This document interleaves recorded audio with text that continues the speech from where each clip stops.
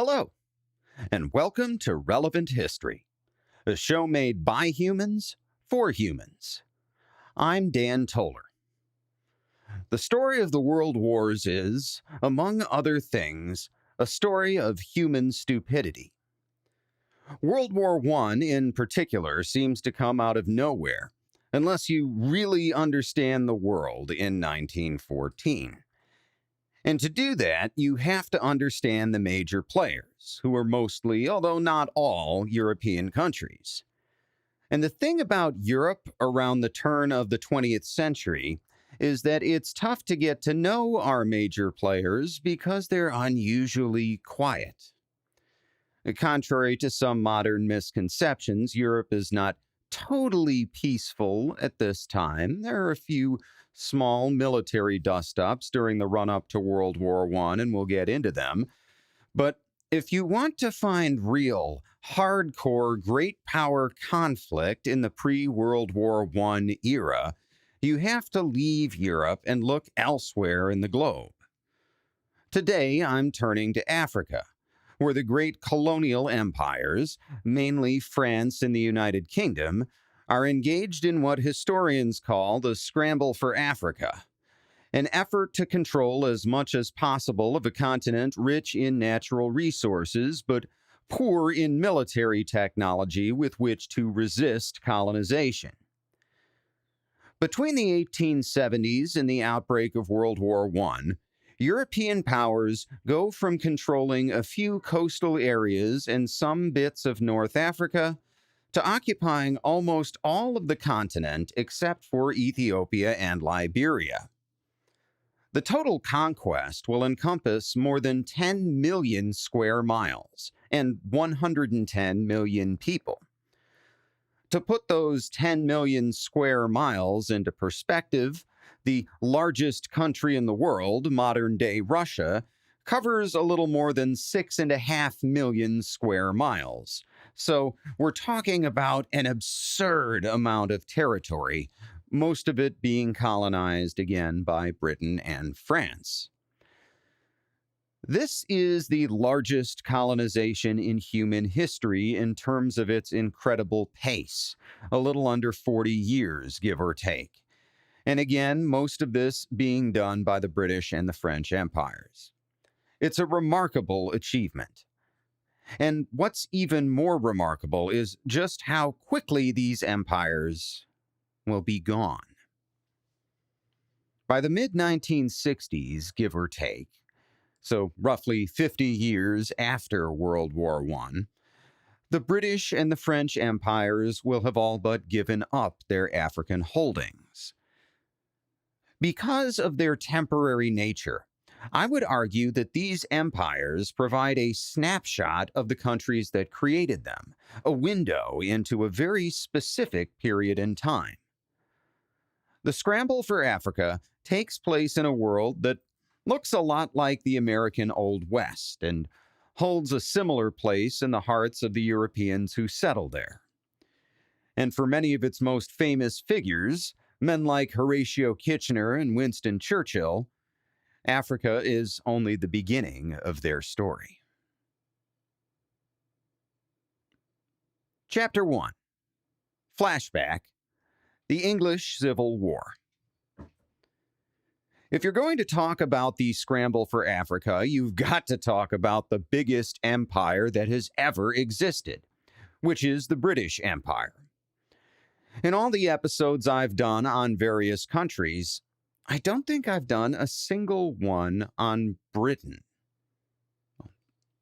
Actually, check that. I've done 3. I did a few on Richard the Lionheart and 1 on King John and the Magna Carta. Anyway, for most of season 1, given its outsized importance in Western history, the UK has just sort of been there in the background, sometimes even as a major character, but I haven't really traced its history or explained how it comes to dominate world politics in the late 19th century.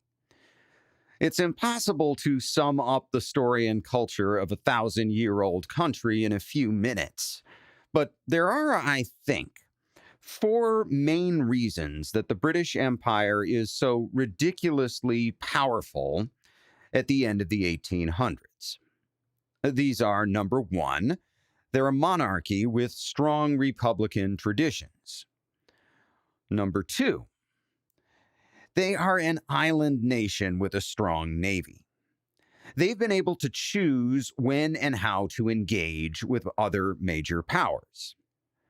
Number three, they were the first European power to industrialize. And number four, the British are at this time the world's number one financial power. London in the late 1800s is the financial capital of the world. And this is so important to British success that I'm going to talk about finance in another episode, probably more than one. But for now, I want to talk about the other three reasons for British success, because these are easy to illustrate through history. First, the United Kingdom is a monarchy with strong republican traditions. What do I mean by that? Well, the British have had a constitutional monarchy since basically the very beginning. And we talked about this last season in the story of King John and the Magna Carta.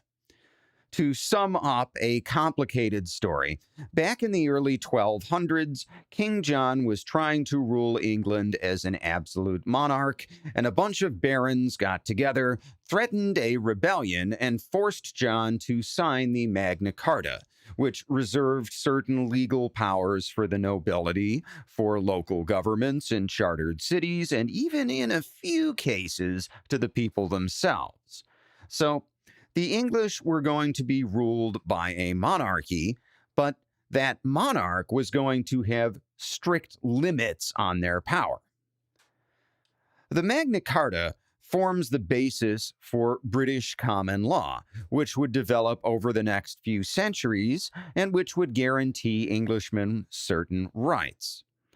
Some of these might sound familiar to my American listeners. Things like the right to trial by jury and the right to be free from taxation without representation. When our American founding fathers first fought their revolution, they saw themselves as Englishmen, and they were upset at the king for violating their rights as Englishmen. Now, what I didn't talk about last season, which I probably should have, is the story of the English Civil War and Oliver Cromwell. Yes, the British had their own revolution, more than 100 years before the American Revolution, and it revolved at least partly around similar issues. So if you're going to understand not just Britain, but the shared principles of the UK and the United States, which will be very important in this season, you've got to understand the English Civil War. And like I said, this story explains a lot about the British people's unique relationship to their monarchy. The English Civil War has its roots in the 1603 union between England and Scotland. When English Queen Elizabeth I died childless, the throne passed to a distant relative, King James VI of Scotland, who would be crowned King James I of England in July of 1603. Less than a year later, in April of 1604, he would try to formally unite his two kingdoms. Up until this point, England and Scotland had been separate countries. And James I is going to try and unite them, and British author Peter Ackroyd picks up the story in his book, The History of England, Volume 3, Civil War. Quote, "In the middle of April, it was proposed that James should assume the title of King of Great Britain, with the union of his kingdoms. It might have been deemed a mere formality under the circumstances, but the Commons were not so easily to be persuaded. What kind of union was being proposed? Economic? Constitutional? By what laws will this Britain be governed? There might be a flood of Scots taking up all posts and honors. How could the common law of England be consistent with the legal traditions of Scotland, or even with the customs of Ireland?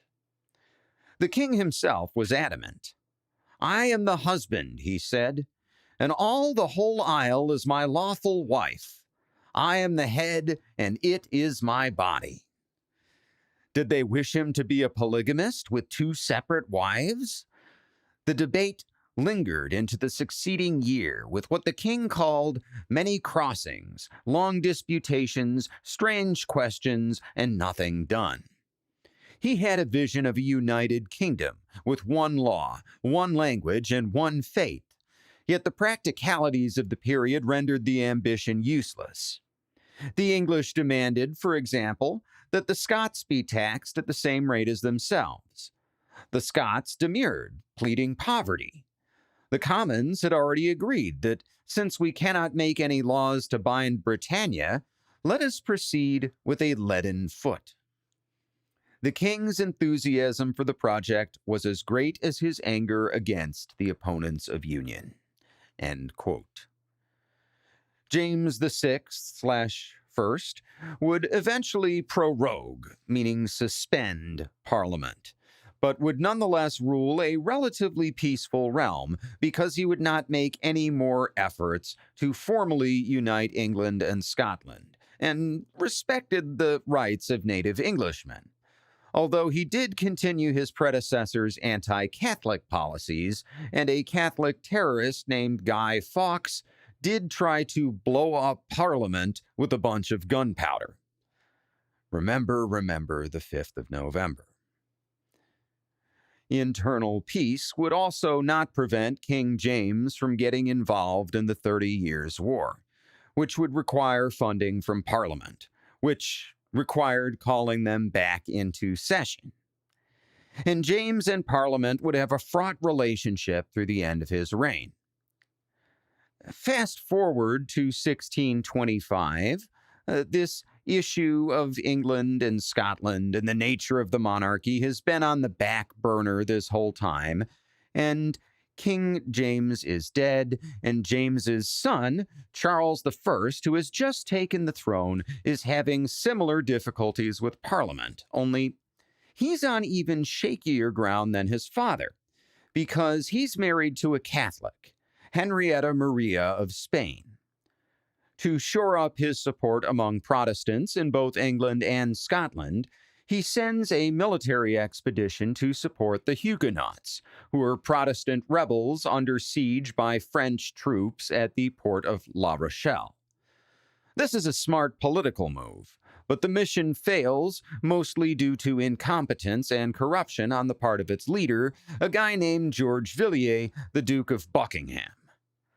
Buckingham is a very close friend of King Charles, so much so that he basically runs the government during this time period. When Parliament tries to impeach him in 1627, Charles suspends them, but it doesn't matter. Buckingham is assassinated on August 23rd, stabbed to death by a military veteran named John Felton. Historian Peter Ackroyd continues, quote, "Under examination, it was revealed that John Felton had served in the disastrous expedition to Ray, and that Buckingham had denied him promotion. The insult was compounded by the fact that Felton's wages had not yet arrived. When he asked the Duke how he was supposed to live, Buckingham is supposed to have replied that he could hang himself if he had not the means to survive. Felton returned to London, where he brooded on his misfortunes. He read the latest pamphlets, which accused Buckingham of poisoning the former king and of being the source of all the grievances of the realm. 4 days before the assassination, he purchased a 10-penny knife at a cutler's shop on Tower Hill. He then visited a church in Fleet Street and asked the cleric for prayers, as a man much discontented in mind. He made his way to Portsmouth, largely on foot, where he performed the deed. He had sewn certain messages in the crown of his hat, among them one in which he announced himself to be an executioner rather than an assassin. He is unworthy of the name of a gentleman or a soldier, in my opinion, that is afraid to sacrifice his life for the honor of God, his king, and country. He had been the righteous killer of a reprobate who had brought Charles and England into jeopardy. End quote. After Buckingham's assassination and Felton's execution, King Charles once again calls Parliament back into session. But they immediately get into another argument about taxes and he disbands them again. He doesn't call them back into session for 11 years. During this time, Charles is forced to suspend any further military activity in France and fund the Royal Navy through tolls on inland trade, a legally dubious tax that leads to public protests, including by prominent men. But what can Charles do? Without Parliament, he has very limited ways to raise funding. What really gets Charles in trouble isn't taxes or nepotism, though. It's religion. I've mentioned the religious conflict between Catholics and Protestants a couple of times already, but the religious situation in Britain in the early 1600s is insane, so I'll have to simplify. You have your Catholics, who were the majority religion until Henry VIII founded the Church of England. You have the Anglicans, the followers of the Church of England, who are now the official state church. You have your Presbyterians, who are the majority in Scotland, and they're more Protestant than the Anglicans, who have kept a lot of the symbolism and practices of Catholicism. And then you have your Puritans, who are dissenters from the Church of England, who think it should be even more Protestant, kind of like Presbyterianism, and sometimes, as we'll see, even more so. Again, I'm simplifying. Anyway, King James VI and I had sponsored this famous book you may have heard of, the King James translation of the Bible. And he had kept the peace between various religious factions by wavering between his native Scottish Presbyterianism and English Anglicanism, and appeasing the growing Puritan faction in the Church of England by getting all the Protestants to gang up on Catholics and passing laws that basically banned Catholics from public service.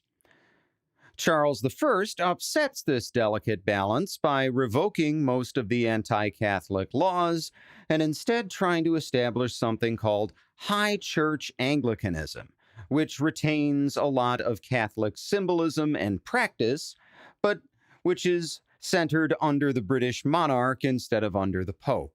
Sort of like Catholicism light, same taste, fewer calories. And with this High Church Anglicanism, Charles I is able to establish more or less of a compromise between the Anglicans and the Catholics in England, but he runs into resistance in Scotland. In his book, A History of Britain, Volume 2, The British Wars 1603 to 1776, British historian Simon Schama writes, quote, "Through the winter of 1637 to 38, the moment was seized to mobilize a great petitioning movement against the bishops, which caught up ministers, nobles, lairds, and townsmen in its crusading fervor. A dissident group on the Royal Council in Scotland produced a supplication to the king, urging him to abandon the Laudian Church and replace it with a godly Presbyterian order. Charles's response was to assume that only some sort of foreign, probably French, influence could explain this temerity, to order the council out of the continuously riotous Edinburgh, and to threaten to treat as traitors those who persisted in their opposition. Instead of cowing the resistance, this response turned it into a revolution. On February 28, 1638, a national covenant was signed in a solemn 4-hour ceremony at Greyfriars Church, Edinburgh, full of prayers, psalms, and sermons exhorting the godly to be the new Israel. Later that day, it was exhibited at the Taylor's Hall on Cowgate, where it was signed by ministers and representatives from the towns. The next day, the common people, including a substantial number of women, added their signatures, and copies were made to be sent throughout Scotland. End quote. I'm not going to dig too deep into the history of this civil war, but this is indeed the outbreak of the English Civil War. And it doesn't go well for Charles. See, after years of anti-Catholic purges, King Charles's troops are mostly Protestant, and mostly of a Puritan or Presbyterian persuasion. Disloyalty is such a concern that he calls Parliament into session for the first time in 11 years to try and secure funding for more presumably loyal troops. When Parliament instead tries to attach a bunch of demands to that funding, Charles suspends them again.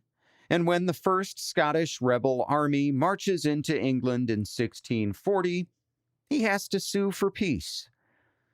The rebels agree to stand down on condition that England pay a war indemnity, and that will require an act of Parliament. So Charles calls Parliament back into session again, and this time they finally come to an agreement, with Charles agreeing to allow Parliament to bring itself into session at least once every 3 years with or without his approval, and Parliament signing a bill declaring loyalty to Charles.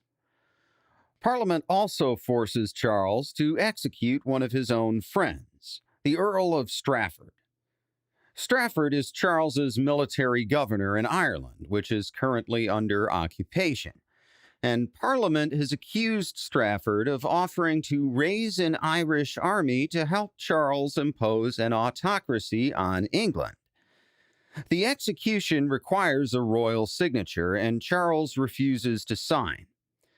But Parliament threatens him, and the threat of political unrest is so high that Strafford himself writes to the king urging him to sign his own death warrant, saying that anything less would damage the kingdom.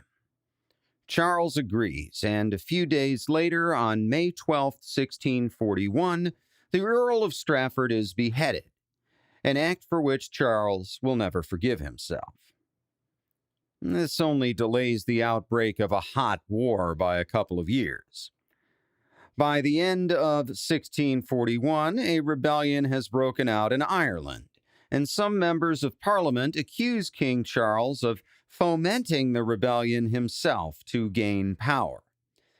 They begin building their own army, loyal to Parliament instead of the king, and by the end of 1642, the Parliamentarians and the Royalists, meaning the troops loyal to the king, are in open conflict.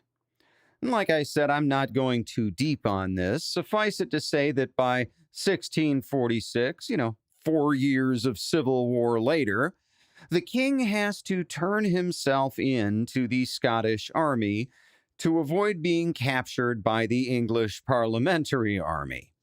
But the Scottish eventually turn him over to the English anyway.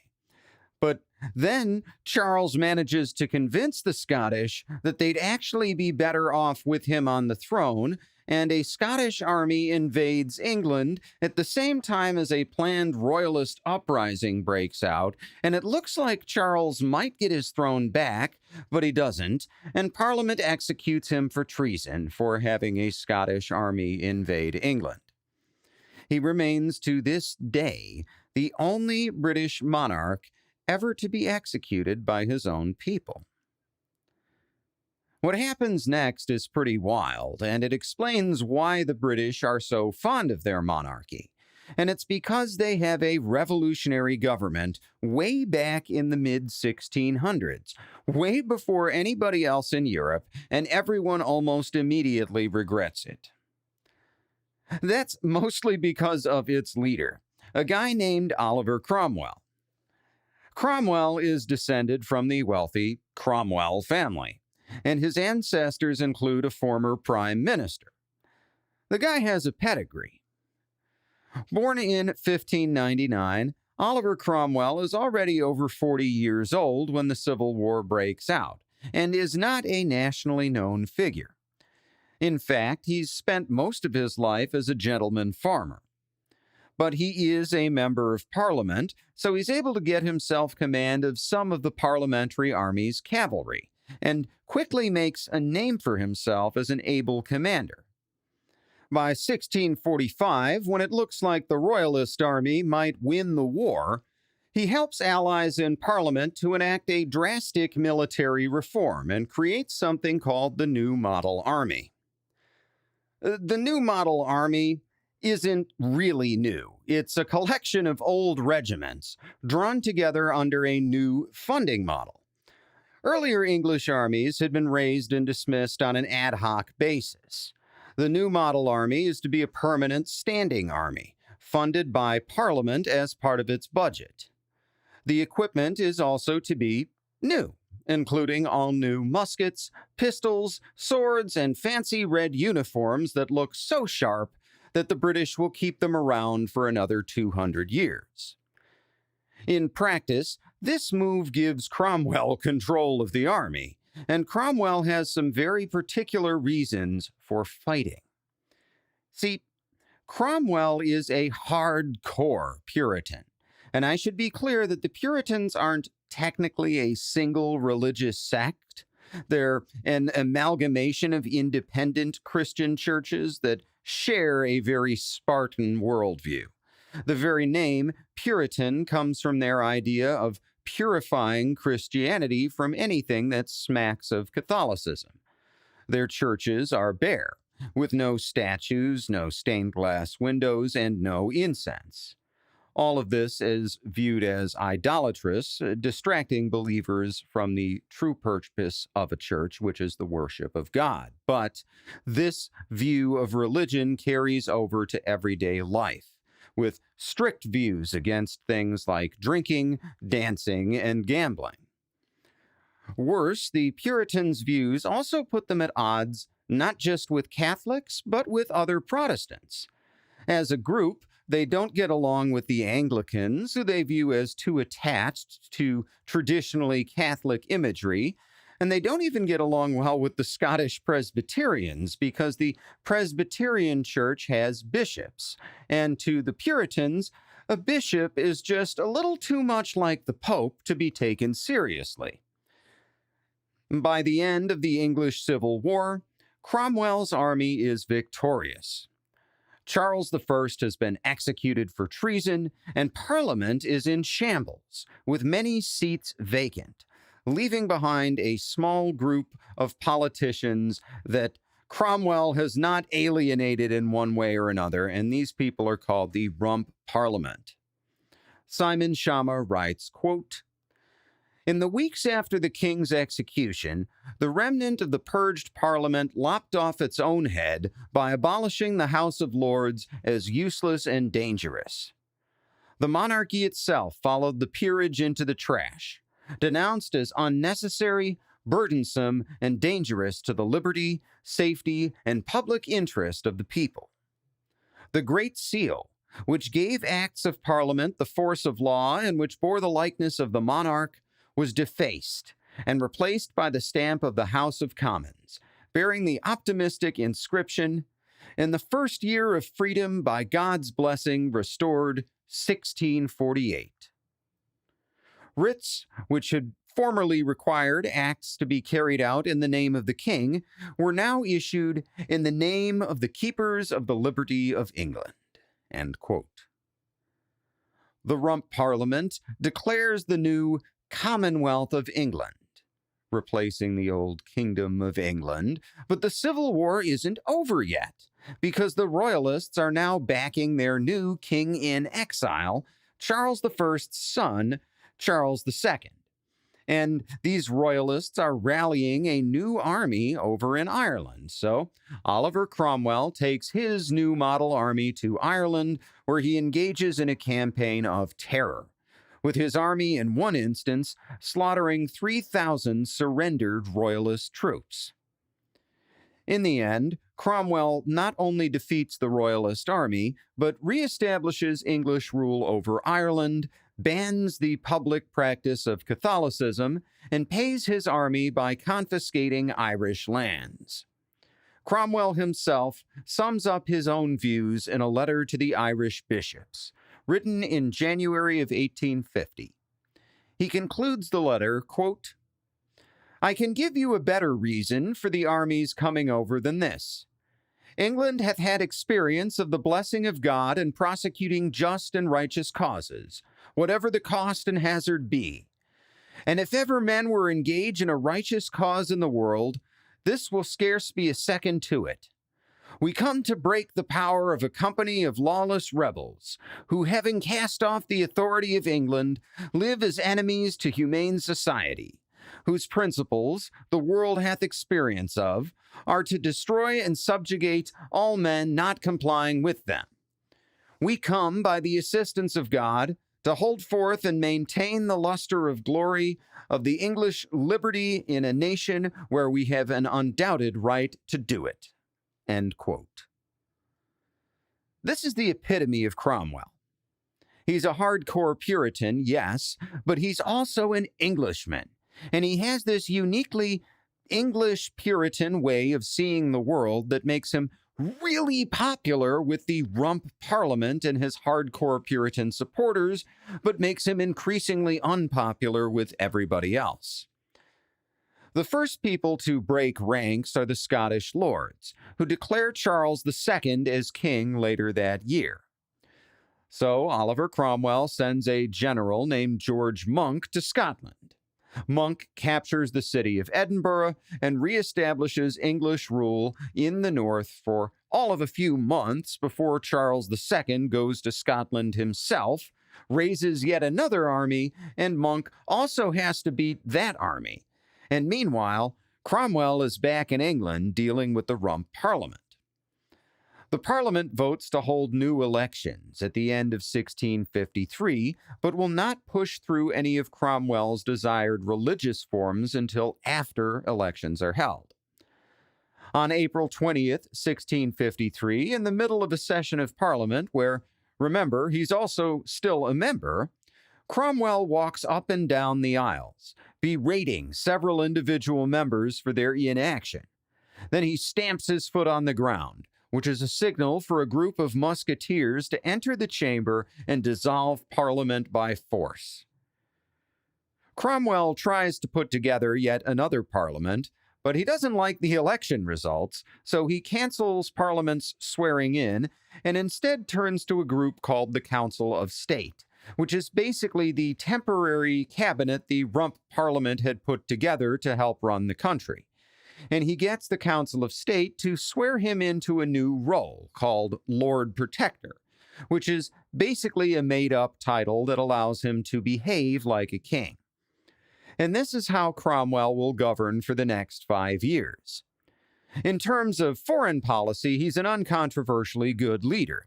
He teams up with the French to fight the Spanish, and receives the European port cities of Dunkirk and Mardyk in exchange. He expands British colonization efforts in the Caribbean and captures Jamaica from the Spanish. But at home, Cromwell's rule is more controversial. Quoting now from Winston Churchill, who writes in his book, A History of the English-Speaking Peoples, Volume 2, The New World, quote, "The English Puritans, like their brethren in Massachusetts, concerned themselves actively with the repression of vice. All betting and gambling were forbidden. In 1650, a law was passed making adultery punishable by death, a ferocity mitigated by the fact that nothing would convince the juries of the guilt of the accused. Drunkenness was attacked vigorously, and great numbers of alehouses were closed. Swearing was an offense punishable by a graduated scale of fines. One man was fined for saying, 'God is my witness,' and another for saying, 'Upon my life.' These were hard times. The feast days of the church, regarded as superstitious indulgences, were replaced by a monthly fast day. Christmas excited the most fervent hostility of these fanatics. Parliament was deeply concerned at the liberty which it gave to carnal and sensual delights. Soldiers were sent round London on Christmas Day before dinner time, to enter private houses without warrants and seize meat cooking in all kitchens and ovens. Everywhere was prying and spying." End quote. Merry old England is not so merry with Oliver Cromwell in charge. Cromwell's dictatorship as Lord Protector comes to an end not by any act of Parliament, but by an act of God. He dies on September 3rd, 1658, probably from malaria, after 5 years of near-dictatorial rule. Following his death, Cromwell is succeeded by his son, Richard, but Richard is not a king, and he didn't really share in his father's exploits. So, where Oliver Cromwell had this really strong base of support with radical English Puritans, Richard Cromwell does not. At the beginning of 1659, he calls for the election of a new parliament, which mostly supports his government. However, a group of army officers has now demanded to appoint a commander-in-chief to rule them independently from the civilian government. And when Parliament refuses, one of the military leaders, Charles Fleetwood, tries to force Parliament to resign by marching troops into their chambers. Not willing to support either side because it would mean being responsible for spilling more English blood, Richard Cromwell resigns. Then Charles Fleetwood, the military guy, he and another general named John Lambert successfully force Parliament to resign and install a temporary military government. However, that general named George Monk, the guy who had helped Oliver Cromwell subdue Scotland, well, he now marches down from Scotland, still fighting for English values and the rule of Parliament. Faced with divisions amongst their own troops, Lambert and Fleetwood order their men to stand down. General Monk in turn writes a letter to Parliament demanding that they disband and hold yet another round of new elections, which they agree to. Next, Monk does what few people would expect from a leader in the parliamentary army. In 1660, he convinces Parliament to voluntarily hand executive power to Charles II, restoring the monarchy. Charles, in turn, immediately pardons anyone who had fought against him or his father, with the exception of individuals who had voted specifically to behead his father. 10 men will be hanged for that offense, drawn and quartered, although Richard Cromwell himself will escape to a life of exile in Europe. Charles II will go on to be a proponent of Anglicanism, as well as a proponent of religious liberty. On the one hand, he abolishes most of the anti-Catholic laws that had been made by his predecessors, and refuses to take sides in the doctrinal disputes between Anglicans, Puritans, and Presbyterians. As far as the king is concerned, religion is a matter of private conscience. At the same time, Charles II also revives the medieval practice of the king's touch, where the king lays his hands on a sick person and supposedly makes that person well. He actually holds monthly open houses where anyone from Britain can come and have the king lay hands on them. And there's this strong religious aspect to this that seems to go hand in hand with his role as the Church of England as its leader. You can be whatever religion you want in England, but only the head of the Anglican Church can lay hands on you and cure you of disease.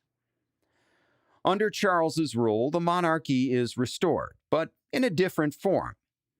Gone are any attempts to deny the traditional rights of Englishmen or to circumvent Parliament's power of the purse.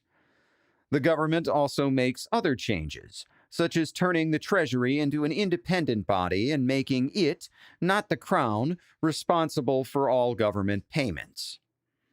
At the same time, the king maintains a great deal of power in terms of foreign relations, in many areas of domestic policy, and, of course, as the head of the realm's official religion. The British Civil War has given the British people some of their fundamental cultural traits. The tendency to treat religion and politics as private matters, not to be discussed in most contexts. A strong belief that the rights of free people and a robust state must coexist because the robust state is necessary to secure those rights, as well as both a love of parliamentary government and an attachment to monarchy as a symbol of national unity.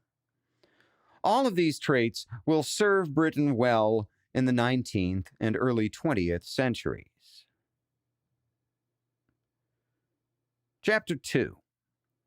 Why else was Victorian-era Britain so powerful? I just spent an entire chapter discussing the English Civil War, but it's important context for the rest of our season. Unfortunately, for this episode, I've still only explained one of the main factors that makes Britain so powerful during the scramble for Africa, which is her national character. The next factor is that Britain is, and has historically been, able to choose when and how to engage with other major powers. By this I mean that Britain is an island nation, and can thus rely on a large navy rather than a large army to apply hard and soft power. Most countries don't have this luxury. If you think of Russia or Germany or even France, they have these large land borders with other major powers. If there's going to be a war, they're going to have to defend those borders, so they need to have large armies before they can even think of building a navy to make war somewhere else. But for Britain, the English Channel is the border. And once you have a powerful enough navy to prevent any invasion, the sky's the limit. The Napoleonic Wars are a good example of this. For most of Napoleon's reign, the British Army is nowhere to be found on the European continent. But the Royal Navy is blockading French trade, while British ships launch raids on distant French colonies.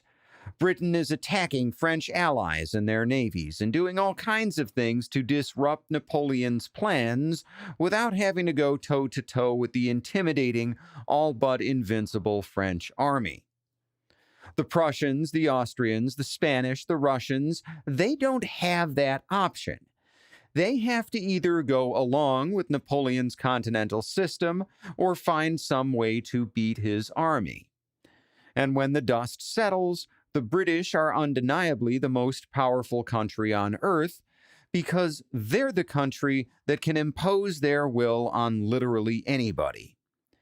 And if they can't impose their will on you, they can just disengage behind their wooden wall and wait for events to turn in their favor.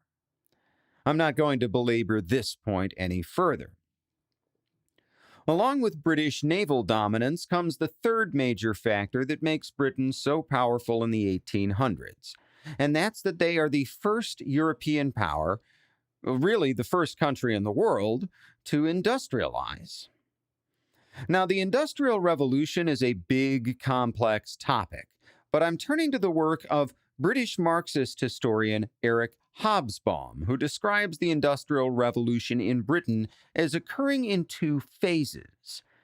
The first he calls the Textile Revolution, and lasts from 1780 to 1840. The Textile Revolution, as its name implies, involves massive advances in the production of fabrics. Historically, the weaving of thread and the production of cloth have always been time-intensive, labor-intensive pursuits. Necessities like clothes and bedding tended to be very expensive for the average person, while luxury clothing was even more of a status symbol for the rich than it is today. Now, I'm not going to go deep into the various technological advances involved, but on a basic level, we're talking about automation. I'll let Eric Hobsbawm summarize, which he does somewhat condescendingly in his book Industry and Empire, from 1750 to the present day. Quote, As every schoolchild knows, the technical problem which determined the nature of mechanization in the cotton industry was the imbalance between the efficiency of spinning and weaving. The spinning wheel, a much less productive device than the hand loom, especially as speeded up by the flying shuttle, which was invented in the 1730s and spread in the 1760s, could not supply the weavers fast enough. Three familiar inventions tipped the balance. The spinning jenny of the 1760s, which enabled one cottage spinner to spin several threads at once, the water frame of 1768, which used the original idea of spinning by a combination of rollers and spindles, and the fusion of the two, the mule of the 1780s, to which steam power was soon applied. The last two innovations implied factory production. The cotton factories of the Industrial Revolution were essentially spinning mills and establishments for carding the cotton preparatory to spinning it. Weaving kept pace with these innovations by a multiplication of hand looms and manual weavers. Though a power loom had also been invented in the 1780s, this branch of manufacture was not mechanized on any scale until after the Napoleonic Wars. Therefore, the weavers, who had been attracted into the industry before, were eliminated from it by the simple device of starvation, and replaced by women and children in factories. In the meantime, their starvation wages delayed the mechanization of weaving. The years from 1815 to the 1840s, therefore, saw the spread of factory production throughout the industry, and its perfection by the introduction of self-acting devices in the 1820s and other improvements." End quote. By the middle of the 1800s, other European countries, along with the United States and several other New World countries, are also industrializing. But the thing about being first to industrialize is that you now have the ability to help other countries who are themselves bootstrapping their way into industrialization. For example, you can sell farm machinery to a country that's industrializing its agricultural sector. This is a two-way street. Your industry benefits from increased sales, and the other country's economy benefits by industrializing faster than it otherwise would have been able to do on its own. Throughout the 1800s, the British economy is fueled by sales to countries like France, the United States, and Germany, all of whom are going through industrialization in this period. Referring again to Eric Hobsbawm for a few numbers, British production of pig iron is 2.25 million tons in the year 1850 and increases to 7.75 million tons by the year 1880. Over that same 30-year time period, production of coal increases from 49 million tons to 147 million tons, and steel production grows from 49,000 tons to 1.44 million tons, an increase of 2,938%. Britain is able to do this because she already had a lot of the industrial infrastructure in place. From the years 1840 to 1850, the British had built 6,000 miles of railway line, compared to 7,000 miles in the rest of Europe combined. Now, the rest of Europe will eventually catch up, but this dominant early position allows Britain to remain a major exporter well into the 20th century. So when we're talking about Britain in the late 19th and early 20th centuries, remember that we're talking about the world's most powerful country, from a financial perspective, from an industrial perspective, and from a military perspective. And that's without even talking about their huge world-spanning empire. And this is a people who share that ethos of basic rights for citizens, a love for the monarchy, and a belief in representative government. This is the Britain of the Victorian-Era, which technically lasts from the coronation of Queen Victoria in 1837 until her death in 1901. Britain is the undisputed global hegemon. and its people believe unequivocally that it is a force for good in the world. Chapter 3. The British Empire enters Africa. Prior to the 1800s, the European interest in sub-Saharan Africa was mostly as an obstacle. The Portuguese had built some coastal trading posts, and they and others had engaged in the West African slave trade. But other than that, contact was limited. The people of Mali in inland West Africa were plugged into the Islamic world via the Trans-Saharan trade system, and the Arabs had long ago colonized parts of East Africa, but those events had been far removed from Europe. For Europeans, sub-Saharan Africa was just the place you had to sail around to get to China or India. All of this would change in 1869 with the opening of the Suez Canal. In one sense, the canal eliminates Africa as a geographic obstacle. But it also puts Europeans in close proximity to sub-Saharan Africa via the Nile River Basin. And of course, at this time, sub-Saharan Africa is one of the few parts of the world that did not appear in detail on European maps. It's only natural that this would arouse a lot of curiosity, both from the general public and from businessmen looking to expand Britain's access to natural resources.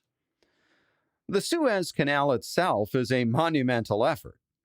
Constructed under an Ottoman charter by a joint Anglo-French company, the canal takes 10 years to complete and almost instantly transforms world trade. European countries now have a much shorter route for sending ships back and forth to Asia. All of this is part of the slow process of Britain's colonization of Egypt. The story happens almost by accident, and it begins with Napoleon's invasion of Egypt in 1801. In the aftermath of that invasion, the Ottoman Empire, which technically ruled Egypt as a semi-independent territory, recognized the need for modernization, and in 1805 the Sultan had appointed a new governor of Egypt named Muhammad Ali to turn Egypt into a modern country. Ali would establish a dynasty, and he and his descendants, known as the Khedives, would spend the next few decades modernizing Egypt's army, abolishing the old tax farming system and establishing a modern centralized tax system, and constructing Africa's first railroad, the Cairo to Alexandria line, in 1854. To do these things, Muhammad Ali often hires European advisors, and as in the case of the Suez Canal, which opens in 1869, with significant European investment. State spending and borrowing balloons in the 1860s when the American Civil War causes cotton prices to skyrocket and generates a boom in Egyptian cotton. But when the boom ends and the tax revenue dries up, the Egyptian state finds itself deeply in debt with no way to finance its obligations. In 1879, the British and French governments demand action, and the Ottoman Sultan forces the sitting Khedive to abdicate, paving the way for his heir, who the British and French think will be more open to their influence. In the face of this interference, Egyptian military officers launch a coup in 1881. When riots break out in Alexandria in 1882, British warships sail in, bombard the city, and occupy it. Their stated goal is to restore order and to ensure that the government maintains its finances and pays back its European investors. In fact, the British will only maintain around 12,000 troops in Egypt, a tiny occupation force, up until 1914 when war breaks out with the Ottoman Empire and the British annex Egypt outright. But that's a story for later. Where our story begins, it's the late 1860s. 1866, to be precise. The Suez Canal is still under construction, and a Scottish missionary named David Livingstone is setting out on a journey of discovery. Livingstone is 53 years old and a long-standing member of the London Missionary Society, a group of Christian preachers who want to go out and preach to the non-Western world. Not only is Livingstone a religious man, but he is one of the most experienced African explorers, having already become one of the first Europeans to travel across Africa from east to west. In his book, The Scramble for Africa, The White Man's Conquest of the Dark Continent from 1876 to 1912, British historian Thomas Pakenham writes of Livingstone, quote, "His own mission was not so much to preach the gospel to Africa. What could one or two men do in that respect? The first step was to preach to Europe what they must do about the horrors of the slave trade, to stop it once and for all. Later, the regular missionaries would come, systematically organized, teaching the gospel tribe by tribe, district by district." End quote. So, David Livingstone is a religious anti-slavery crusader, but he also has an interest in geography. And with Britain moving into Egypt at this time, there's a lot of interest in the Nile. See, everybody knows where the Nile ends in Egypt, but nobody really knows where it begins at this time because nobody has traveled it from end to end. And Livingstone is about to try his hand at finding the source of the Nile, which he believes is located in East Africa, somewhere near Lake Victoria. So he assembles a small expedition in the East African Sultanate of Zanzibar and heads off into the jungle. Nobody hears a word from him for the next 5 years. In spring of 1871, another expedition leaves Zanzibar, this one headed by 30-year-old American journalist Henry Morton Stanley, and funded by his employer, the New York Herald. Its objective? To find David Livingstone. Stanley finds Livingstone in the town of Ujiji, on the shores of Lake Tanganyika, more than 700 miles inland. Stanley may or may not greet him with the famous words, "Dr. Livingstone, I presume?" Anyway, Stanley spends several months with Livingstone, resupplies him with metal pots, tools, ammunition, and laborers. He also shares the news. Not only has the Suez Canal been completed, but there's war in Europe, and the German army is besieging Paris. For his part, Livingstone tells Stanley that he hasn't found the source of the Nile yet. The river he was investigating had turned out to be a tributary of the Congo instead. But Livingstone intends to keep looking. Stanley leaves him behind in March of 1872 and returns to Zanzibar. A little more than a year later, in April of 1873, David Livingstone falls off his donkey while on a foray into the jungle, and he turns out to be seriously ill, probably from dysentery, although nobody knows for sure. A few days later, he's dead, found, appropriately for a missionary, kneeling at his own bedside in a position of prayer. Stanley and Livingstone aren't the only Europeans exploring the interior of Africa during this time. But Livingstone's anti-slavery zeal, his determination, and the promotion of his story by Henry Morton Stanley, the journalist, turn him into a legend.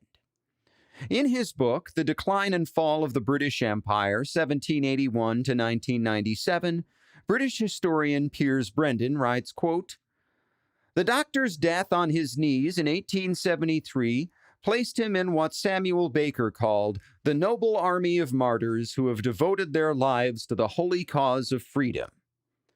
The return of Livingstone's embalmed body, thanks to the heroic efforts of his African retainers Abdullah Susi and James Chuma, was deemed supernatural. At his lying in state, embowered by palms and lilies in the Savile Row council rooms of the Royal Geographical Society, and at his funeral in Westminster Abbey, the whole nation mourned. Livingstone seemed to enshrine all the idealism of the imperial enterprise, all its nobility of purpose, all its evangelical zeal. As the British Quarterly Review wrote, his death has bequeathed the work of African exploration and civilization as a sacred legacy to his country. The life which Livingstone offered for the salvation of Africa, like a greater life, is a pledge and a prophecy of its redemption. End quote. David Livingstone becomes a model for a new version of colonization. Britain must go into Africa to eradicate the scourge of slavery and provide the benefits of modern civilization. Oftentimes, this mission becomes known as the white man's burden. This is the perfect way to sell a colonial project to a public that has the character of the British people. Meanwhile, Henry Morton Stanley goes on to write a bunch of articles about his time with Livingstone, becomes famous as an explorer in his own right, and ends up getting involved in other shenanigans that we'll talk about later. For now, I want to turn to southern Africa, where the British are also building a foothold, led by a savvy businessman named Cecil Rhodes. Rhodes grows up in England, the son of a well-to-do clergyman, and he's part of a large household. He's the seventh child and sixth living child of his parents. One son died in infancy, and he also has 4 younger siblings, plus another who dies in infancy, and a stepsister who's almost 20 years older than him. Born in 1853, young Cecil Rhodes can't expect to inherit much from his father's overstretched estate, and he's not temperamentally cut out for the military, which would normally be one of the ways for a young gentleman to make his fortune in this era. Another option is to go to the colonies and try to build a successful life there, in the land of opportunity. That's what Cecil's oldest brother, Herbert, had done in 1868 at the age of 23. But out of all Britain's beautiful colonies, the Caribbean islands, India, even South America, Herbert Rhodes had gone to South Africa to become a cotton farmer. This might sound silly at first, but remember, the U.S. Civil War has just ended, taking a huge chunk out of the world's cotton supply. So Herbert has just gone where the market is hot.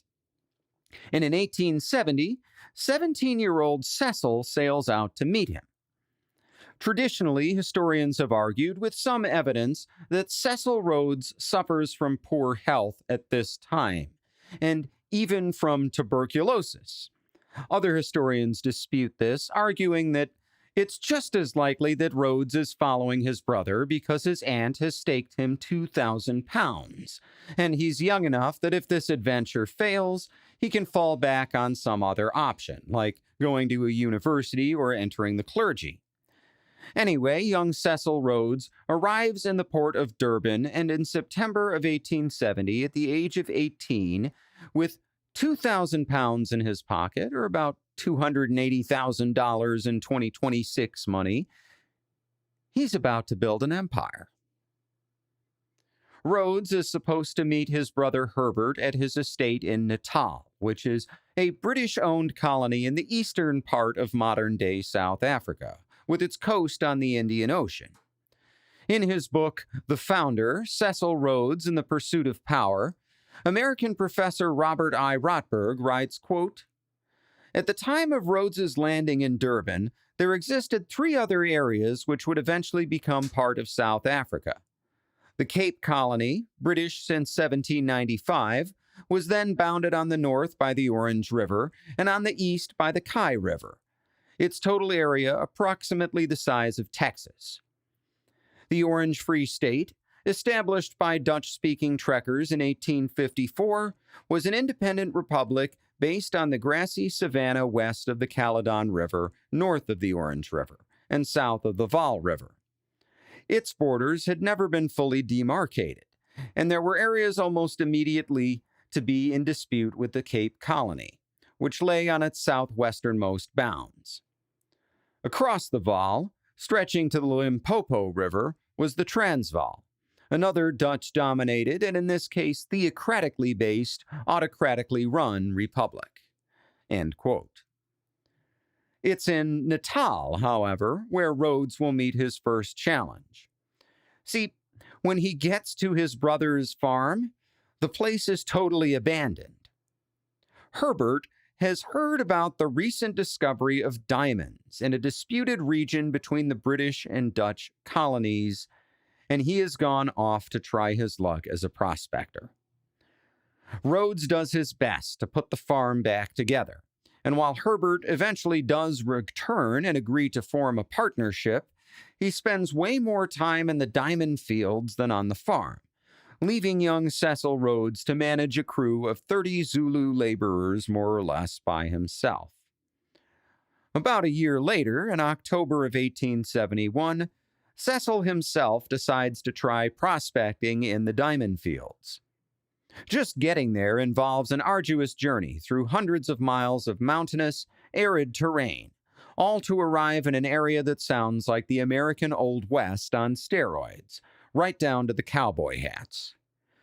In his book, Cecil Rhodes in His Time, Russian-Soviet historian Apollon Davidson writes, quote, "Initially, most of the prospectors were not hired hands, but actual claim holders.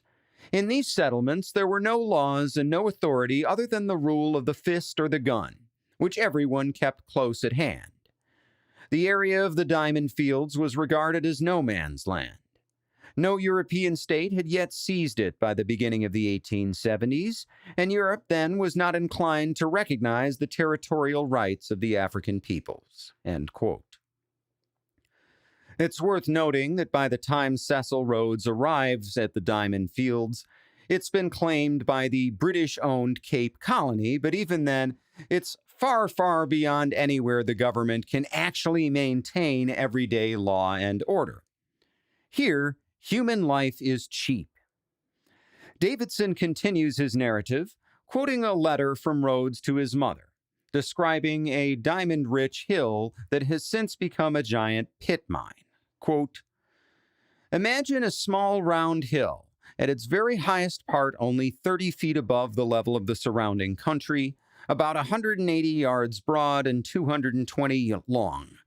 All round it, a mass of white tents, and then beyond them a flat level country for miles and miles, with here and there a gentle rise. I should like you to have a peep at the kopje from my tent door at the present moment. It is like an immense number of ant heaps covered with black ants, as thick as can be, the latter represented by human beings. When you understand that there are about 600 claims on the kopje, and each claim is generally split into 4, and on each bit there are about 6 blacks and whites working, it gives a total of about 10,000 working every day on a piece of ground 180 yards by 220. All through the kopje, roads have been left to carry the stuff off in carts. There are constantly mules, carts, and all going head over heels into the mines below, as there are no rails or anything on either side of the roads. Nothing but the one great broad chasm below." End quote. Davidson then puts his own coda on Rhodes's letter, continuing, quote, "Rhodes wished to spare his mother's feelings, and did not add that when the mules and carts plunged into the chasm below, they took people with them. Their mangled bodies were brought up afterwards in the same large leather baskets that were used to lift the ore to the surface. Most of these victims were black laborers, who carried out the hardest work.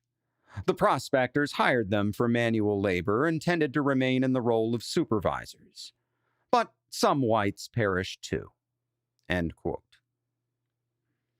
The risks in this part of the world are great, but for a young, ambitious man, the rewards are world-changing. Literally. The diamond rush itself is only a few years old. The first diamonds had been discovered in 1867 when Erasmus Jacobs, the son of a Dutch farmer, had found a shiny stone along the banks of the Orange River and used it to play jacks, which was an old-timey game that kids used to play. Erasmus's mom had sold the stone to a family friend, Schock von Niekerk, who had it assessed and discovered that it was a 22-carat diamond worth 500 pounds. Van Niekerk would start buying stones from other people in the area, and in 1869 he would hit the mother lode when he traded 500 sheep, a horse, and 10 oxen for a diamond that he would ultimately sell for 11,000 pounds. The diamond, which would come to be known as the Star of Africa, weighed in at 83 carats. Now, the Star of Africa is an unusually large diamond, almost twice as big as the Hope diamond. But there are plenty of smaller stones just lying around by the riverbed, most likely swept up by the current. Imagine what might be underground. Well, that's what all these prospectors are thinking. And just like the California gold rush and the Alaska gold rush, there's a big rush of prospectors. And just like the California and Alaska gold rushes, the guys who get there first get most of everything, and the latecomers find only worthless land. Well, Herbert Rhodes was one of the earlier prospectors, so Cecil is able to get work on his land, and soon finds enough diamonds to purchase his own claims. Within a year, he owns land worth more than 5,000 pounds, more than twice what his aunt had given him to start out with. He also has a steady stream of income from managing his brother's claims. Herbert is once again off adventuring, this time even deeper into Africa, searching for gold and selling guns to local African tribes. He eventually gets thrown into a Portuguese prison for selling a Portuguese cannon to some of these locals, and Cecil actually has to run his entire operation for a while. In 1873, Herbert sells his shares to Cecil outright. He dies a few years later on another expedition deep into the African interior, most likely due to an exploding rum keg setting his hut on fire. During this time, in 1872, Cecil Rhodes himself suffers a setback. As I said, it is controversial whether or not he had left England for the sake of his health, but by his late teens, it is uncontroversial that he is in poor health, and he will remain in poor health for the rest of his life. At the age of 19, he suffers a heart attack, which forces him to return to England to recuperate on doctors' advice. While there, Rhodes enrolls at Oxford, paying his tuition out of his own pocket. Then he leaves after one term, returning to Africa in 1874 due to advice from yet another doctor. He won't earn his degree until 1881. Rhodes also becomes a Freemason during a later 1877 stint at Oxford, although he never seems to be interested in their more mystical rites, viewing the whole thing as more of a social club than as some kind of mystical brotherhood, at one point mocking, quote, "the most ridiculous and absurd rites without an object and without an end," end quote. Rhodes doesn't just return to Kimberley, Cape Colony, on doctors' advice. His business is also taking a turn for the worse. The global stock market collapse of 1873 had caused prices for luxuries such as diamonds to plummet. Many of the smaller claim owners had been forced to bail out, selling to a handful of major partnerships. Worse, heavy rains have flooded a lot of the area around Kimberley, including many of the mining tunnels. It's a matter of adapt or die, and Rhodes adapts by forming a partnership with a man named Charles Rudd, a fellow English gentleman who's just a few years older than he is. Rudd has been in Africa a bit longer, and has some claims of his own in the diamond fields. The two of them hire an engineer named Alderson to develop an affordable pumping mechanism, and use it to keep their mines dry. Then they go a step further, renting their services out to some of those larger mining companies that are gobbling up the competition. This allows them to earn enough money to do a little gobbling of their own. Rhodes splits his time between Oxford and Africa over the next several years, and in 1880, he's both wealthy and influential enough to earn a seat in the Cape Colony's Parliament. He makes influential friends, and he and Rudd continue to grow their business interests. But Cecil Rhodes is an ambitious man. He doesn't just want to be a businessman, even a very wealthy businessman. He wants to build an empire. Apollon Davidson writes, quote, "To extend the frontiers of an empire, money is needed, a great deal of money, and the power that money confers." By the mid-1880s, Rhodes was already a very wealthy man, but still not wealthy enough to implement his designs.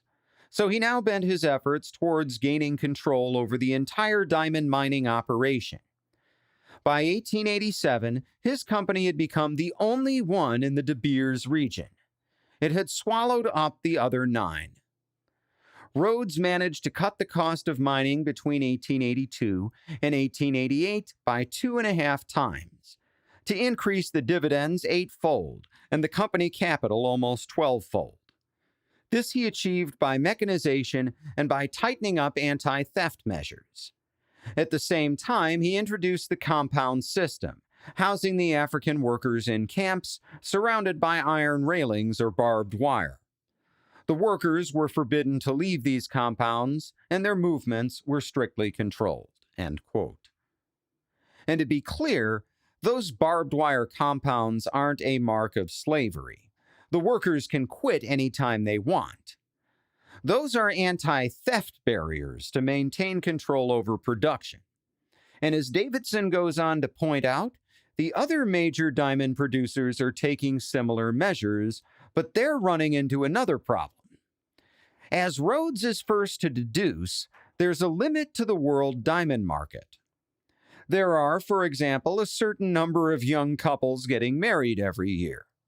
The only way to limit a financial race to the bottom, meaning cheaper and cheaper diamonds and the eventual ruin of his business, is to control the entire supply and keep production limited.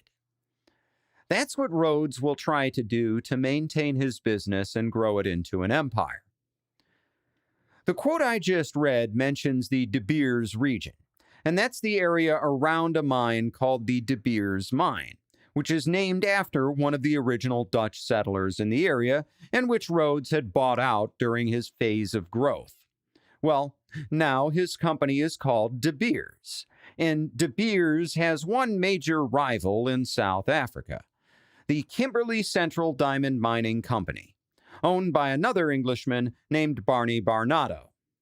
Well, Rhodes gets Barnato to agree to form a larger consortium called De Beers Consolidated, and even agrees to share ownership in such a way that no partner controls an outright majority of the company. However, Rhodes, Barnato, and a couple of other partners get what are called lifetime governorships, and have broad discretion to buy and sell assets, make major business decisions, and purchase territory from native tribes.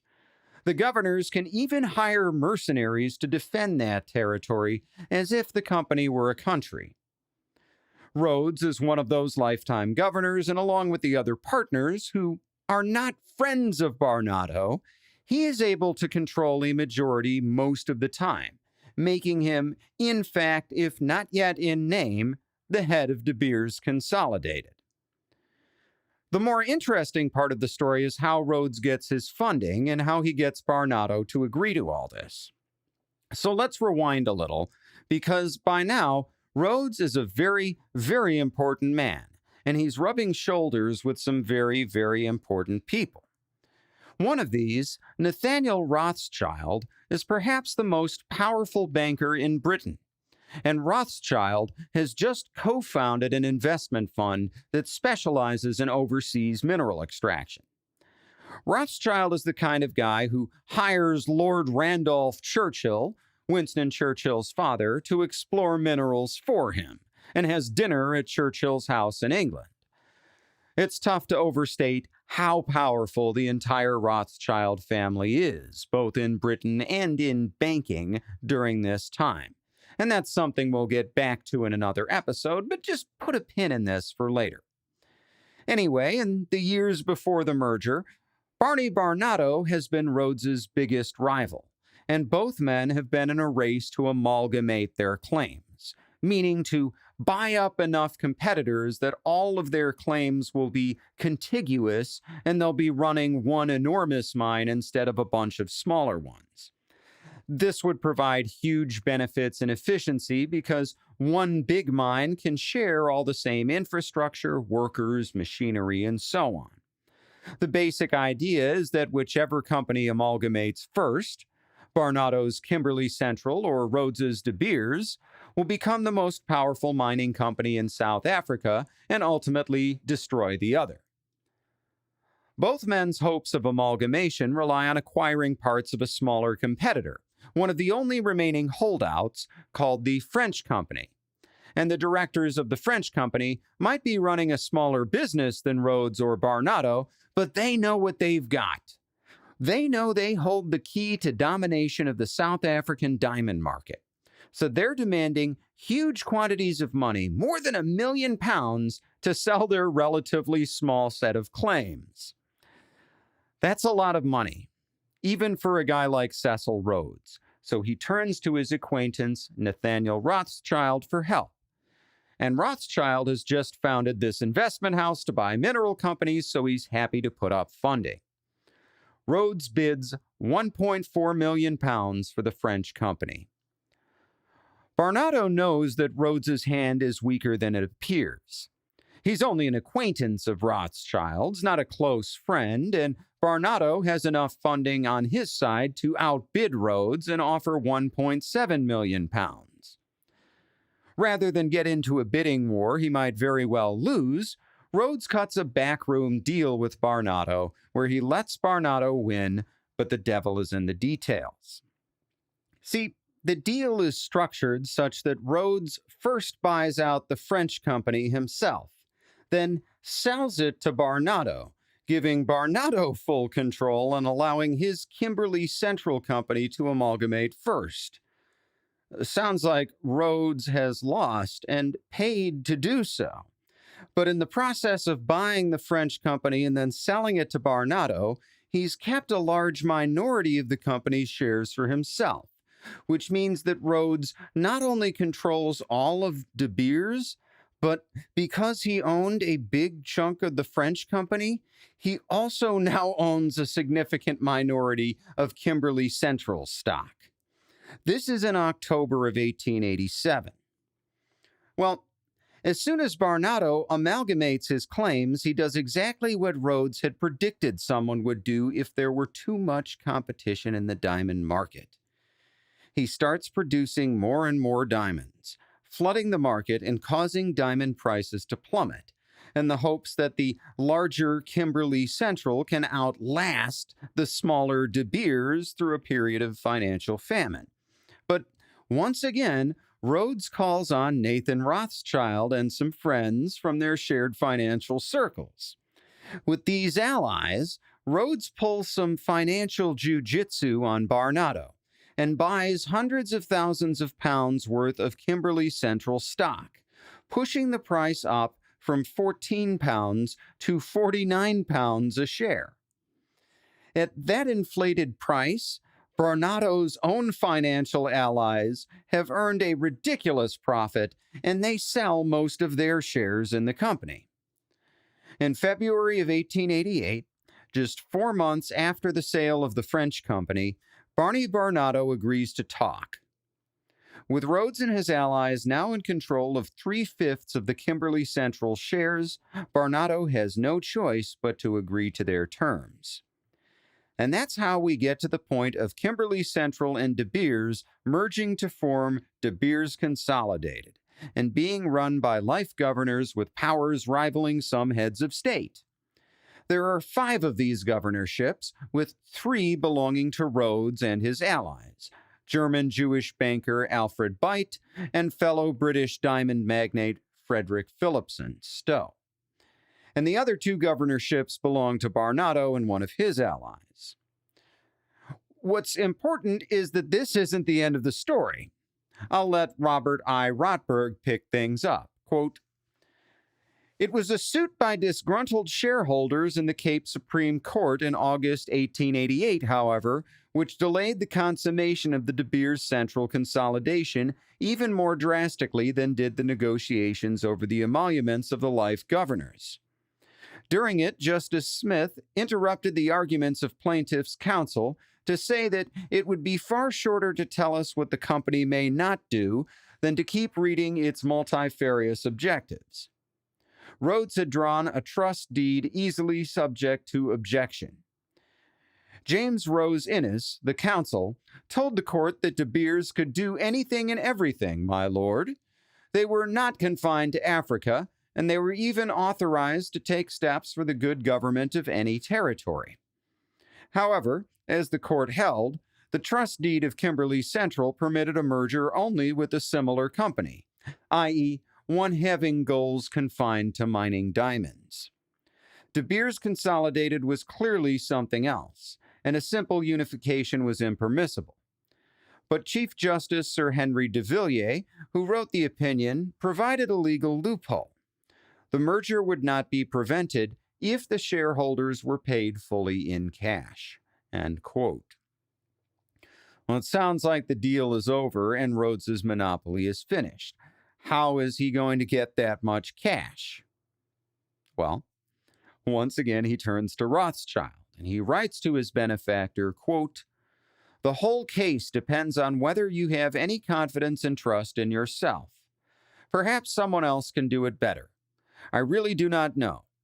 You know my objects, and the whole case is a question of trust. I know with you behind me, I can do all that I have said. If, however, you think differently, I have nothing to say." End quote. Rothschild puts up the necessary cash, and Rhodes buys out Barnado outright, with cash, securing the deal and establishing De Beers Consolidated with himself as the controlling interest. Apollon Davidson writes, quote, "The De Beers Consolidated mines at once sacked 200 white miners and lowered production costs. The production of 1 carat now costs no more than 10 shillings. On the world market, however, it cost 30. The following year, 1889, De Beers took over the mines of Bultfontein and Dutotspan, and then a few newer mines which had been opened in other regions. Rhodes now controlled the entire diamond mining industry in South Africa and 90% of the world production. Even in 1890, De Beers' capital was estimated at £14.5 million, an immense sum in those days. A labor force of 20,000 Africans worked in its mines. It was thus that the Diamond Empire came into existence. It monopolized diamond mining not only in the primary diamond area, South Africa, but subsequently extended its power to other countries and continents too. Rising to the position of one of the world's largest monopolies, De Beers has proved to be very resilient, and even today it controls the world diamond market." End quote.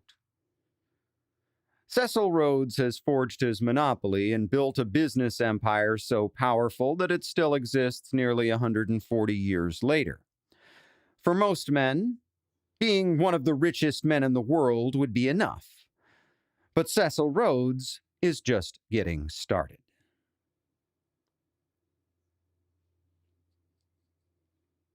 Chapter 4. The Rhodes Colossus. As I briefly mentioned, Cecil Rhodes has been a member of the Cape Colony's Parliament since 1880. He has what we Americans would call a safe seat, meaning that he's very popular with his constituents and is at no risk of losing an election. Now, in 1890, he becomes Prime Minister, after the previous Prime Minister, Gordon Sprigg, backed a failed railway bill. And just a note to my American listeners, There's no election at this time. Cape Colony has a parliamentary system like Britain, so Rhodes is just chosen by his own peers to form a new government. The country that Rhodes now leads is one of the most complex societies in history. Before Europeans, it was populated by primarily the rural Khoisan tribes and also the more recent arrivals, the Bantu people, who formed a settled society and even traded with China, India, and the Ottoman Empire before their kingdom collapsed and fell into chaos, with various Bantu tribes as well as the Khoisan clashing for land and resources. At the time of European settlement in the 1600s, the two most dominant Bantu groups were the Xhosa and the Zulu, both of whom have fought hard against European encroachment. As for the Europeans, the first to arrive were the Dutch, when the Dutch East India Company founded a settlement at the Cape of Good Hope in 1652, and appropriately named it Cape Town. Most of these Dutch settlers were farmers and plantation owners who came to be known as Boers, meaning simply farmers. Dutch law forbade enslaving African natives, so while Boer relations with the Xhosa, Zulu, and Khoisan are sometimes hostile, they are often friendly and involve a lot of trade, so much so that over the next 200-ish years, they form their own dialect of Dutch that incorporates a number of African words, and this language comes to be known as Afrikaans. Now, I mentioned that Dutch colonial law was very progressive for the 1600s and forbade enslaving Africans. But it didn't forbid enslaving South Asians, so Dutch plantation owners would import tens of thousands of South Asians as slaves, and these people would go on to form another of South Africa's ethnic groups, and this is not a slur, it's just what they're called, the Browns. In 1806, the Cape Colony would be transferred to Great Britain during the Napoleonic Wars, and British settlers would also begin to migrate there. Furthermore, British law would become the law of the land, providing nominal racial equality to South Africa's native inhabitants, and in 1833, the abolition of slavery altogether.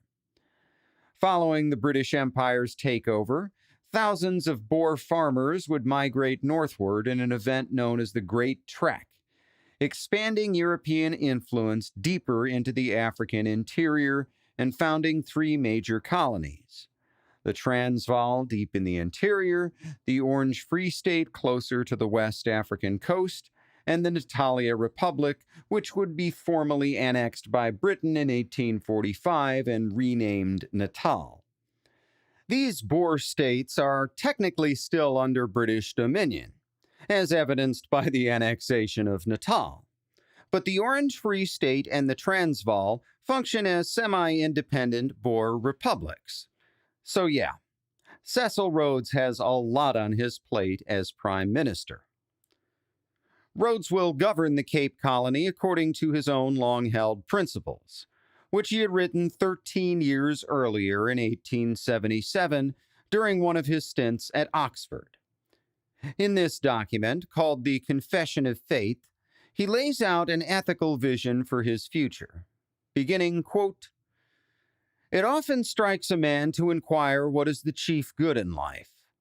To one the thought comes that it is a happy marriage, to another great wealth, and as each seizes on his idea, for that he more or less works for the rest of his existence.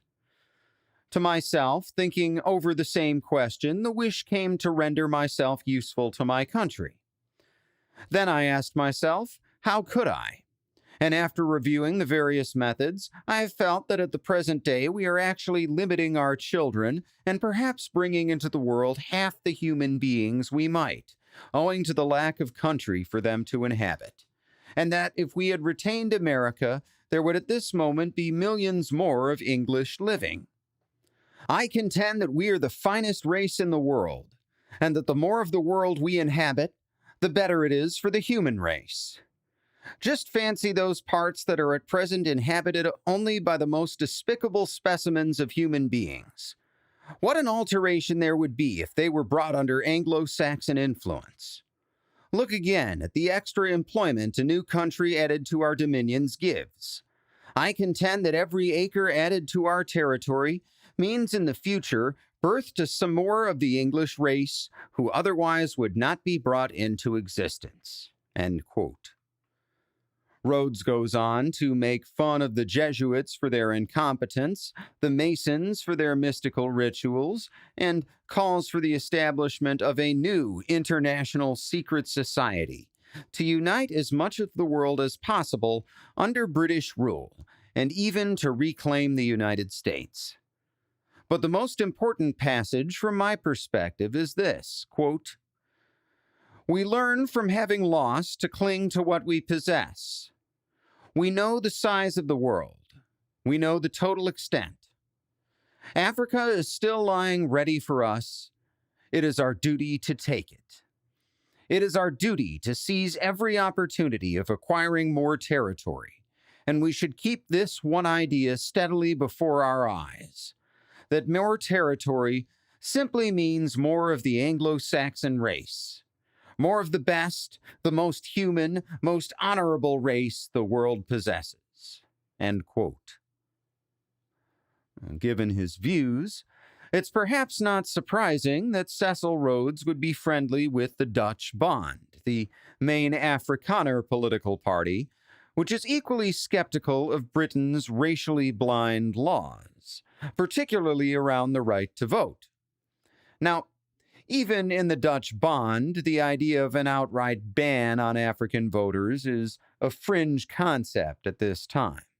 But a lot of Afrikaners, as well as many British settlers, are becoming concerned that they'll soon be outnumbered by African voters.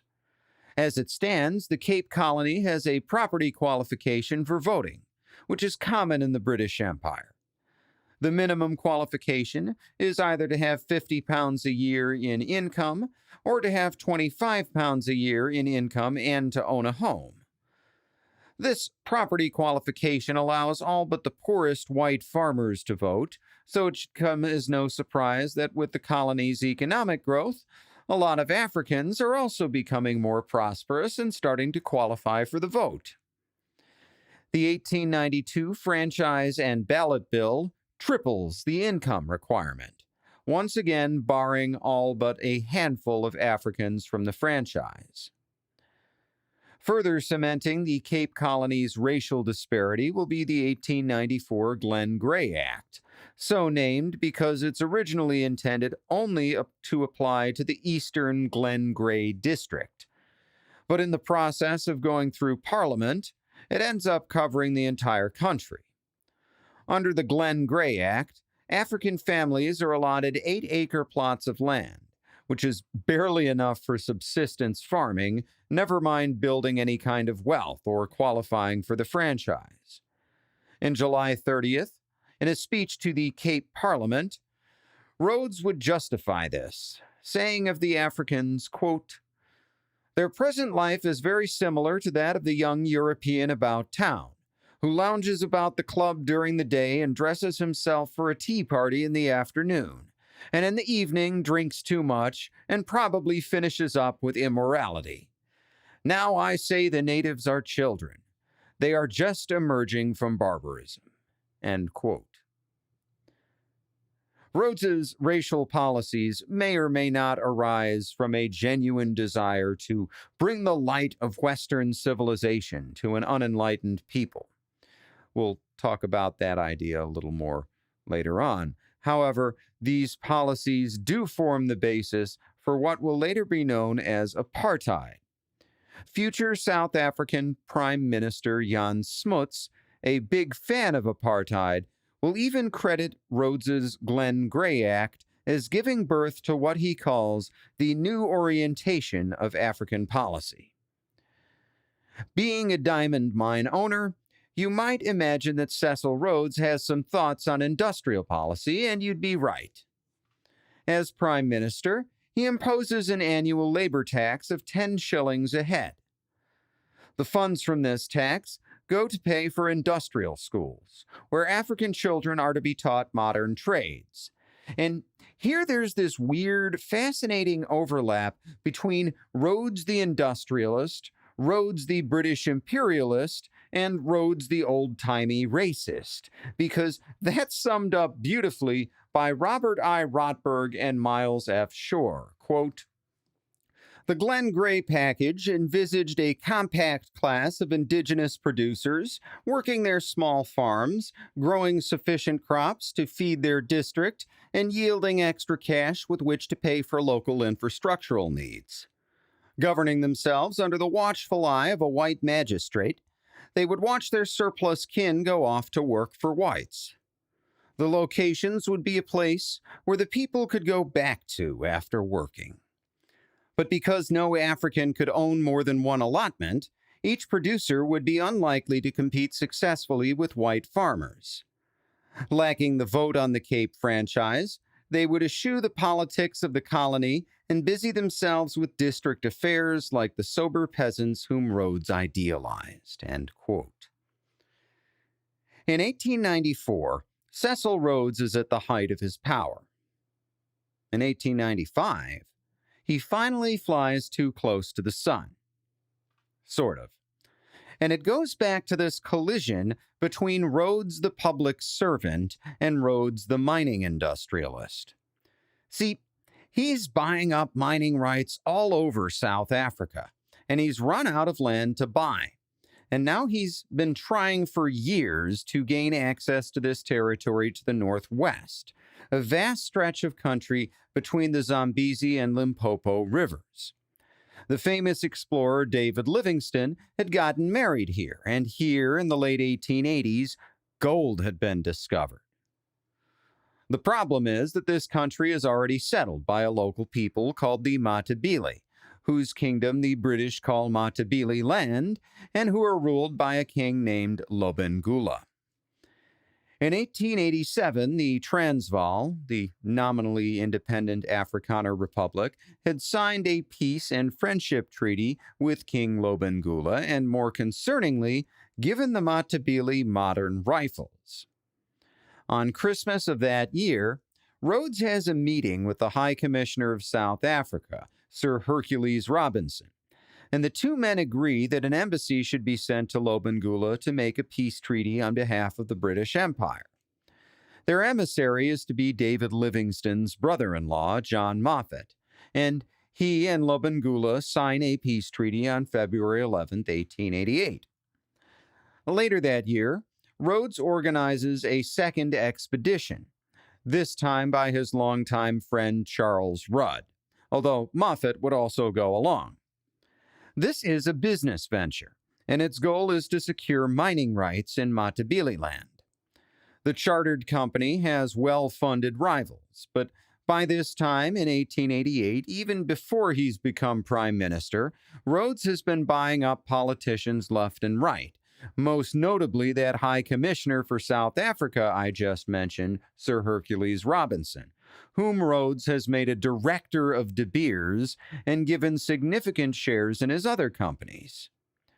Other companies may also have their emissaries to the Matabele king, but only Rhodes has a letter of introduction from Sir Hercules Robinson, the representative of Queen Victoria, who Lobengula calls the Great White Queen. Charles Rudd's expedition is successful, but just barely. Lobengula is understandably distrustful of Europeans and refuses to make any concessions at first.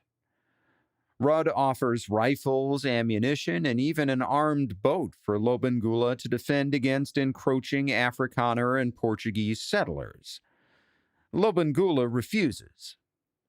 Rudd then calls in Sidney Shepherd, commissioner of the nearby British territory of Bechuanaland, who arrives at Lobengula's borders with armed troops.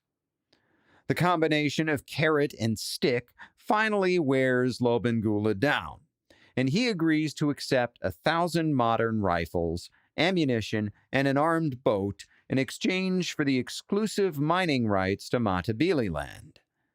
These exclusive rights, known as the Rudd Concession, are controversial because the Matabele are a nomadic people who have just started forming permanent settlements and who don't really have a concept of land ownership. But the law is the law. And as far as the British Empire is concerned, Cecil Rhodes's Central Search Association now owns the exclusive rights to all of Matabele land's minerals. Well, what is the Central Search Association, you may ask? It's a private company formed by Rhodes, a few investors, including Nathan Rothschild, Alfred Beat, and Charles Rudd. While the public and the British government had been led to believe that Matabele land's mineral rights were being negotiated on behalf of the publicly traded British South Africa Company, which would not be launched until the following year, the rights are instead transferred to this private company, the Central Search Association, and the Central Search Association then changes its name to United Concessions Company, then sells the Rudd concession to the publicly traded British South Africa Company for £4 million. The news becomes public and it's a minor scandal, but this doesn't stop Rhodes from becoming Prime Minister of the Cape Colony. Along with Alfred Beit, he also remains a board member and managing director of the by now newly founded British South Africa Company, a company so powerful that it has its own flag, police force, and even its own army. Like any monopolist, he wants more, and continues to use his influence to gather more territory deep in the African interior. In an 1891 speech, Rhodes even says in public, quote, "If there was anything that induced me to take the position of Prime Minister, it was the fact that I was resolved in my mind that we should extend to the Zambesi," end quote, meaning extend British territory at least as far as the Zambesi River. Opportunity soon arises to do that, to conquer the Matabele and their land outright. See, King Lobengula is smart enough not to violate his agreements with the British, but he is a tribal leader, not a modern head of state, and he doesn't always have control over his own people. As European settlers move into Matabele lands, they bring their herds of cattle with them, and Matabele warriors keep raiding these cattle, causing friction with the colonists. Enter Leander Starr Jameson, a Scottish doctor, explorer, and one of the only white men ever to serve as a commander in Lobengula's army, and, most recently, the administrator of Mashonaland, a neighboring territory that he had helped the British South Africa Company conquer in 1890. In 1893, Jameson aims to do the same thing in Matabele land, convincing Rhodes that if something isn't done about these cattle raids, European settlers will start to flee the territory and his gold mines will fail. So, Rhodes agrees to fund a private military campaign in the middle of Africa, while Prime Minister of a neighboring country that has a peace treaty with the country he's about to attack. The campaign, led by Jameson and aided by the new rapid-fire Maxim machine gun, is over in 2 battles. King Lobengula escapes to the north with a few loyal troops, but dies of smallpox not long afterwards. Just like that, the British South Africa Company now controls a territory the size of a nation-state, whose new settlers start referring to their new country as Rhodesia, after its founder. It's almost as if Cecil Rhodes has built his empire. Now, I said that Rhodes would fly too close to the sun in 1895, but then I went back and talked about how successful he's been in business and how he got all this land before he even became prime minister. What do these things have to do with each other? Well, it all comes down to an incident called the Jameson Raid. Because while Cecil Rhodes may be an old-timey Victorian racist, He's an equal opportunity imperialist, and he's more than happy to take land from other white people when the opportunity arises. In this case, he's eyeing up the Transvaal, that nominally independent Afrikaner republic I mentioned earlier. Well, nominally independent means that in the eyes of the law, the Transvaal is its own country. They had won their full independence from the British Empire in 1884 at the end of the First Boer War, and they operate as their own country, with their capital at Pretoria. However, they are fully landlocked, and they rely on the Cape Colony for access to international markets. They're also insanely rich. Shortly after achieving independence, gold had been discovered in the Transvaal, part of the same discovery that had led Cecil Rhodes to buy Matabele land for 1,000 rifles. Soon after came an influx of settlers and prospectors, mostly British and Americans, who the local Afrikaners call Uitlanders, meaning foreigners. Under President Paul Kruger, these Uitlanders are treated as second-class citizens. In his biography, Cecil Rhodes, British author L.G. Lockhart writes, quote, "Following the discovery of gold on the Rand, a horde of prospectors, diggers, and speculators, of all nations but principally British, had swarmed into the Transvaal. As time passed, the tents were replaced by huts, the huts by tall buildings, and Johannesburg appeared. It was not a mushroom settlement on the outskirts of the Republic. It was a city, within a few hours' ride of Pretoria, with a population outnumbering that of the whole of the Transvaal. There was hardly an idea in common between Kruger's farmers and these gold diggers. The first, for all their rugged virtues, were medieval. The second, for all their raffishness, were men of the 1890s. As the number of Uitlanders increased, Kruger's disgust became tempered by alarm. In any other light than that of taxpayers, these newcomers were undesirable citizens. Even when they had suppressed the more turbulent habits of a mining camp, they remained squatters with, for the most part, no interest in the country save an intention to make as much out of it as quickly as they could and return to their homes. It was unthinkable that they should be allowed to take part in elections, to sit in the Volksraad, to override by sheer number the burghers, probably in the end to vote away the country's independence. Had the children of Israel, after conquering Canaan, conceded to its people a democratic franchise?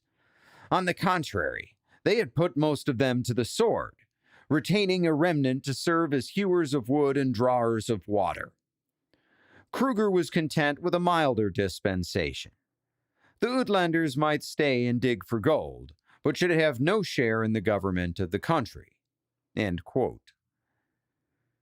If Cecil Rhodes wants to get his hands on the Transvaal and its gold, he won't be able to use the Cape Colony's army. Other than some minor trade disputes, the Transvaal is on good terms with the British Empire. But the Anglo-American Uitlanders in the Transvaal are another matter. They're not allowed to vote, and they're looked on with suspicion by the local population. What if they could be inspired to revolt and to install a friendly regime?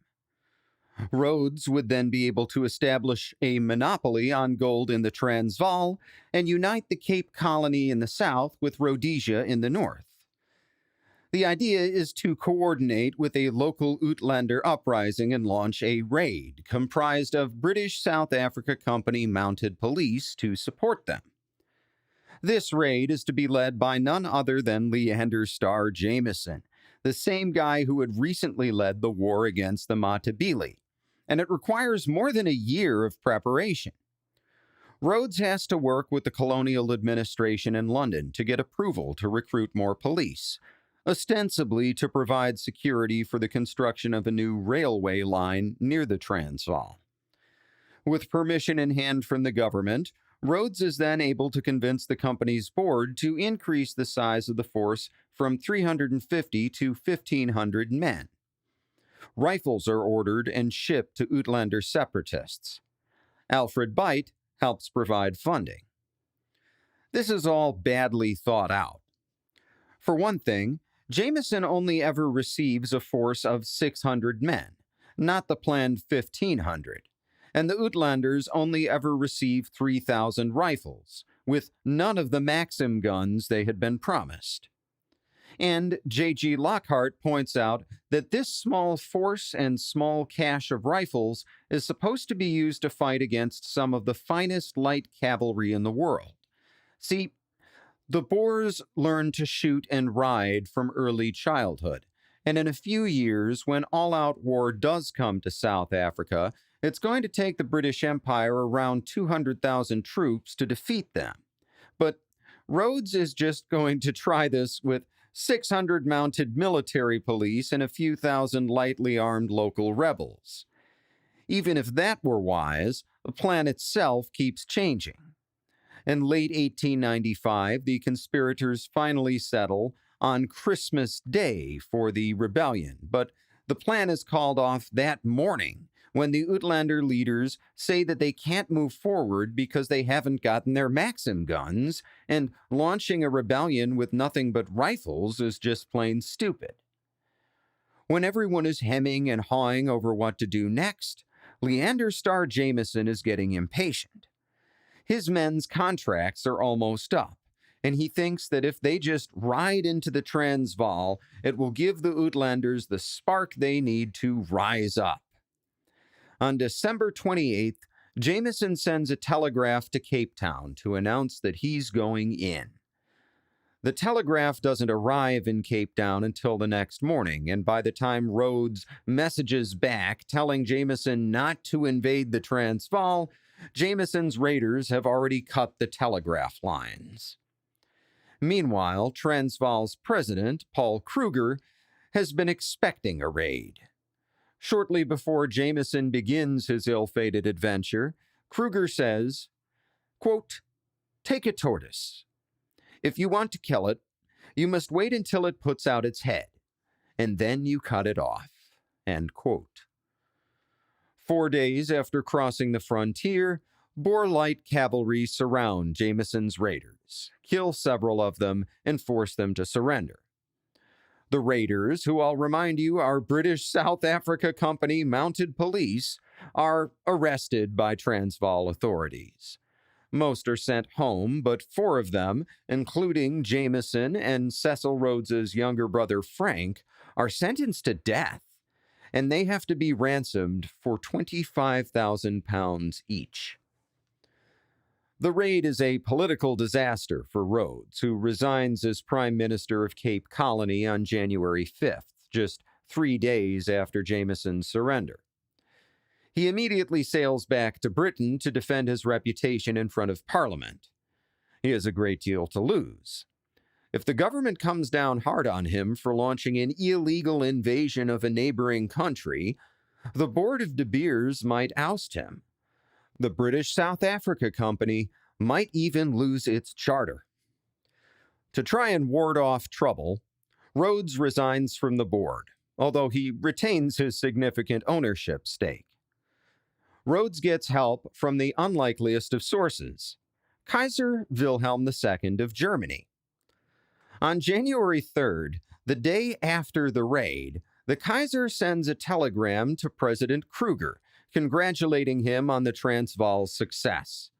And this telegram becomes public knowledge. And all of a sudden, this becomes a matter of national prestige, because it looks like Germany is interfering in British colonial affairs. As Rhodes will personally explain to the Kaiser himself a few years later, quote, "I was a naughty boy, and you tried to whip me. Now, my people were quite ready to whip me for being a naughty boy. But directly you did it, they said, 'No, if this is anybody's business, it is ours.' The result was that your Majesty got yourself very much disliked by the English people, and I never got whipped at all." End quote. Cecil Rhodes may not suffer any formal punishment for the raid, which is now called the Jameson Raid, But by taking a bunch of his military police away from Rhodesia to go on this adventure, he's left himself open to trouble there. As you might imagine, the local Matabele aren't all that excited about being part of a British South Africa Company colony. Some of this is due to mismanagement on the part of local authorities, and sometimes it's due to their malice. Often it's both. For example, the land had been taken by conquest, and the company had promised 6,000 acres of that land to each military volunteer. Pretty standard practice, but nobody had bothered to do a survey or lay out any parcels. So white settlers had come in and kicked the Matabele off thousands of acres of their best farmland. A similar thing happened to Matabele ranchers, whose cattle were often taken as spoils of war. Worst of all, while slavery is illegal in the British Empire, it's not illegal to force unemployed people to take a job for a very, very low wage. And much like the British, the Matabele have an aristocracy. And the Matabele aristocrats don't do anything we would recognize as work, so the British South Africa Company considers them unemployed and subjects the young Matabele aristocrats to forced labor, laying roads, that kind of thing. And you can imagine how the Matabele feel about this. For his part, Rhodes's ally, Joseph Chamberlain, Secretary of State for the colonies, justifies his forced labor policy as follows in a speech to the British House of Commons, quote, "When you say to a savage people who have hitherto found their chief employment, occupation, and profit in war, you shall no longer go to war, tribal war is forbidden, you have to bring about some means by which they may earn their living in place of it. And you have to induce them, sooner or later, to adopt the ordinary methods of earning a livelihood by sweat of their brow. But with a race of this kind, I doubt very much whether you can do it merely by preaching. I think that something in the nature of inducement, stimulus, or pressure is absolutely necessary if you are to secure a result which is desirable in the interests of humanity and civilization." End quote. Besides what could only be called an abusive government, there's also what you might call a spiritual element to all of this. See, there's a Matabele god called Mulimo, who supposedly gives prophecies in this cave, and Mulimo has been prophesying a coming disaster for the Europeans. And sure enough, there are signs of this coming disaster. Since 1890, locusts have been eating crops in Rhodesia. Since 1894, there has been a drought. And now, in the late winter/early spring of 1896, a cattle plague called Rinderpest has crossed the Zambezi River and is closing in on the capital city of Bulawayo. Drastic measures are necessary. Thomas Pakenham writes, quote, "Uninfected cattle were herded into kraals, then destroyed in a futile attempt to stop the epidemic. Within 2 years, the epidemic and its mishandling killed about 2.5 million cattle south of the Zambezi. That is, the majority of the cattle in southern Africa. The effect on the black people of Rhodesia can be imagined. Thousands of cattle that had escaped being looted were now taken and slaughtered by the company. The disease was ready to take the rest. It was no coincidence, thought superstitious Africans, that locusts, drought, and the mysterious cattle plague all followed the white man's flag. Here was the fuse for the explosion.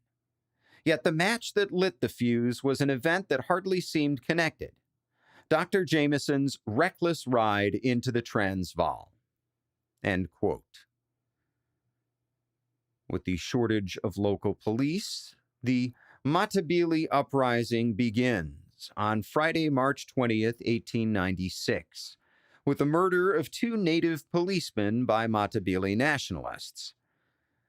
This is actually a mistake. The rebellion appears to have been organized by a combination of priests and worshippers of Mulimo, along with some of the old tribal chiefs who had been most loyal to King Lobengula, and these guys had planned to launch their attacks all at once on March 29th. Somebody had messed up, and instead, the violence slowly escalates over the weekend of March 20th through 23rd. Still, the Matabele chiefs and Malimo's priests have some chance of success. Their old military structure is still mostly intact, and they have 2,000 Martini Henry rifles, which are out of date, but not by much. Meanwhile, all of Rhodesia is patrolled by 63 British South Africa mounted police, only 48 of whom are currently stationed in Matabeleland. These 48 active-duty military police can call on 600 reserve cavalrymen who are good soldiers, but who are scattered all over Rhodesia and will take time to call up. Apart from botching their timing, the Matabele nationalists also make another crucial mistake. They first attack African collaborators before turning their fire on the European settlers. This is understandable. Nobody likes a traitor, but anything that gives the settlers time to organize is going to work against the rebellion, and that's exactly what starts to happen here. Thomas Pakenham writes, quote, "For all these reasons, the initiative slipped from the scattered armies of Matabele after the first week of the rising. During April, the 600 armed white volunteers in Bulawayo, outnumbered by perhaps 15 to 1, gradually gained confidence. In action, they fought as mounted riflemen, and this gave them far more mobility than their enemies, despite their own desperate shortage of horses. They could also shoot straighter and had plenty of ammunition. In April, they won a series of small tactical successes, driving the Matabele temporarily back across the Umguza River into the bush. Fighting was merciless on both sides. The volunteers lost about 20 killed and 50 wounded. No white man survived capture by the Matabele. On their part, the volunteers were eager to avenge the murders of women and children. When the enemy turned to flee, they shot them down in the hundreds. They took few prisoners and usually executed them after interrogation. This grim policy seemed to work." End quote. Now, why wouldn't the Matabele chiefs, who are experienced warriors, attack the white settlers directly on the very first day? Well, it may be that they're afraid of what that small number of company police might be armed with, and they want to test the waters. See, back in 1893, during the British South Africa Company's initial conquest of Rhodesia, 855 troops armed with rifles and 5 Maxim guns had fought off a force of more than 5,000 Matabele warriors and killed so many of them that their beaten commander hanged himself after the battle. These Maxim guns aren't big and clunky like old-style Gatling guns or like the mitrailleuses we talked about in the last season. These are man-portable weapons, like a prototype version of a World War I machine gun. And like the World War I machine gun, they rule the battlefield of colonial Africa. So instead of attacking the city of Bulawayo directly, which is probably where the Maxim guns would be if there are any, the chiefs aim to cut off the city and force it to surrender. As it turns out, Rhodesia's 650-ish armed police and their far more numerous local African allies don't have any Maxim guns. But the British South Africa Company does, and Cecil Rhodes himself comes to the rescue with an armed column of 900 men, arriving near the end of May. Local British military commander Major Herbert Plummer arrives soon afterward, along with 900 more volunteers. Not willing to allow any chance that Rhodes might take over the military operation, the British government dispatches two senior officers, Colonel Robert Baden-Powell and General Sir Frederick Carrington, to oversee the relief effort. By the time they arrive, it's too late for glory. The Matabele rebellion has fizzled out, and groups of soldiers are now going from tribe to tribe, mopping up the last resistance. Rhodes is with the frontline troops, personally commanding the action. Then, while the last of the Matabele are still fighting, the neighboring Shona people, who Rhodes had also conquered in 1893, launch a rebellion of their own. However, the Shona are more tribal than the Matabele and less settled, and their rebellion isn't coordinated. It's more a bunch of isolated local attacks on rural white farmers. Rhodes has to put down that rebellion as well, and uses this as an opportunity to be generous. He promises the Matabele and the Shona an end to colonial abuses, and even rides from one native village to the next to meet with individual chiefs and negotiate their surrender. Incredibly, this works, and it doesn't just play dividends in Rhodesia, where Rhodes can now operate his mining empire in peace. It also does wonders for his reputation back home in Britain, where the public forgets all about the Jameson raid and begins talking about Rhodes the peacemaker. By the end of October, peace is reestablished, and Rhodes is once again in command of Rhodesia, and by extension, his business empire.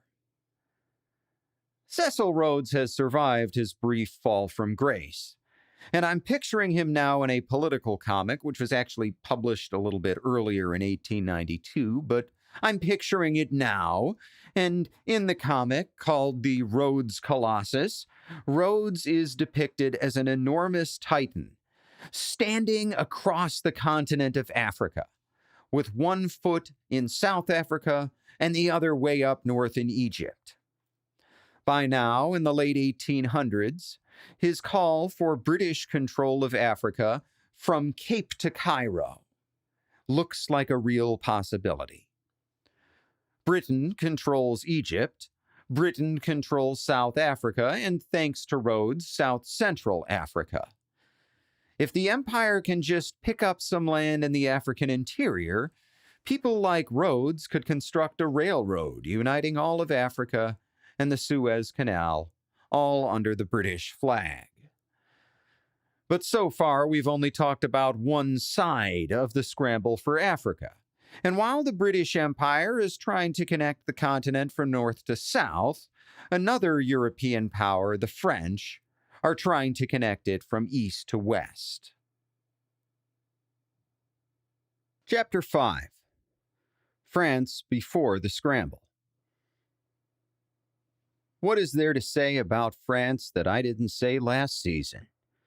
I haven't checked, but I wouldn't be surprised if a third of my episodes last season weren't about France in one of its many incarnations. The ancient land of the Gauls, conquered by Julius Caesar, would be forged into a new kingdom in 486 AD under the Frankish king Clovis. In 732 AD, the aptly named Charles Martel, or Charles the Hammer, would smash an Umayyad raiding force at the Battle of Tours, throwing the Caliphate's troops back across the Pyrenees and halting the Islamic conquest of Western Europe. In 800 AD, Martel's grandson, Charlemagne, would found the Carolingian Empire, precursor to what would one day become the Holy Roman Empire. The Carolingian Empire would collapse within a few decades, and France would spend most of the Middle Ages divided between various smaller kingdoms, with the actual King of France sometimes controlling most of the modern-day French state and other times ruling over little more than the region directly around Paris, which is known as the Ile-de-France, or Island of France. Finally, in the 14 and 1500s, the Valois dynasty consolidates their kingdom, first defeating the English in the 100 Years' War, then annexing the Kingdom of Brittany and other lands from the collapsing Duchy of Burgundy. Power would be further consolidated under the Bourbon dynasty, with Louis XIV's establishment of an elaborate court at Versailles, where the kingdom's nobles would gather to seek his favor. As I discussed last season, the idea of French absolutism is somewhat of a myth, but Louis XIV's system would lead both to some of France's greatest achievements, like its overseas empire, as well as the regime's downfall in the French Revolution, which began as a reaction to the old regime's worst abuses. The revolutionary government is overthrown by a guy named Napoleon, who becomes dictator and briefly takes over most of Europe before the rest of Europe teams up to enforce a little regime change on France. And in 1814, France puts a Bourbon king back on the throne, Charles X. Charles X is overthrown himself in 1830 by his distant and more liberal cousin Louis Philippe, who is in turn overthrown in 1848 in favor of a new republic, with Napoleon's nephew Napoleon III as president. Napoleon III declares a new empire in 1852, but is himself overthrown in 1870 during the Franco-Prussian War in favor of yet another republic, called the French Third Republic, which will rule France right up through the beginning of World War II. If nothing else, the French are consistent in enjoying their changes in government.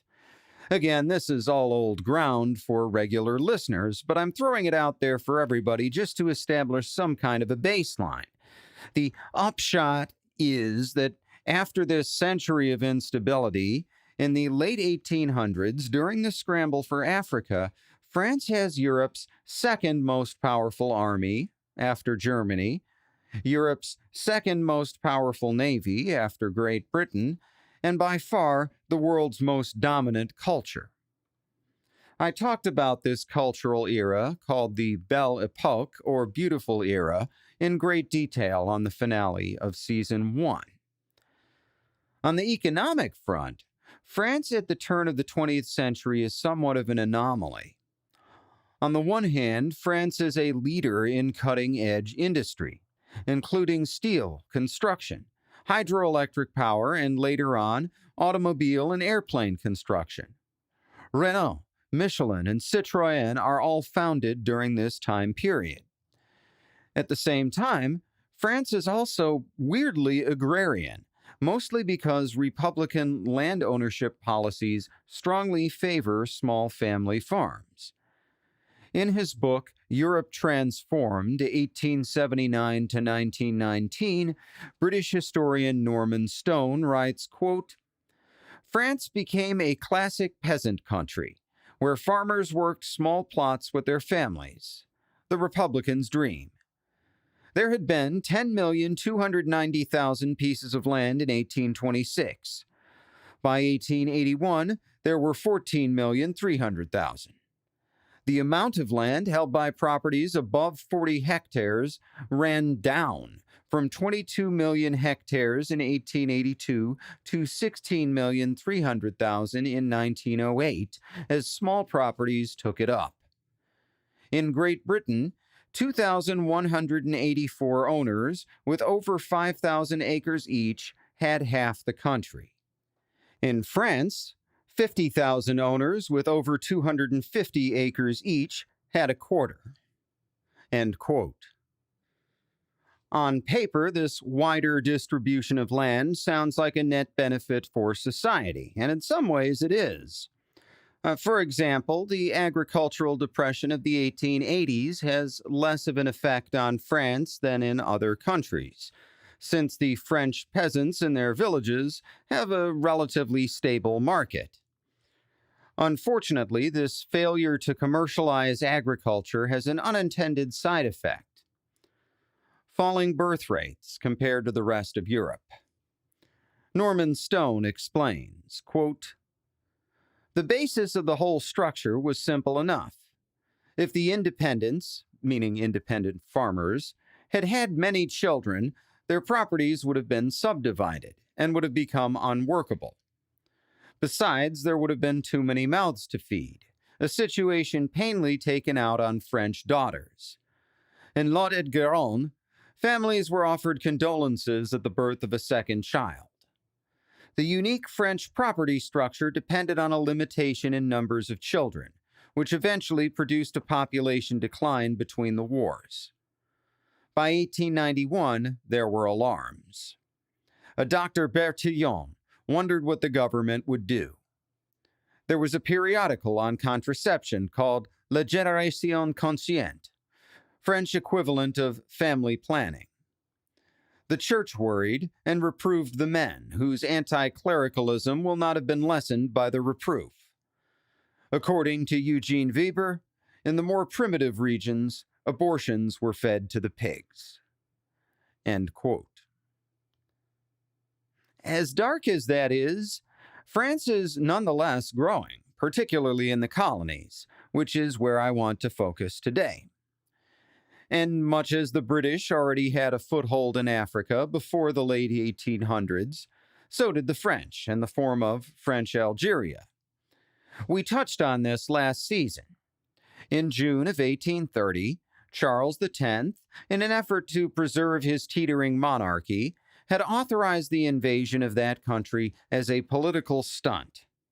A few years earlier, the Dey, or governor of Algeria, had slapped the French consul in the face during a disagreement, and that insult could not go unavenged. The stunt invasion had failed. Charles X had still lost his throne within a month to be replaced by Louis Philippe, but when Louis Philippe takes over, he has this army engaged in an invasion of Algeria, and you might expect a liberal like Louis Philippe to be opposed to any colonial enterprise, or at least less enthusiastic than a more conservative regime. But while Charles X's expedition had been intended to teach the Algerians a lesson, Louis Philippe's government sets out on a program of outright colonization. Now, Algeria is huge, almost twice as large as France, so you might wonder how Louis Philippe thinks this is even feasible. The answer lies in Algeria's geography, which is divided into 3 climate zones. The southern zone, the largest, is the Sahara Desert, a mostly uninhabited and uninhabitable wasteland. The middle zone, the second largest, consists of arid highlands that make for poor farmland but are inhabited by local herders. The northernmost zone, a belt extending 60 or so miles along the Mediterranean coast, has a Mediterranean climate, not unlike southern France. That's a lot of fertile land where French farmers can go and raise crops. At the same time, Algeria is also weak politically. It's nominally ruled by the Ottoman Empire, but with a garrison of only around 10,000 troops, the Ottomans aren't really prepared to contest the territory against a serious attack by another major power. In fact, Algeria had already been mostly independent.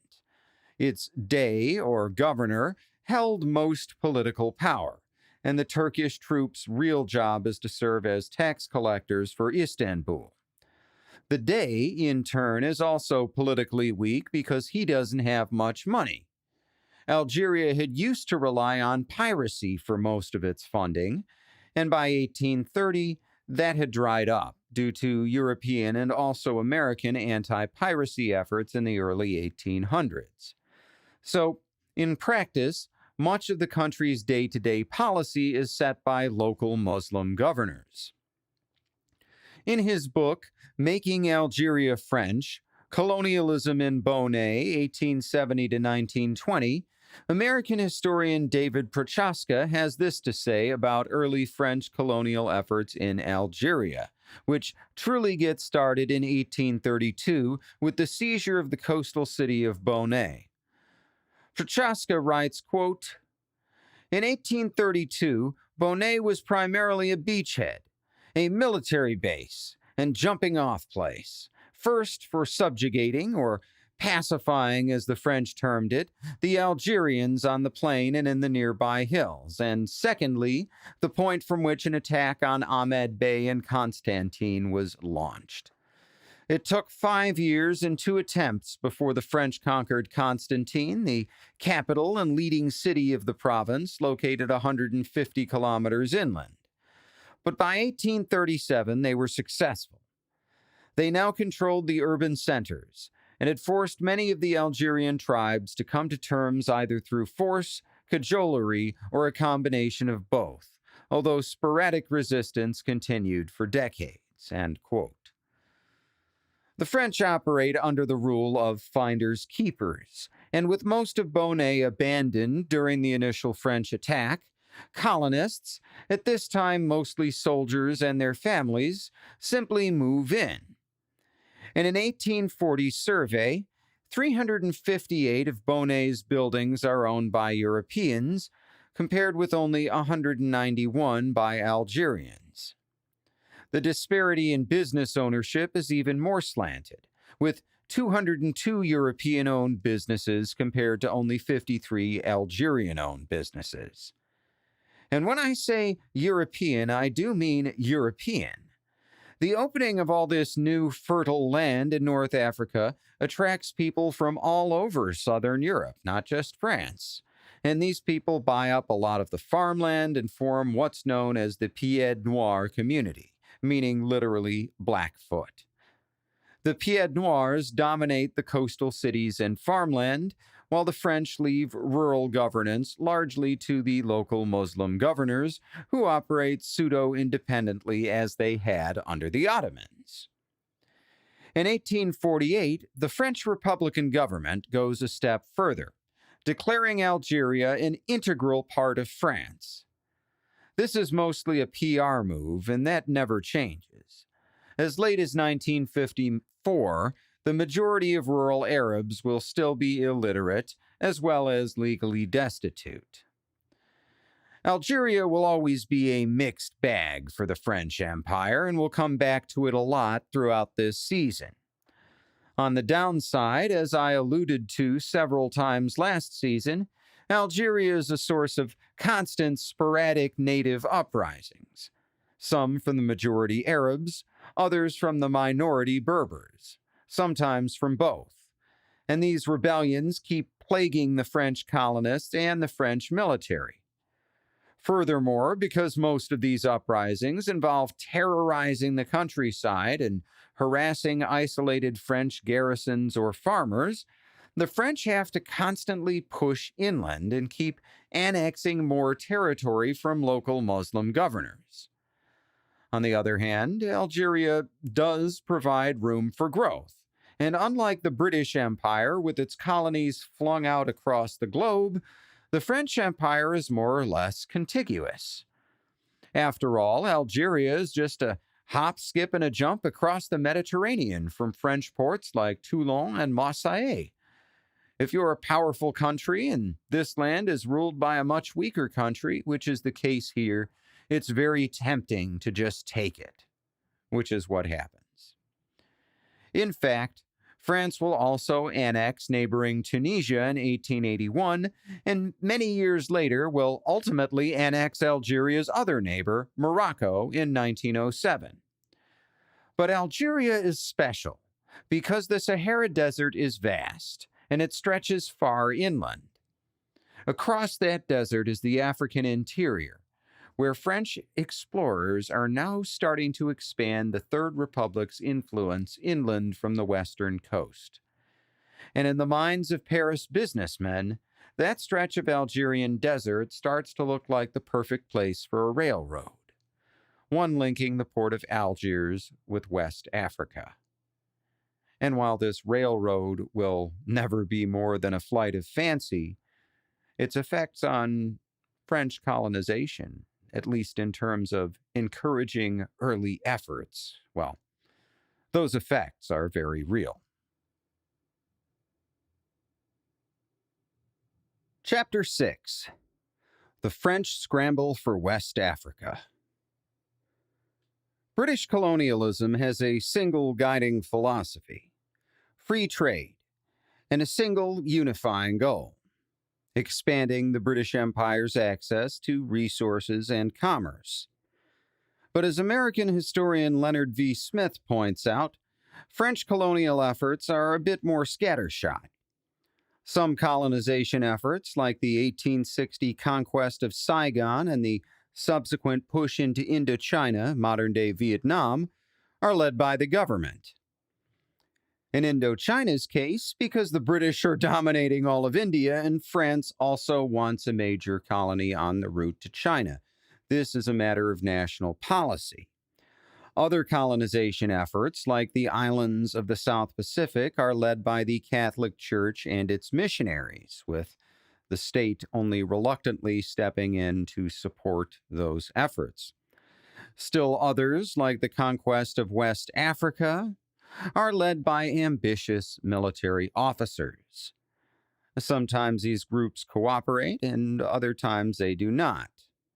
For example, while French colonial policy in the South Pacific actively encourages Catholic missionaries, authorities in Algeria actually discourage the Catholic Church from converting local Muslims in an effort to keep the peace with the majority Muslim population.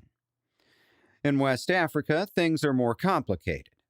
Sometimes the military leads, sometimes the missionaries lead, and sometimes the military uses the safety of missionaries as an excuse for expansion. France has actually had colonies in West Africa for a long time. Way back in 1659, King Louis XIV's navy had occupied a pair of islands off the Senegalese coast, but these hadn't been large settlements. They had been way stations, primarily for the slave trade, but also for the trade of gum arabic, waxes, and furs. The French occupy other way stations during this period, including some on the East African island of Madagascar, which the French will eventually occupy completely in 1896.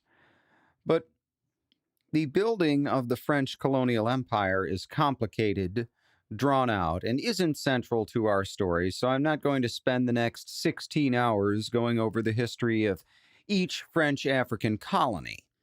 Instead, I want to look specifically at the French expansion into Senegal and the Sudan.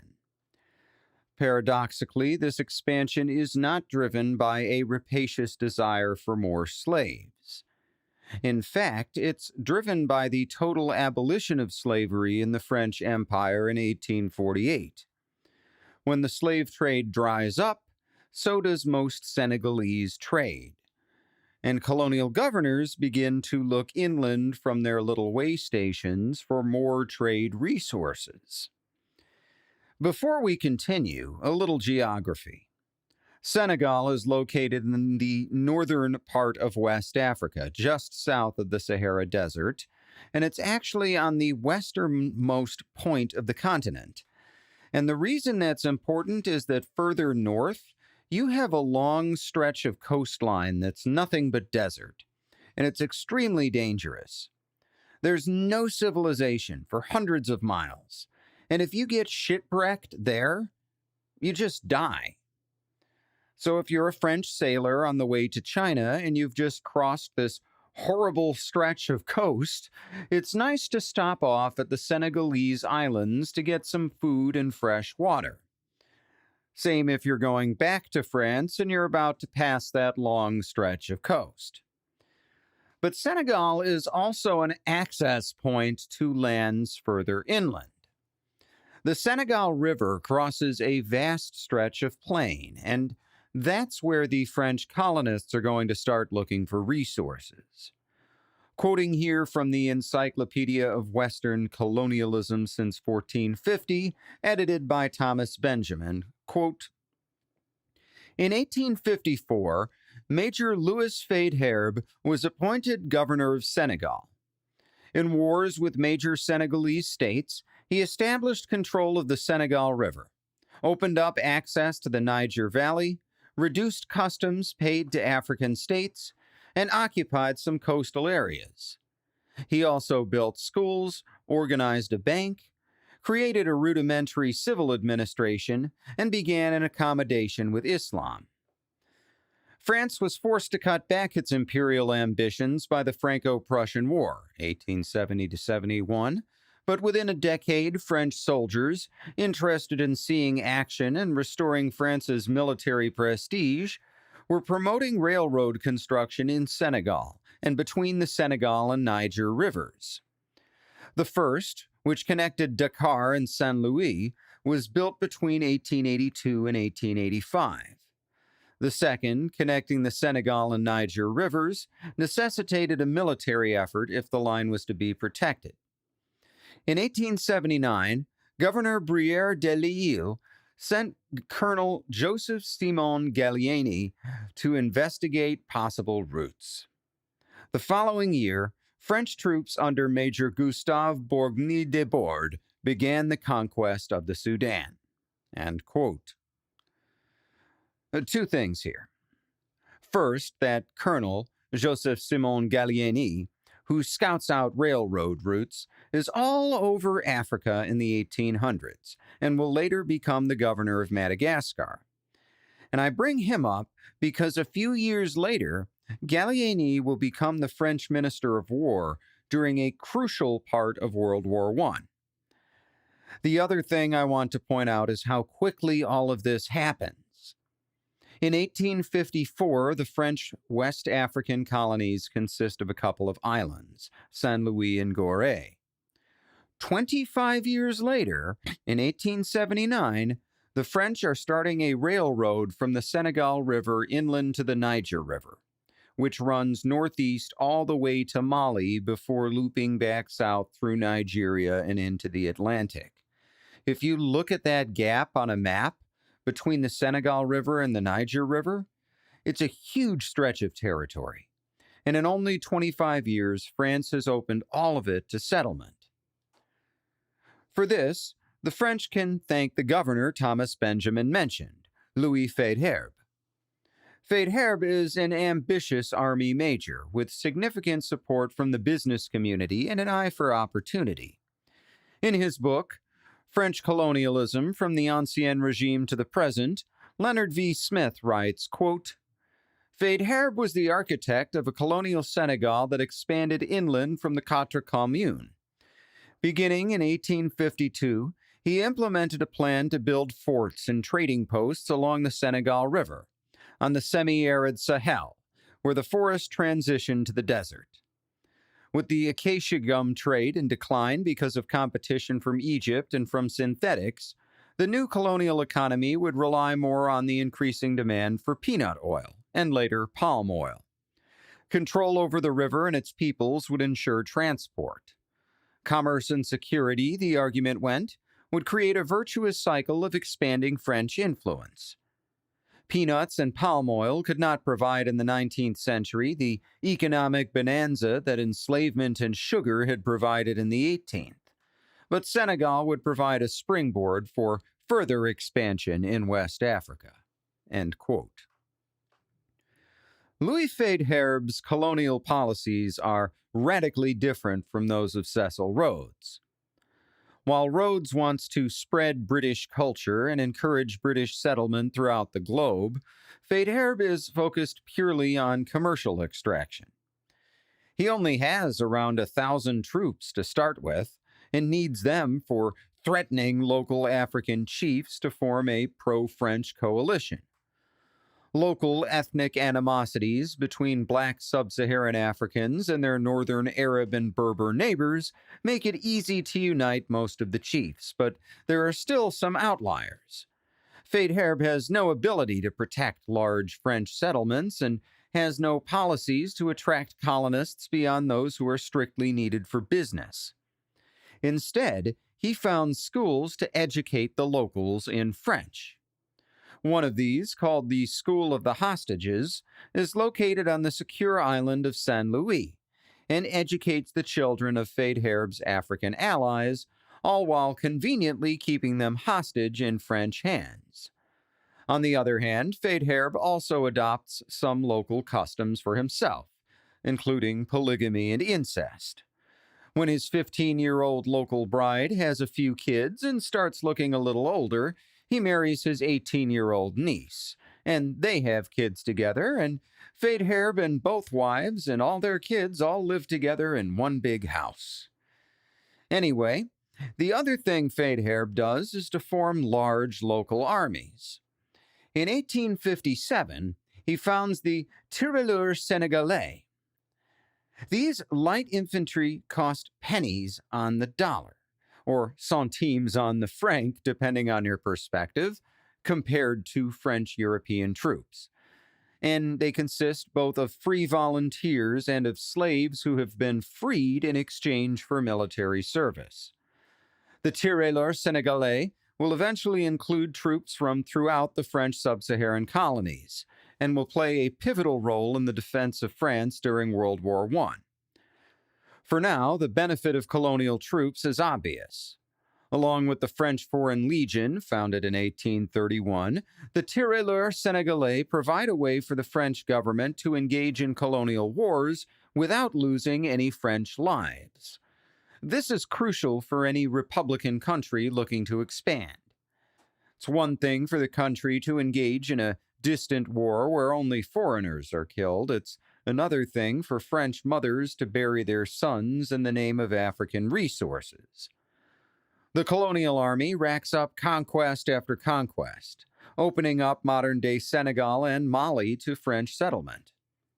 Eventually, this leads them to the Sudan, which in the 19th century refers not just to the modern-day countries of North and South Sudan, but also to the vast Sudanian savanna, which stretches from Senegal and Mali in West Africa all the way across the continent to East Africa and the countries we call Sudan today, divided only by the craggy volcanic Mandara Mountains in Central Africa.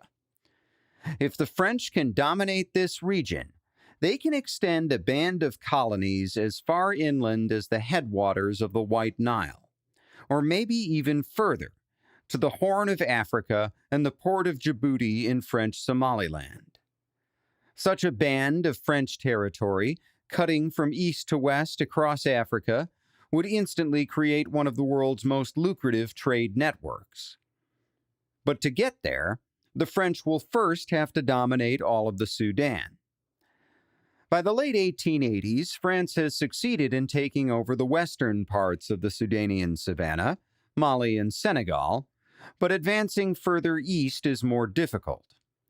Remember, explorers traditionally follow rivers. Rivers are easier to transit than land. You're never far from fresh water, and anything you discover along that river will already be conveniently located next to water, making it easy to trade by boat. But once you've fully explored the Senegal and Niger rivers, you've got nowhere to go from there. There's a continental divide, and to reach more major rivers, you have to go over land, and as it turns out, the best way to do that isn't from Senegal. See, by the 1890s, Cecil Rhodes' dream of a united British African Empire has become official policy, and Britain has claimed all of East Africa from Cairo to the Cape, with the exception of Ethiopia. And so far, they've done a great job, controlling not just Egypt, South Africa, and Rhodesia, but also Kenya, Uganda, and a big chunk of Somalia. Basically, all they need to connect that territory is the area north of the headwaters of the White Nile. And the British have a problem laying any real claim to this land because since 1881, they've been dealing with a rebellion in southern Egypt and the Sudan, which used to be a part of Egypt. This rebellion is led by a man named Muhammad Ahmad, who claims to be the Mahdi, a messianic figure in Islam. By 1883, his followers had started conquering territory in the name of local rule, opposing both the British and the Egyptians. By 1885, the Mahdists, as they're now called, have taken the Sudanian capital city of Khartoum, and the British are on their back foot. With the Mahdists still in control of much of the Sudan in the 1890s, British explorers are unable to navigate far up the Nile and close the gap between Sudan and British Uganda, where the headwaters of the White Nile flow out of Lake Victoria. This is one of only 2 gaps in British territory in East Africa. We're going to talk about the other one in a few minutes. And if the French are going to extend their own territory to the East Coast, they'll have to go through this gap. And the ideal riverine route from French West Africa to the White Nile is up the Congo River, then following the Ubangi River northeast, deep into Central Africa, leaving only a short stretch for the explorers to march overland before they hit water again. The expedition is to be led by an up-and-coming Marine captain named Jean-Baptiste Marchand. Born in 1863, Marchand had grown up poor, and while as a child he had been a good student, he was not good enough to earn a university scholarship, and his family had needed him to work to support them. So as a teenager, he'd taken a job as a notary public. It wasn't until his mother's death in 1883 that Marchand would enlist in the French army at the age of 20. And for those Americans who may be confused because I just said he was a Marine captain, in the French military, the Marines are part of the army, not part of the Navy. And yes, I did say Marchand enlisted. He did not begin his career as an officer, but as a man experienced with reading and writing, young Jean-Baptiste Marchand finds himself promoted to sergeant within a year and assigned as the secretary to his regimental colonel. The colonel, in turn, sees something exceptional in Marchand because he recommends him to the French Marine Infantry's Officer Academy, which Marchand graduates in 1887. The next year, 1888, he's transferred to Senegal. For many French officers, a posting in Africa would be considered a career setback. American historian David Levering Lewis says that many French colonial officers are, quote, either flaming misfits or stunning incompetents, end quote. But many are also independent thinkers, with the grit and ambition to grow France's colonial empire. One of these is Colonel Louis Archinard, the top French commander in Mali, who, for unclear reasons, specifically requests Marchand for his army. In Mali, Marchand becomes a war hero during an assault on a rebel stronghold. In his book, The Race to Fashoda, European Colonialism and African Resistance in the Scramble for Africa, David Levering Lewis writes, quote, "He threw himself into the fray with histrionic fervor, receiving a flesh wound to the head for his lack of caution. A fellow officer toppled, severely wounded. His African troops crouched beneath the withering fire from the town's earthen walls. Unless a white charged forward, Marchand recalled, the battle was lost. Lighting a cigarette, shouting for his men to follow, he dodged bullets and spears until he reached a breach in the wall, whereupon, following all the principles of gymnastics, Marchand leaped into the fort." End quote. Marchand's men follow him into the fort, and the assault is successful. Jean-Louis Marchand continues to serve with distinction and forges a reputation as one of France's best colonial officers. So has Colonel Archinard, his old commander, who by 1894 is serving as the head of the Strategic Defense Office in the French Ministry of Colonies. So when Marchand is recalled to France for reassignment in 1895, he has political connections as well as a reputation. And on September 11th of that year, he submits a personal report on the state of the Congo-Nile region. In this report, Marchand argues that Britain must be stopped from linking together its African colonies, and that the French Empire is currently in a position to make alliances with a bunch of local Muslims in the White Nile Basin and gain de facto control of the area while the British are still tied up with the modest rebellion further north. Marchand's proposal is very optimistic. For example, he just sort of assumes that local Muslims will form a natural alliance with the French because the French, unlike most other Europeans, have a record of good relations with Muslim countries. This ignores the fact that those good relations were mostly between France and the Ottoman Empire, and that a bunch of hunter-gatherers in Central Africa aren't going to know anything about this or see the French as friendly historical allies. They're going to see them as yet another group of Europeans, like the British, who want to take advantage of them. Regardless, it's with this sense of optimism that Marchand's expedition sets out from France on June 25, 1896. Their destination is Libreville, the capital of Gabon and the French Congo. Additional preparations take several more months, sometimes due to political infighting that I'm not going to get into, and it's not until early 1897 that the expedition finally begins steaming upriver. Along the way, they have to help suppress a local religious uprising in the Congo, which basically involves dynamiting a cave while the rebel leader is inside and killing him along with his closest followers. It's a long journey, and it requires a ton of ingenuity. Men have to be supplied. They have to haul a collapsible steamboat 200 miles across the Continental Divide to get it to the White Nile. It takes more than a year. In fact, it's not until July 10, 1898, that the Marchand expedition finally reaches their destination, the town of Fashoda on the White Nile. It feels like they've succeeded. But Marchand's quest to unite the Sudan under French rule is about to go sideways, and it has nothing to do with relations with the local Muslims. It's just that it's been more than 3 years since he filed his report to the Ministry of the Colonies, and in that time, some things have changed. Chapter 7. The Fashoda Incident. Let's back up a little.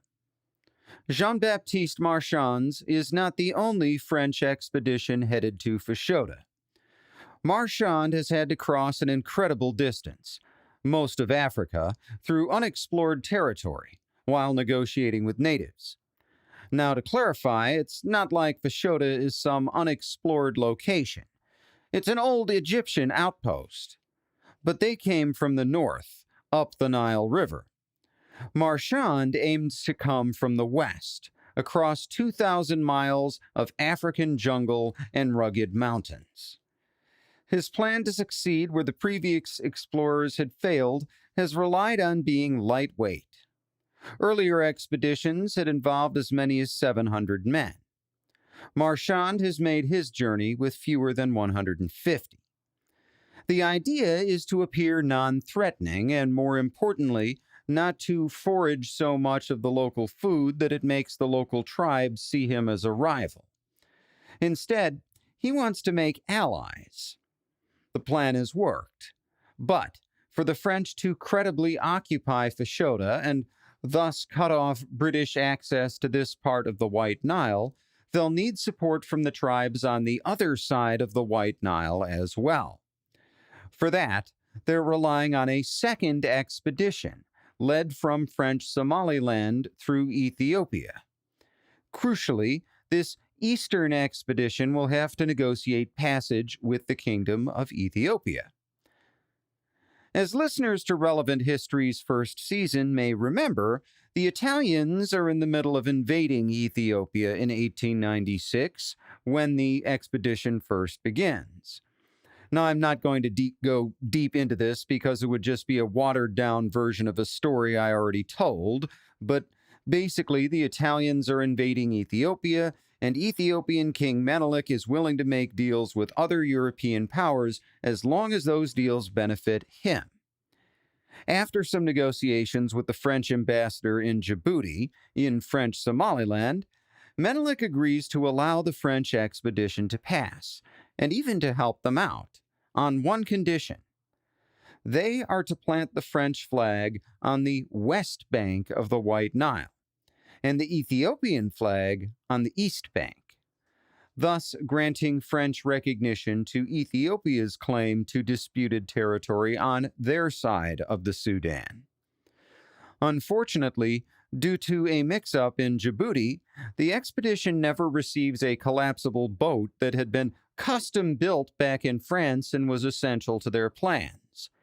Forced to take an extended detour through the wilderness, they eventually have to turn back because the Ethiopian troops are revolting, the European troops are sick with tropical diseases, and they're almost out of food. When they turn back, they're only about 93 miles from Fashoda. Upon their return to Addis Ababa, the capital of Ethiopia, the expedition is forced to refit. Its leader, the Marquis de Bonchamp, comes down with malaria himself and has to go back to Djibouti. Meanwhile, the Ethiopian army is now completely victorious over the Italians, so Menelik has troops available and has ordered a huge military force to go with the French to establish Ethiopia's rulership over the local Sudanian tribes. This expedition goes just slightly less badly than the previous one, and 3 Europeans make it as far as a few hundred yards from Fashoda. These are 2 French officers, Potter and Favre, and a Russian colonel named Artamanov. And of these 3, Potter is half dead from malaria. As I said, Fashoda is actually an abandoned outpost that had been built by the Egyptian military back when the Egyptians controlled Sudan.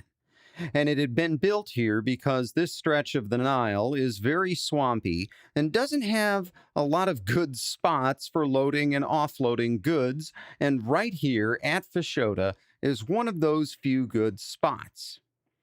But it's still relatively swampy, and the men find themselves stuck within eyeshot of the west bank of the Nile, along with a few local baggage carriers called Yambos. David Levering Lewis tells us what happens next, and pardon my language, but we are doing history, and this is something like an audiobook. Lewis writes, quote, "Along the Nile, 150 yards from where the anguished French stood, was a tiny island. Potter was now barely able to stand, and Favre was unable to swim. But the honor of France demanded the posting of the tricolor on what was to be French soil. At dawn on the 25th, as they prepared to break camp, a young Yambo agreed to paddle the flag, attached to a pole inserted in an empty crate, to the other side. Just as he splashed off, Colonel Artamanov pulled off his boots, excitedly announcing, 'It shall not be said that a was the only one who would raise the French flag.' The Russians snatched the crate and swam to the island. 15 days later, when the Marchand expedition sighted Fashoda, the tricolor still floated over the deserted plot." End quote. If you're wondering why there's a Russian officer with this French expedition, that's because the Russians have been sending military advisors to the Ethiopians, along with Russian artillery, to fight the Italians. And you can tell from how he talks about them just how a lot of these Russian officers feel about the people they're advising. Anyway, the Eastern expedition is sort of successful in the sense that it plants the French flag, but sort of not. The bigger problem for the French is to the north. This is where the British are busy putting down that Mahdist revolt we talked about. They've been driving the Mahdists back, deep to the south, and have finally pushed them all the way back to their capital city at the city of Omdurman, across the Nile from the old capital of Khartoum. The original Mahdi, Muhammad Ahmad, had died in 1885, and in his place is a new Mahdi, a hardliner, named Khalifa Abdullahi, who has enacted strict Islamic law in the Sudan and is threatening British outposts in Egypt. By now, in September of 1898, he still leads between 50,000 and 60,000 troops, and while most of them are armed only with spears, they are fanatically loyal, and they're not lacking in courage. Opposing him is the commander of the Egyptian army, Colonel Horatio Kitchener, who leads a mixed imperial force of 8,000 British and 17,000 Egyptian and Sudanese troops. Kitchener has been tasked with eliminating the Mahdist threat once and for all, and is supported by 24 Maxim machine guns, 30 howitzers, and 10 gunboats, which are steaming down the Nile alongside his army. Kitchener arrives on September 1st and shells Omdurman with his artillery, destroying the tomb of the original Mahdi. David Levering Lewis writes, quote, "British howitzers had shattered the sacred tomb of the Mahdi. The battery's first shot had put a hole straight through the dome. 40-pound shells packed with lyddite had crunched through the capital's mud walls like cookie cutters. Others had slammed into Omdurman's center like carpet beaters, flattening and killing under an umbrella of dust. Hours later, the Khalifa's troubled sleep was broken by cries from his men. The ancient night sky was scissored by blades of brilliant light. 'What is this strange thing?' he asked Uthman Azark. 'Sire,' the shaken Khalifa was told, 'they are looking at us.'" End quote. The strange lights are searchlights, which Horatio Kitchener has deployed to deter any night attacks. In the pre-dawn hours, he deploys his own troops for an assault on the city. Among them, with a regiment of mounted lancers, is a young Winston Churchill. They don't get a chance to attack because the Mahdists attack first, at around 5:30 in the morning. 8,000 mounted fighters, most of them armed only with spears, charge the British in a crescent formation. Thomas Pakenham describes the scene when the British artillery opens fire on them. Quote, "The shells knocked holes in their lines, but the holes were soon filled. From 2,000 yards, the British infantry started volley firing with their smokeless Lee Metfords. Still, the dervishes came on steadily, now running, now walking. The Maxims then joined in. At 800 yards range, the Egyptian and Sudanese battalions followed with their Martini Henrys, firing black powder. There was pandemonium in the British camp, and the enemy was lost in the smoke. Within a few years, the battle of formations of Omdurman would seem hard to credit. British infantry were firing volleys shoulder to shoulder, with the front rank kneeling and the rear rank standing, just as redcoats had fought at Waterloo. But out in the open desert, the Mahdists met a death that was modern enough. There, as they lay, as the smoke cleared, shot and mangled, 2,000 men at least in crumpled heaps. Thousands more were retreating, wounded. Not a single man had survived to reach the British firing line." End quote. Colonel Kitchener makes some mistakes. He orders a cavalry charge that gets 24 men killed for no reason, once again involving our friend Winston Churchill. Also involved in this charge is a young captain named Douglas Haig, who will soon have a major role to play in the First World War. As it turns out, the British cavalry dead represent half of their total losses, compared to nearly 11,000 dead and 16,000 wounded on the Mahdist side. The Mahdi's army is smashed, and the rebellion is ended. But Thomas Pakenham ends his account of the Battle of Omdurman with these ominous words. Quote, "A week later, Kitchener ordered 100 Cameron Highlanders and 2 battalions of Sudanese troops with a gun battery to board a flotilla of 5 gunboats and steam south for an undisclosed destination. The crew of a captured Mahdist gunboat had told British intelligence that unknown foreigners had attacked them at Fashoda. Kitchener himself was to proceed up the White Nile with a small fighting force and to repudiate all rival claims. The entire Upper Nile Valley was now Egyptian and British. The twin flags would fly over the Nile Valley by right of conquest.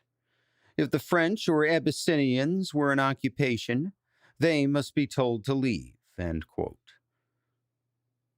All of this brings us back to the town of Fashoda on the banks of the White Nile, almost 2 months earlier on July 10, 1898, when Jean-Baptiste Marchand's little expedition arrives in their steamboat. Along the way, they've battled the worst the African jungle could throw at them, facing down tornadoes and losing more than one man to a hippopotamus attack. They've been delayed by confusing side channels in the swampy river, with Marchand often having to divide his force, leaving one group in camp, then taking the other group out, only to waste precious days exploring dead-end side channels. On a positive note, the French have established good relations with the local Shilluk people. If we're being honest, this is probably the most important part of Marchand's mission. It's all the French Empire can do to get less than 150 men this deep into the African jungle. There's no way for them to project power here. If they're going to occupy the White Nile in any sense of the word, they'll have to start by making good friends with local allies. On the morning of July 10th, Marchand and his men stop at the village of Fashoda and exchange gifts with the Shilluk Reth, or king. Now, this village is not the same as the old outpost of Fashoda. That is about another 20 miles north, so they get back in their steamboat and they steam 20 miles north and they arrive at around 5 in the evening. David Levering Lewis describes the scene, quote, "Fashoda was a landscape of rubble and desiccation, populated by scorpions. The old fort's walls were demolished almost to their foundations, but the French were overjoyed. The morning after arriving, Marchand had Marchand and his men begin clearing, stocking bricks, and measuring an area within the walls for a new fort of 35 yards square. The Reth appeared late in the day in order to participate in the official dedication ceremony the following morning. The flagpole snapped just as Marchand gave the order to present arms on the morning of the 12th, an omen that Largeau said would have caused the Romans to abandon the place. The second try succeeded, and Marchand took possession of Fashoda in the name of France." End quote. The Shilluk Reth is friendly, but not willing to make any serious trade agreement with his new visitors, not just yet. On August 25th, it becomes obvious why not. A pair of modest gunboats are sighted about an hour downriver from Fashoda. As it turns out, the Reth is a friend of the Mahdists and had warned them of the French presence, and the Mahdi had sent a couple of gunboats from Omdurman to investigate. Marchand and his men fight off the Mahdists, and while they only suffer 2 men lightly wounded, they expend 14,000 rounds of ammunition, more than half of their supply. If the Mahdists attack again, they could be finished. 4 days later, Marchand is awakened by the sound of gunshots and rushes out of his tent only to find his sentries shooting not at Mahdists, but at a French gunboat arriving from Ethiopia. The remnants of the other expedition had survived their return trip to Djibouti and have now sent help to Fashoda via the much easier eastern route, including much-needed ammunition. This should be welcome news. Not only has Marchand's expedition reached Fashoda, but they've made contact with Ethiopia, forging their bridge across Africa. A few weeks later, they learn otherwise. Early in the morning of September 18, 1898, Horatio Kitchener's messengers arrive in Fashoda. The 2 black soldiers are dressed in clean drill uniforms and speak perfect French. More to the point, they carry a letter, written in French, announcing that Kitchener is coming to reclaim Fashoda for Egypt in the name of the Khedive, who, remember, is the nominal ruler of Egypt. Marchand sends back a letter of his own, welcoming Kitchener in the name of France. The next day, he welcomes Kitchener and a small delegation in person to tour the French construction works. Both sides try to demoralize each other in their own petty ways. Marchand serves the British canned food and champagne and casually shows off his well-stocked pantry. For his part, Kitchener delivers recent newspapers from Egypt, some of which carry news of the infamous Dreyfus affair, which we'll talk about in another episode. But basically, it's a political scandal involving the French army that has the French public savagely divided back home. Kitchener also brings with him an intimidating enough force to make the tiny French expedition wonder about their chances in any confrontation. He has 5 steamboats with 2 battalions of Sudanese riflemen, 2 companies of Highlanders, an artillery battery, and 4 Maxim guns. Marchand tells Kitchener that if the British attack, he will fight them. For his own part, Kitchener's orders forbid him from actually shedding French blood. He's supposed to intimidate Marchand, so he plants a British flag a little way away from the French fortification, leaves a few men to observe Marchand, and steams further up the Nile. Both men send reports to their respective governments and agree to let the politicians sort things out. Eager for some distraction from the Dreyfus affair, the French nationalist press calls for war on Great Britain. Privately, French Foreign Minister Théophile Déclassé is in a pickle. On the one hand, the Fashoda garrison is actually in good condition, despite being outnumbered. They have plenty of food and ammunition, and morale is high, while the morale of the British Sudanese troops, who have been on campaign for months at this point, well, it's near its breaking point. But that's not what matters. What matters is what happens if France and Britain go to war, which would be a total disaster.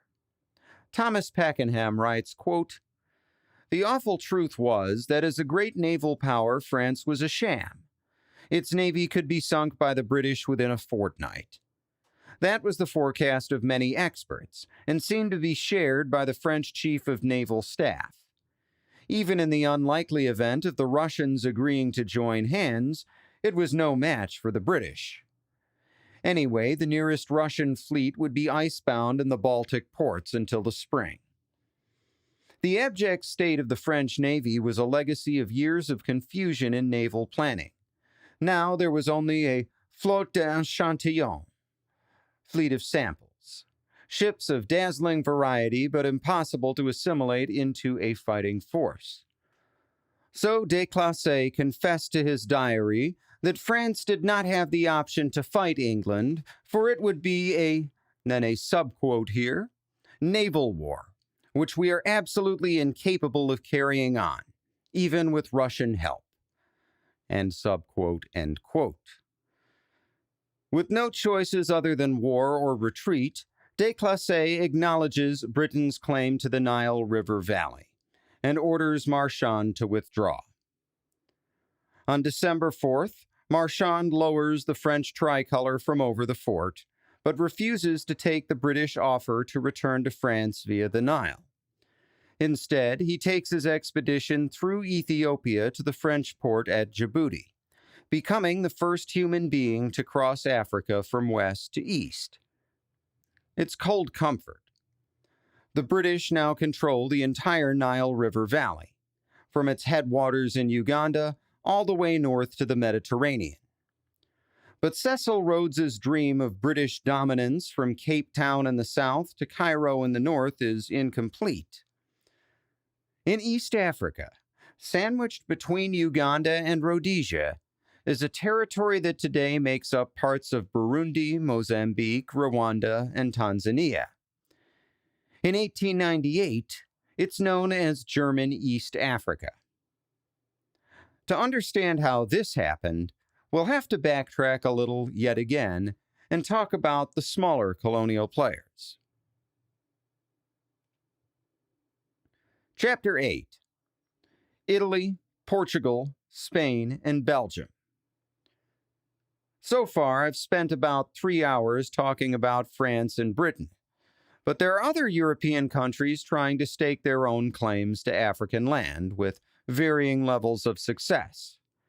These are Italy, Portugal, Spain, Belgium, and Germany.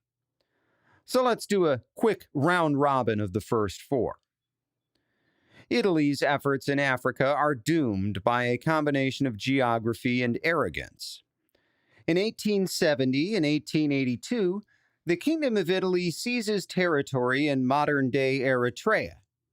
This is relatively easy and, more to the point, profitable, since the new colonies lie on the Horn of Africa along trade routes used by ships transiting the Suez Canal. Then, in 1895, Italian Prime Minister Francesco Crispi overplays his hand, launching an invasion of the Tigray region of Ethiopia and triggering a war with the African kingdom.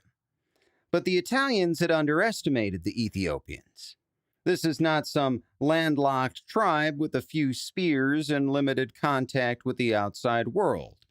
This is an ancient kingdom that's always been plugged into the rest of the world, and while Ethiopia is what we today would call a developing country, its soldiers are still armed with rifles, and as I mentioned earlier, the Ethiopians even have artillery. As I said earlier, I talked about this in great detail in Season 1, but the Italians lose, badly. When the two armies clash at the Battle of Adwa, the Ethiopians defeat them piecemeal, surrounding and eliminating one Italian column after another in isolated mountain passes and valleys. Of the 16,000 men in Governor Oreste Bartieri's expeditionary army, at least 3,600 are killed, possibly hundreds more. Instead of conquering Ethiopia or even holding the Tigray region, the Italians slink back into Eritrea and enter negotiations.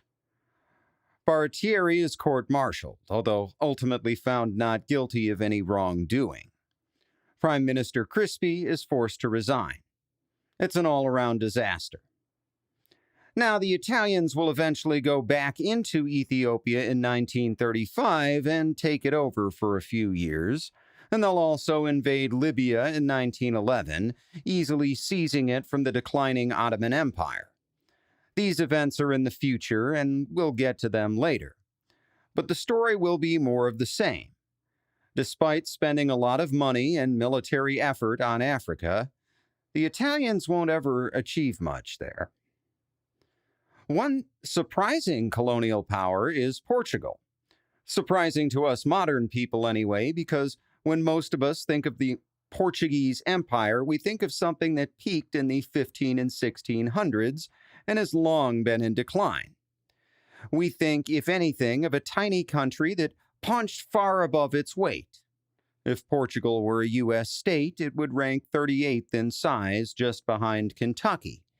Yet despite that, and despite the fact that its empire is indeed long past its prime by the late 1800s, Portugal not only has one of the largest African colonial empires, but holds on to theirs after the other major powers have left. A lot of this success can be chalked up to having a big head start in the colonialism game. Portuguese sailors had founded colonies at Ceuta in Morocco way back in 1415 and at Madeira and Azores far out in the Pacific in 1419 and 1472 respectively. In 1482, still 10 years before Columbus discovered America, Portuguese explorer Diogo Cao explored the mouth of the Congo River. The goal of all this had always been to reach India. By 1498, Vasco da Gama would do just that, becoming the first person to reach India from Europe via the Cape of Good Hope. The Portuguese would also become the first European power to establish trade relations with Japan. Along the way, Portuguese explorers had founded a number of forts on the African coast to resupply their vessels. As time went on, many of these supply outposts turned into small trading hubs of their own, supplying ivory, slaves, and gold to the Portuguese Empire. By the time of the Napoleonic Wars, that empire was in a sad state. The tiny colonies of Portuguese Guinea and São Tomé and Príncipe, both in northwest Africa, were under reasonably good Portuguese control. But Angola in southwest Africa and Mozambique in southeast Africa are barely more than a few coastal settlements, with most of the land controlled by local tribes. Following Brazil's declaration of independence in 1822, Portuguese colonists turn to these small, sad colonies and start to rebuild.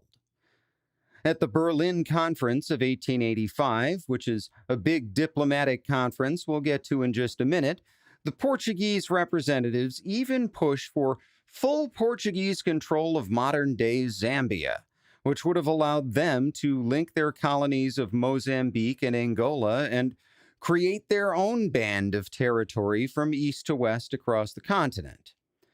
The other major powers would instead demand that Portugal demonstrate that it even controls the interiors of Angola and Mozambique. The Portuguese will eventually do this, although it will take them until 1922 to take full control of Angola. By then, World War I will be over and the scramble for Africa will be a distant memory. The African colonies just a small concern in the eyes of major powers. Spain is only worth mentioning in passing because the Spanish Empire has never been all that interested in Africa, preferring to focus on the Americas and the Pacific. South of the Sahara, their only territory is Spanish Guinea, or modern-day Equatorial Guinea, which is a very small country, and they won't grow that territory during the scramble for Africa.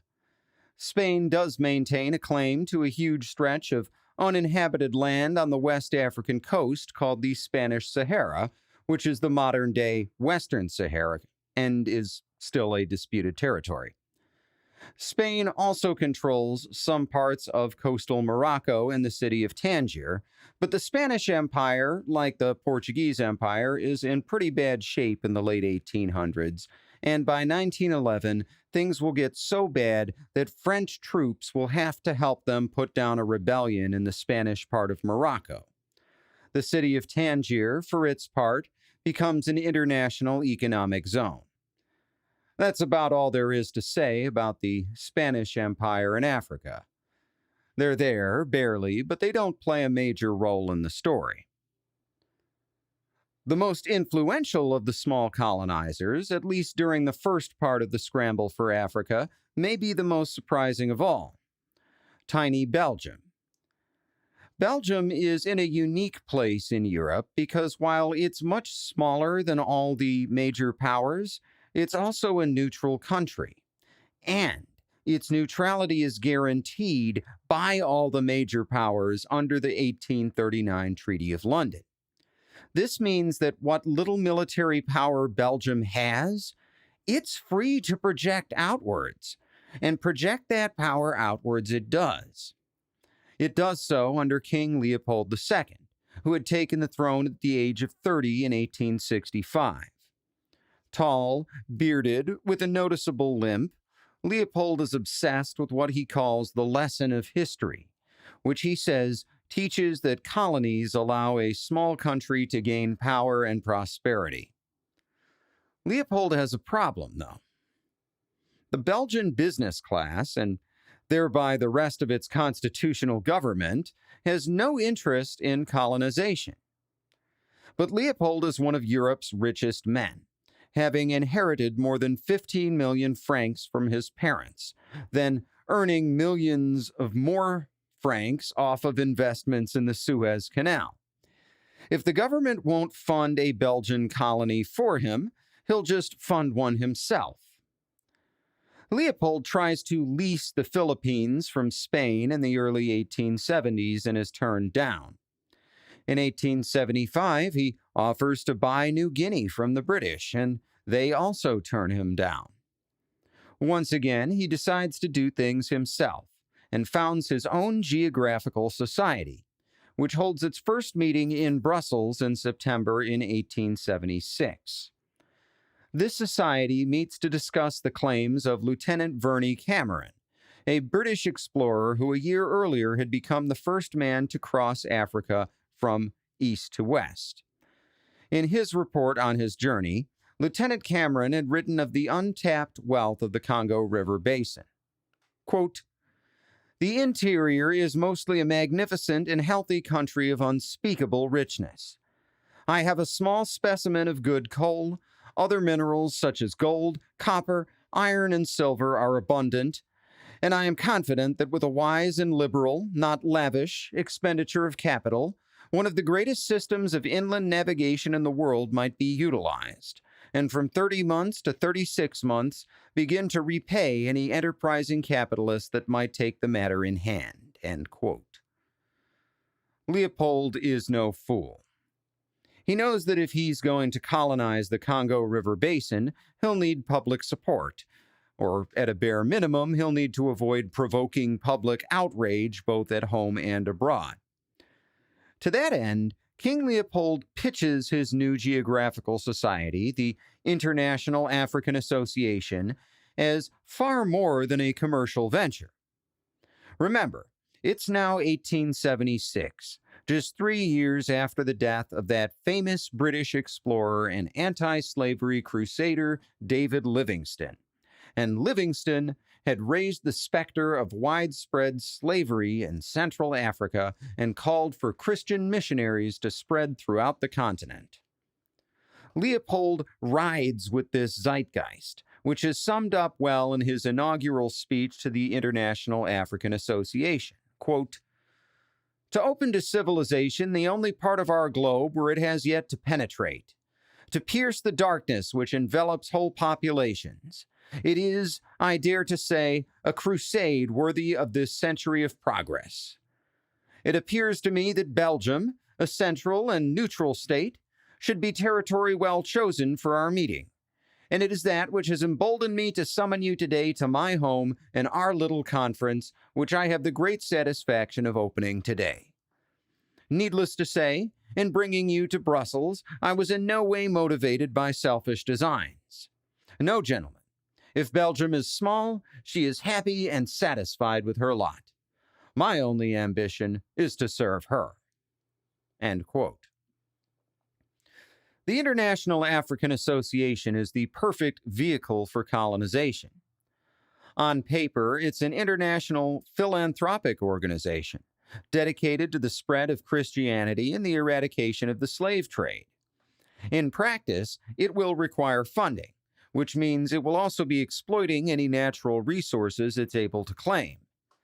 This is public knowledge, and it's part of Leopold's pitch to wealthy investors and the public at large. Give money to the International African Association, and you'll not only be putting an end to slavery, you'll make money in the process. But for all intents and purposes, this will be King Leopold's personal venture. He'll be putting up most of the money, and he'll be the president of the association. The next thing Leopold needs is someone credible to establish and govern his colony. In 1878, he settles on none other than our old friend Henry Morton Stanley, who had recently become famous for finding David Livingstone. Stanley has just returned to Europe from another expedition, and he has no interest in going back to Africa right away.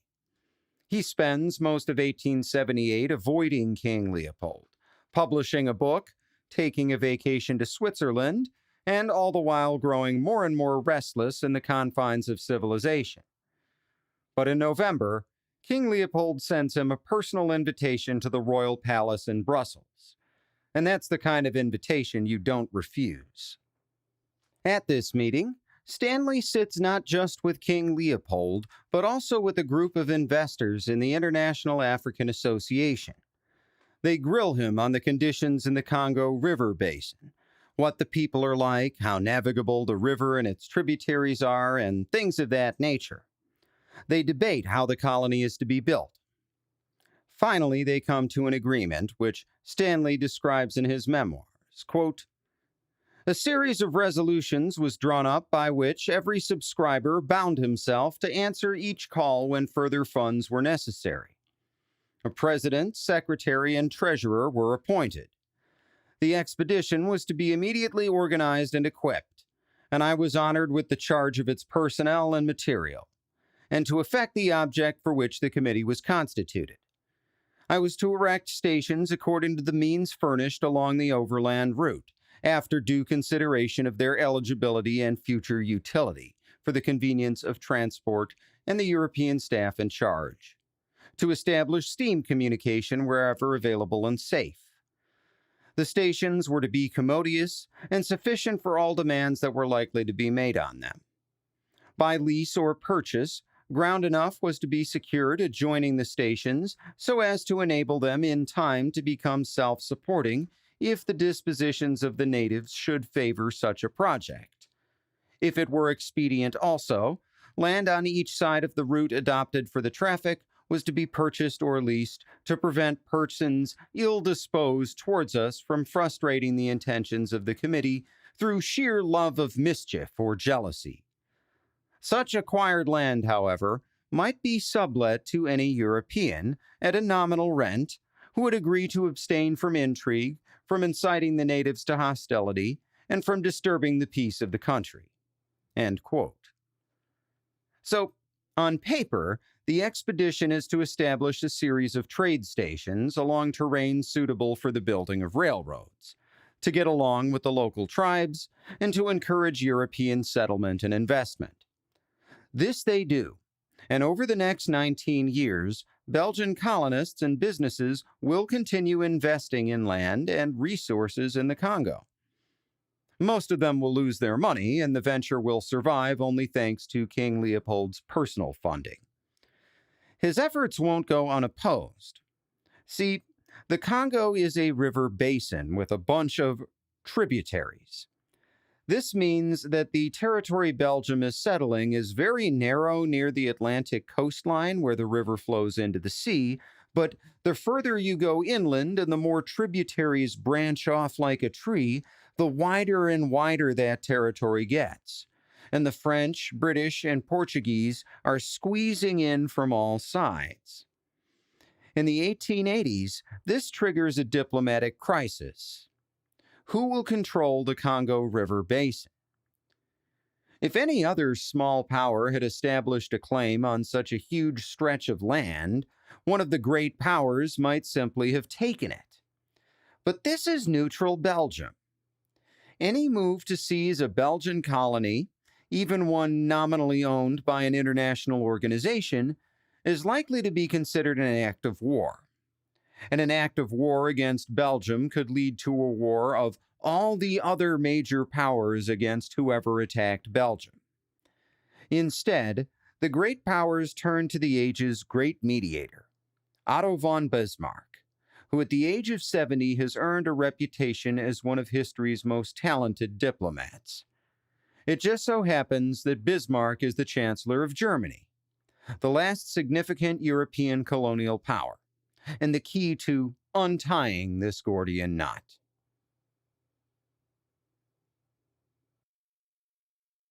Chapter 9. A Brief History of Bismarck's Germany. Like France, I talked a lot about Germany last season. We talked about Frederick the Great and how he forged the tiny kingdom of Prussia into a military powerhouse. We talked in excruciating detail about the unification of Germany, how Otto von Bismarck, Albrecht von Roon, and Helmut von Moltke the Elder used the Prussian army and a little diplomacy to transform the Kingdom of Prussia into the German Empire. Even before all that, we talked about the Holy Roman Empire, the 30 Years' War, and the Protestant Reformation. I don't think I've left much unsaid. Along the same lines, I think most fans of the show will already be familiar with Germany's more ancient history. Outside of the climate and logistics, only two enemies ever defeated the Roman Empire at its height. One was a peer, the Parthian Empire. The other was a confederation of Germanic tribes, a people so fierce that their women formed a second line of battle behind the men, not to fight their enemies, but to kill their own husbands, their own children, and then themselves rather than be captured. These Germanic tribes annihilated 3 legions in the Battle of the Teutoburg Forest, one of the worst defeats in Roman military history. They inflicted such a psychic wound on the Roman Empire that Rome would never again try to conquer Germania, instead setting the empire's border at the Rhine. These are the people who, by the late 1800s, would become, by some measures, the most cultured nation on earth. This is the culture that brings us Beethoven, Wagner, and the Cologne Cathedral. And in the late 1800s, despite its recent wars of conquest, the German Empire is seen as a force for peace, both in Europe and abroad. If we want to be reductive, this can be chalked up to the efforts of one man, Otto von Bismarck, chancellor to one of Europe's few remaining autocrats, Kaiser Wilhelm. But both of these men sit atop a deeply entrenched social elite, and this elite is almost exclusively East Prussian. This shouldn't be terribly surprising. Despite its broad scope, the German Empire is the political successor of the Kingdom of Prussia, so it's logical that the Prussian elite would dominate the newborn empire. What's not logical to a modern person is why East Prussia is German to begin with, because if you look at a modern map, East Prussia isn't part of modern-day Germany. It's not even adjacent to Germany. It's on the other side of Poland, and it is a Russian exclave. Its capital of Königsberg is now the city of Kaliningrad, capital of the Kaliningrad Oblast. Its unique culture is gone, erased by the Red Army in 1945 in one of the most thorough genocides in history. But we'll get to that when we get there. For now, I want to talk about these unique people, the East Prussians, who dominate the German Empire's leadership. Let's rewind the clock all the way back to the Crusades. Last season, I talked about some of the Crusades in the Middle East, and these are the wars most people think about when they hear the term crusade. But in the late Middle Ages, popes also authorized crusades in Europe, sometimes against Christian heretics, as in the Albigensian Crusade, and sometimes against pagans, as in the Baltic Crusades. As their name implies, the Baltic Crusades are fought around the Baltic, in the 11 and 1200s, where Europe's last pagan societies are still living. These are the native Latvians, Lithuanians, Estonians, and Prussians. Yes, the first Prussians aren't even German. They have to be conquered by Germans. The Middle Eastern Crusaders are mostly from Western Europe. The Baltic Crusaders, on the other hand, tend to be fighting closer to home. Most of these Crusaders, like their Western European counterparts, fight in the service of kings, dukes, and other feudal leaders who have pledged themselves to the crusading cause. But in yet another parallel to the Middle Eastern Crusades, there are also religious orders. Warrior monks with their own goals and leadership. One of these religious orders is the Teutonic Order, also known as the Teutonic Knights, a German order that had been founded near the tail end of the Middle Eastern Crusades. Established in 1198 in Jerusalem, the Teutonic Knights are open only to German nobility, and its founding members are veterans of earlier Crusader campaigns. Almost as soon as the Teutonic Order is founded, it starts acquiring property in Europe. This is something all military monastic orders do, and for good reason. War is expensive, and they need funding. Their problem, again not unique, is that political leaders generally aren't happy with large organized groups of armed men occupying swaths of territory in their countries. For example, in the year 1211, King Andrew II of Hungary invites the Teutonic Knights to his kingdom, offering them just such a territory on the condition that they drive off the Cuman raiders that are plaguing his lands. The Cumans are a Turkic people, similar to the people the knights are used to fighting in Anatolia, and the knights use the same tactics to defeat them, building a web of small wooden fortresses to garrison a small number of troops who can sally out and intercept local raids.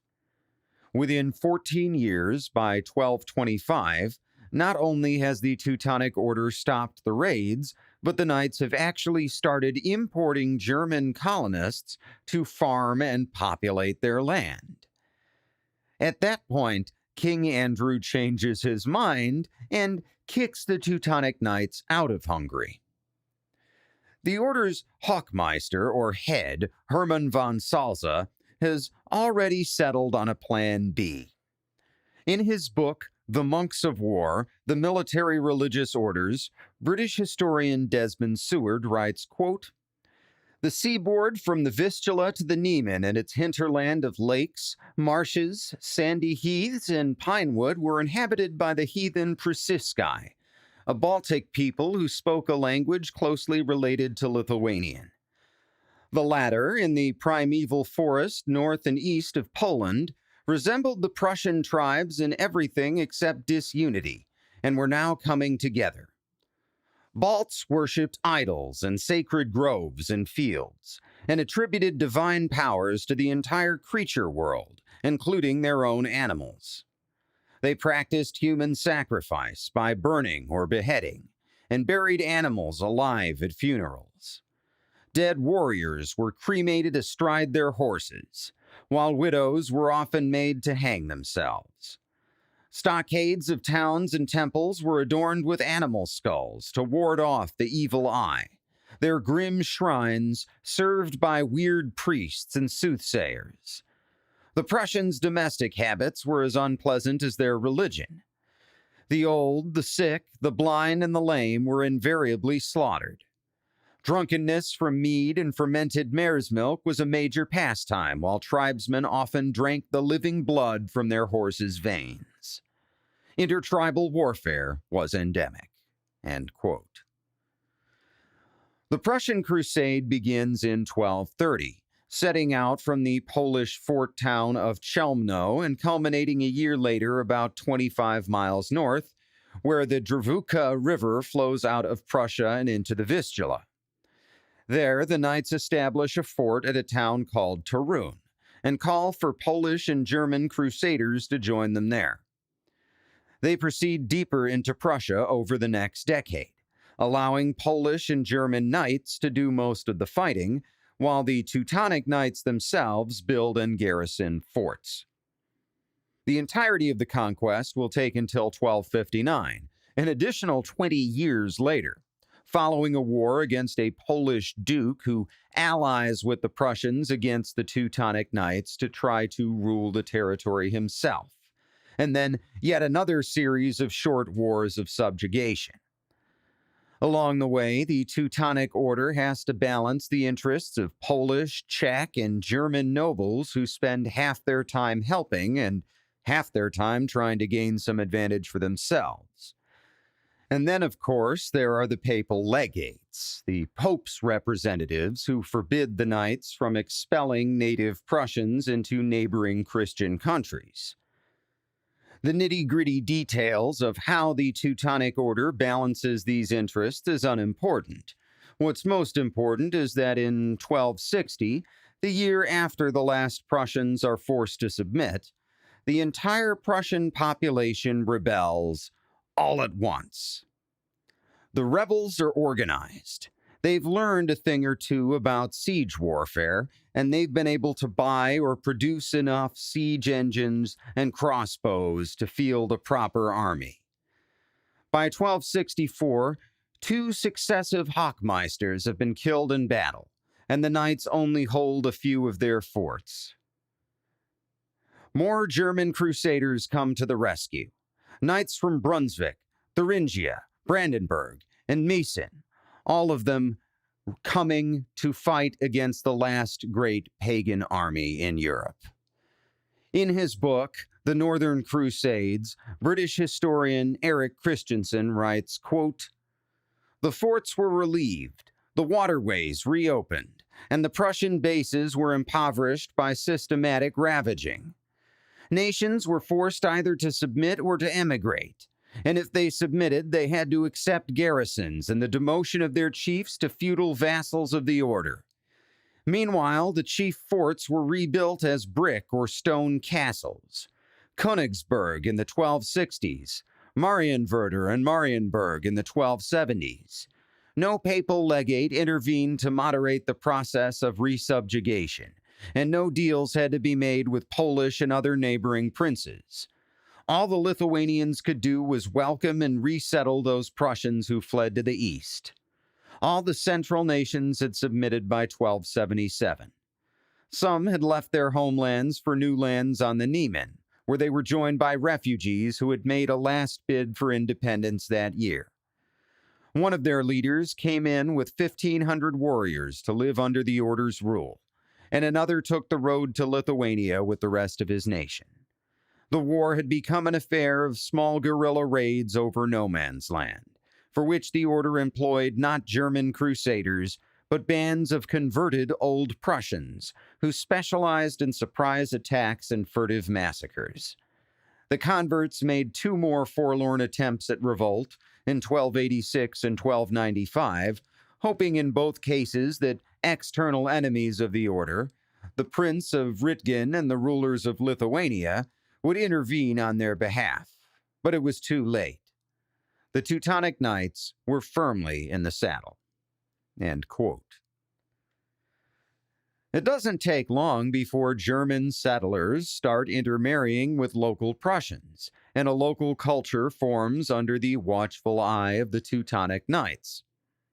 On the one hand, this culture has a frontier spirit, located as it is in an unstable region on the fringes of the Christian world. On the other hand, Prussia isn't just some frontier region, because while Hochmeister Hermann von Salza had been conquering his land, he had also been playing politics. And in 1226, he had gotten Emperor Frederick II of the Holy Roman Empire to declare him and his successors princes of the empire. So from the very start, Prussia is part of that big blob of German statelets that we all know and love, the Holy Roman Empire. But no political system lasts forever, and by the middle of the 1400s, the Teutonic Order is starting to show its age. A 1466 rebellion, supported by the Polish, sees it lose a large chunk of Prussian territory, the region now known as West Prussia. Its lands in Livonia, modern-day Latvia and Estonia, are slightly less vulnerable, but only slightly. The death of the Teutonic Order in Prussia won't come at the hands of a Polish king or from any military leader, for that matter. Instead, it will come at the hands of Martin Luther. Within a few years of Luther nailing his 95 Theses to the door of the Wittenberg Cathedral, influential men from all over Germany are converting to Protestantism.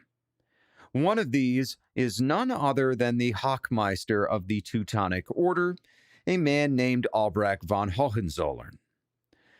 This presents a significant legal challenge. If Albrecht leaves the Catholic Church, he'll be forced to resign as Hochmeister, and he will lose all of his power. So instead, in 1525, he comes up with a clever solution to keep his land.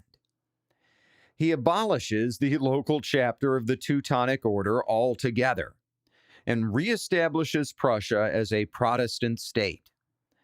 Individual knights are free to convert to Lutheranism and remain in Prussian service, or remain Catholic and transfer to the Teutonic Order's Livonian territories.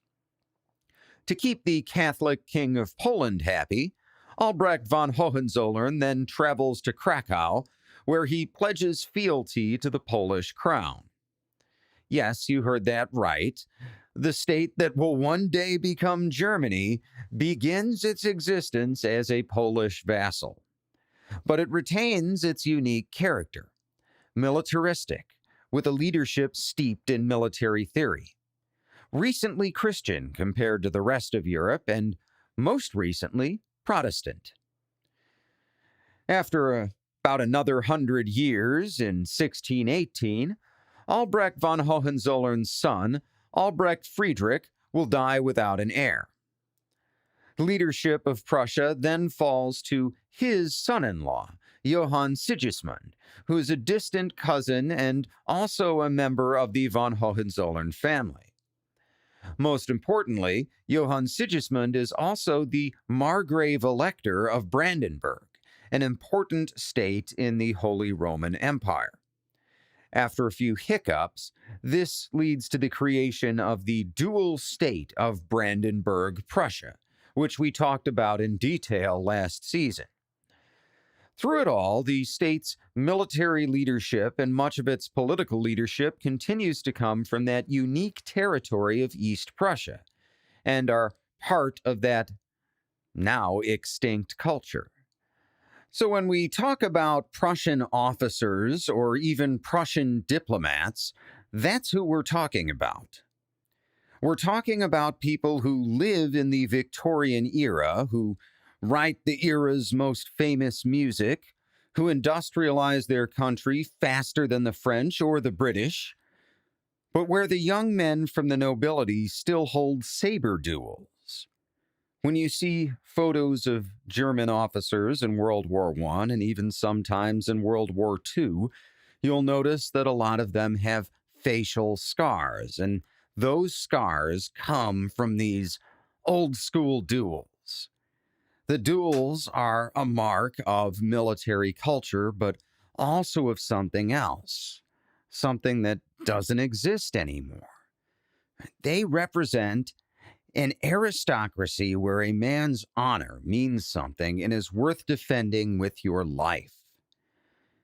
Maybe that's why, despite their militarism, the German Empire are also respected as a force for peace when they choose to act as one.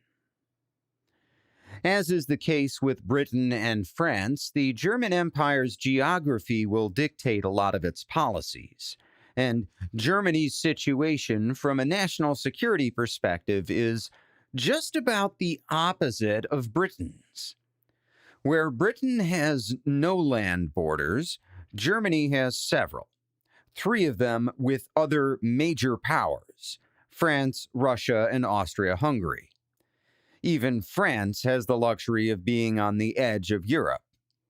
Germany is smack in the center, with only a relatively small amount of coastline on the Baltic Sea.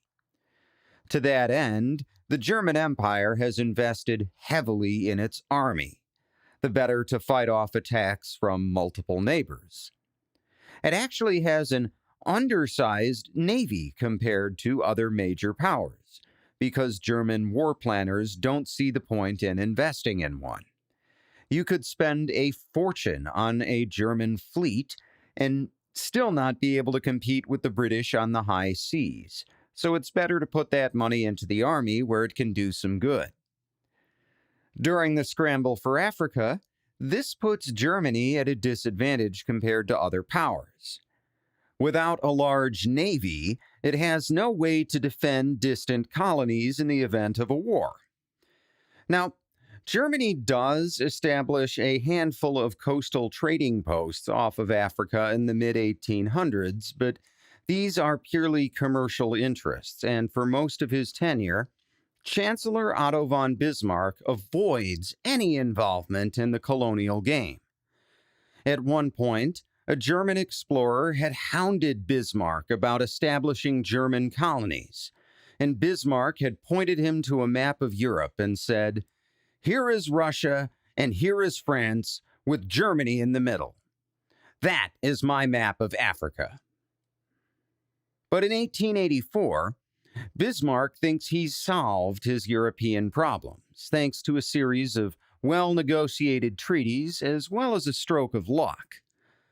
The first of these treaties was his 1879 Treaty of Alliance with Austria-Hungary, which Bismarck had sold to the Austrians as a defense against the Russians.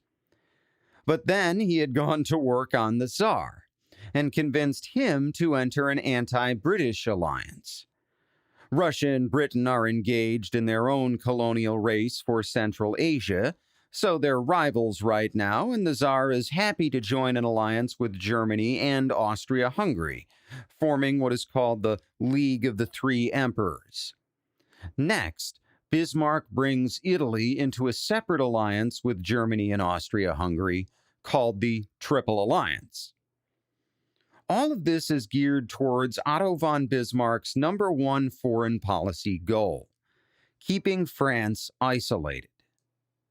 France is, after all, the most significant military threat Germany faces, and by forming alliances with all the other major countries in its neighborhood, Germany no longer has to feel all that threatened. But in 1882, something else happens. That little stroke of luck I talked about. And it causes Bismarck to revise his policies. Because 1882 is the year those British warships steam into Alexandria, Egypt, and install a puppet government. Remember, the Suez Canal had basically been a Franco-British project. So by seizing Egypt, as France sees it, Britain has basically seized the canal for themselves. And as Bismarck sees it, this is an opportunity to get France on board with an anti-British alliance, at least in Africa. This idea percolates in Bismarck's mind until, in 1884, events finally force him to act. See, in 1883, a German merchant named Adolf Luderitz had established a guano trading post at a place called Angra Pequena. This location, in modern-day Namibia, is northwest of Cape Colony, and Bismarck, with no ability to administer a remote trading post on one of the world's least hospitable coastlines, asks the British to administer the spot for him, while Germany maintains nominal ownership. But a few months later, in March of 1884, Adolf Luderitz personally travels to Berlin to tell the government that the British administration in the Cape Colony has found an old document giving them the rights to Angra Pequena. The British have already been making noises about claiming 2 other German trading posts, one in Togo and one in Cameroon. This absurd claim to Angra Pequena seems to push aside any lingering doubts Bismarck may have about making a move against the British in West Africa. On May 19, 1884, he sends an encrypted telegram to a German explorer named Gustav Nachtigal, who's already in Lisbon en route to Africa. While in Africa, Bismarck asks Nachtigal to plant the German flag in Togo, Cameroon, and Angra Pequena. Nachtigal claims Togo and Cameroon in July, but the Cape Colony beats him to Angra Pequena. This is when Bismarck decides to play what Thomas Pakenham calls his Egyptian card. See, when the British had bombarded Alexandria, they had done a lot of damage, and combined with damage from subsequent riots, the Egyptian government is now on the hook for £8 million in repairs and compensation, including around £4 million in compensation for business losses owed to foreigners. And since Britain is sort of running Egypt at this time, all of that debt is now sort of British debt, and Parliament is happy to float a loan for the full amount to the Egyptian government on the condition that repayments on that loan are preferential to Egypt's existing debt. What this means is that Parliament will front Egypt the money so it doesn't go bankrupt, but Egypt has to pay this new British loan back first before Egypt makes any more payments on its other foreign debt, including its debt on the Suez Canal.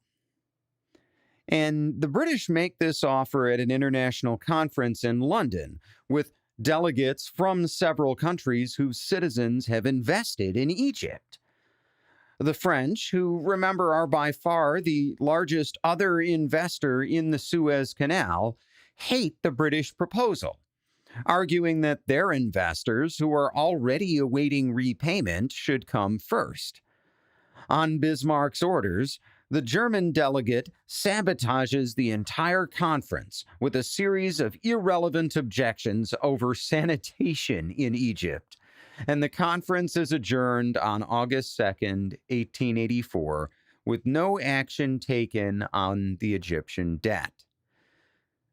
By torpedoing this conference on Egypt, Bismarck has sent a message to the British Empire.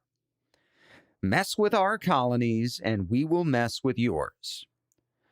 The British Foreign Office takes the hint, and on September 19th, an official dispatch is sent from London to Berlin, formally recognizing a German claim to the entire southwest African coast, from the Cape Colony's north border at the Orange River to the southern border of Portuguese Angola.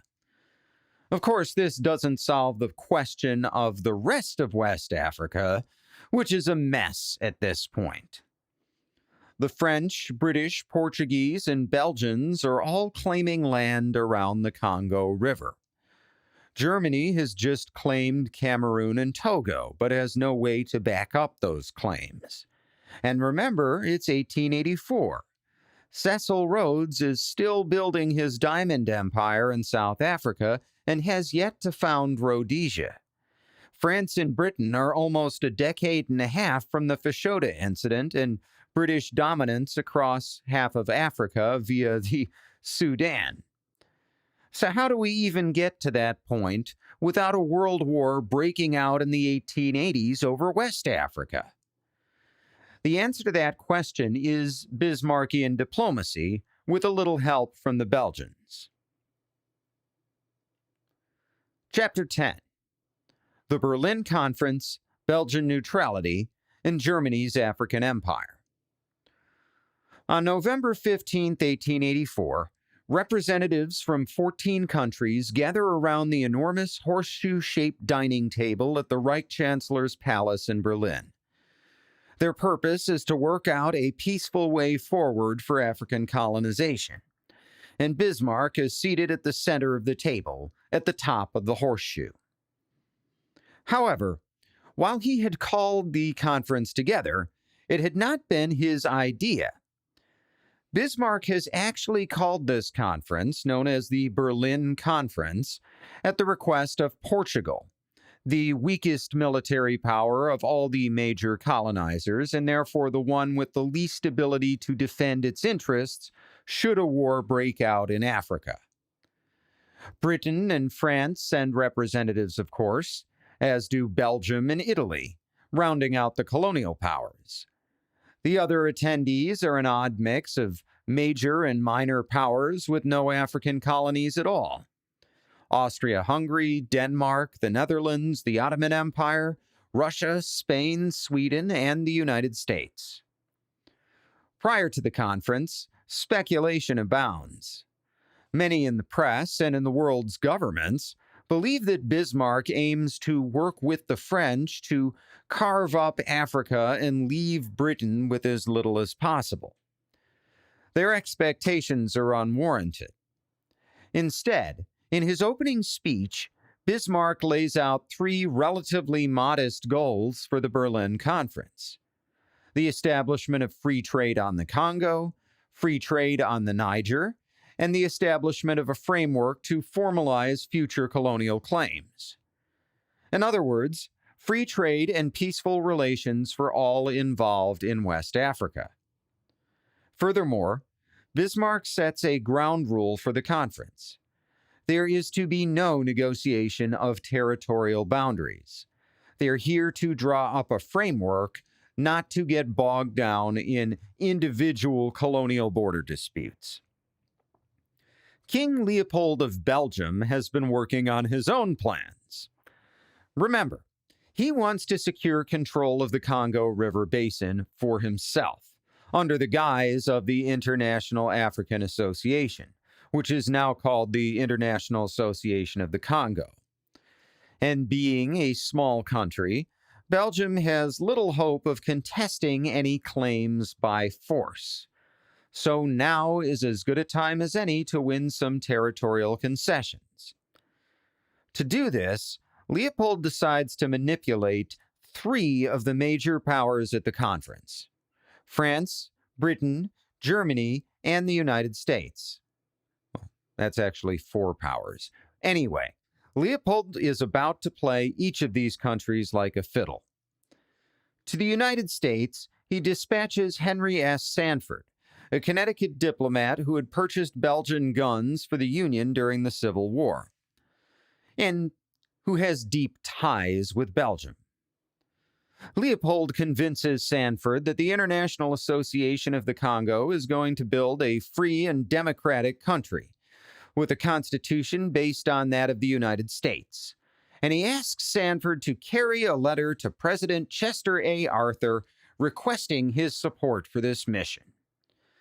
6 days after Sanford delivers King Leopold's letter, President Arthur writes in a message to Congress, quote, "The objects of the society are philanthropic. It does not aim at permanent political control, but seeks the neutrality of the valley. The United States cannot be indifferent to this work, nor to the interests of their citizens involved in it. It may become advisable for us to cooperate with other commercial powers, protecting the rights of trade and residents in the Congo Valley free from interference or political control of any one nation." End quote. 4 months later, the U.S. Senate votes to grant formal diplomatic recognition to the International Congo Association as a national government. And it's worth noting that while the U.S. isn't considered a major military power in 1885, it is already a major economic power, so this recognition does carry some weight. Furthermore, the U.S. granting formal recognition to the Congo Association will also provide some cover for other powers to do so. So far, so good for King Leopold.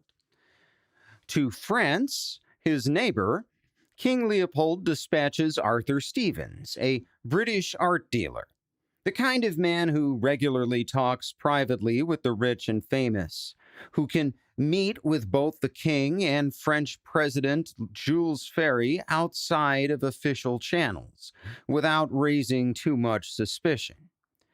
As it happens, President Ferry's biggest concern with letting King Leopold control the Congo is that he thinks Leopold is being manipulated by the British.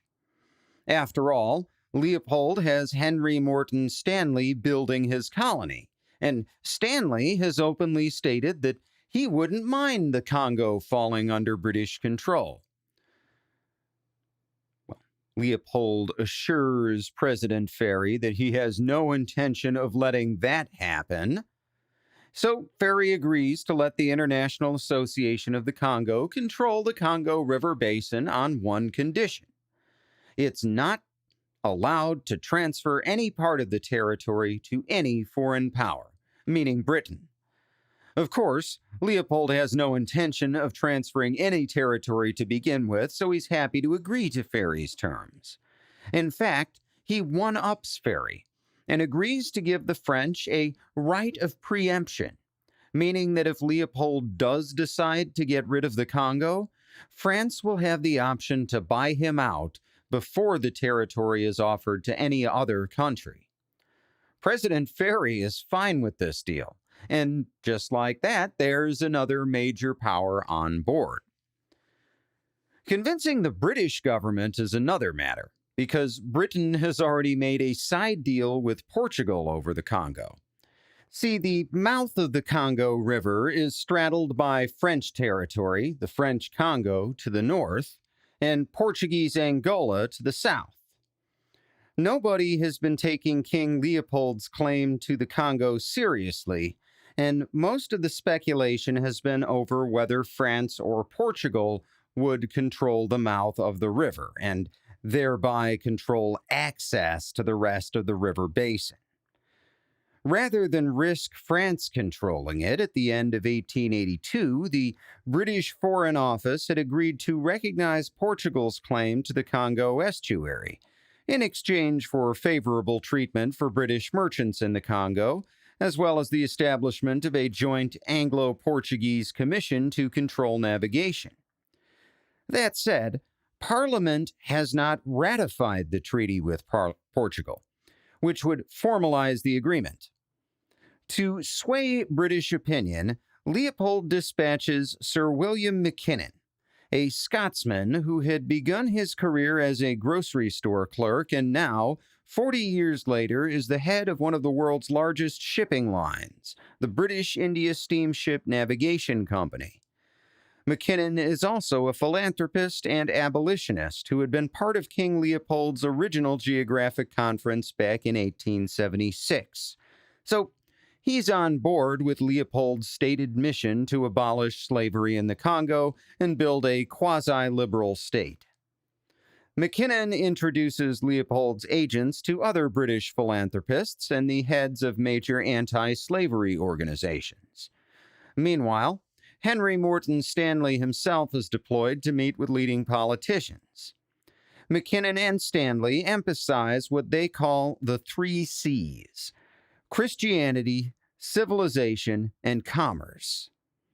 Mackinnon's allies in the press publish articles about the great potential for the Congo, if only they could abolish slavery and spread Christianity.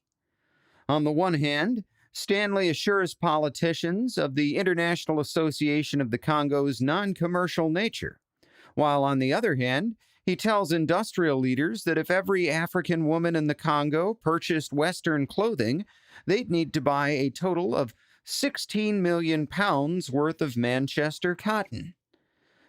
Soon, the Manchester Chamber of Commerce is petitioning Parliament to recognize the International Association of the Congo, and British public sentiment is on King Leopold's side. Along with all these carrots, Leopold is also holding a stick over the British state. If they press Portugal's claim too hard, Leopold may simply sell his claim to the French. With all these incentives, British recognition starts to look like a foregone conclusion. But unlike the French and American governments, the British government decides to investigate Leopold's little non-profit organization before recognizing it. And what they find isn't pretty. Thomas Pakenham writes, quote, "The Assistant Undersecretary at the Foreign Office, Thomas Villiers Lister, pointed to the secret text of some of the treaties signed by the Congo chiefs, copies of which had reached the Foreign Office, giving the International Association an exclusive commercial monopoly. These proceedings, said Lister, were absurdly irregular. In effect, Lister was claiming to have unmasked the king. All that talk about free trade and the 3 C's was nonsense. The king had hoodwinked President Arthur and Jules Ferry. He had spent a fortune himself. His aim was simply to make money, to create a gigantic trading monopoly behind a smokescreen of philanthropy and altruism. In short, the king was a humbug, and the International Association a sham. To recognize the new state would be to help create an enemy to free trade in the Congo, far more dangerous than Portugal. Perhaps even worse than France." End quote. Lister recommends that the government withhold its recognition of the International Association of the Congo, so King Leopold turns to the only other person he can, Otto von Bismarck. If Germany agrees to recognize the association, Britain will be diplomatically isolated on the issue and will be forced to concede. For his part, Bismarck views the Congo as a sideshow and doesn't have much faith in Leopold's ability to establish a real colony. But he also sees it as a way to divert other countries' rivalries away from German interests. So he agrees to recognize Leopold's International Association of the Congo on 2 conditions. First, Germany is to enjoy free trade rights in all of the Congo River basin. And second, if the association sells its claims to another power, like France, that other power must also give Germany free trade rights. After some grumbling, Leopold agrees, and Bismarck secretly agrees to grant German recognition of his Congolese colony. The ball is once again in Britain's court, but Bismarck settles things behind the scenes by making a veiled threat. If the British don't play ball on the Congo, he'll keep making trouble for them over the Egyptian debt issue. At the end of the day, Egypt is way more important to the British than the Congo, so they agree. King Leopold has now secured recognition of his colony from all of the major colonial powers. But what to do about Portugal? Remember, they already have a handshake deal with the British to control the Congo for themselves. I'll spare you the gory details of the additional negotiations. Suffice it to say that despite Bismarck's opening speech, the Berlin Conference does indeed involve a lot of drawing of territorial boundaries. In exchange for recognizing the International Association of the Congo, Bismarck agrees to support British control of the lower Niger, the area now known as Nigeria. The French, who have claimed this area for themselves, well, they want some compensation for this, so they get some land on the north bank of the Congo River. Basically, they get to keep the French Congo, and the Portuguese get to keep some towns on both banks of the Congo River where it borders Angola. But the rest of the river, its estuary, and the entire Congo River Delta go to King Leopold's International Association of the Congo. Oh, and Bismarck's German Empire gets Cameroon, between the French Congo and Nigeria, along with a big chunk of East Africa between Uganda and the area that's about to become Rhodesia. This is that little chunk of East Africa we talked about earlier that blocks the British from connecting their territories from Cape to Cairo. Well, here it is, German East Africa, and it comes out of the Berlin Conference, more or less. The Berlin Conference has become an outsized myth. A quick internet search will show a bunch of articles and YouTube videos about the conference where the Europeans carved up Africa. But let's look at what actually happens in Berlin. Bismarck's first goal was to establish free trade in the Congo River Basin, and that has been done. Sort of. His second goal was to establish free trade on the Niger River, and that too is partially successful.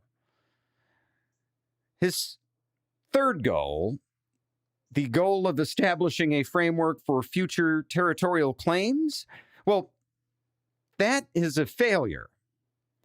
The treaty that comes out of the Berlin Conference, called the General Act of Berlin, is signed on February 26, 1885.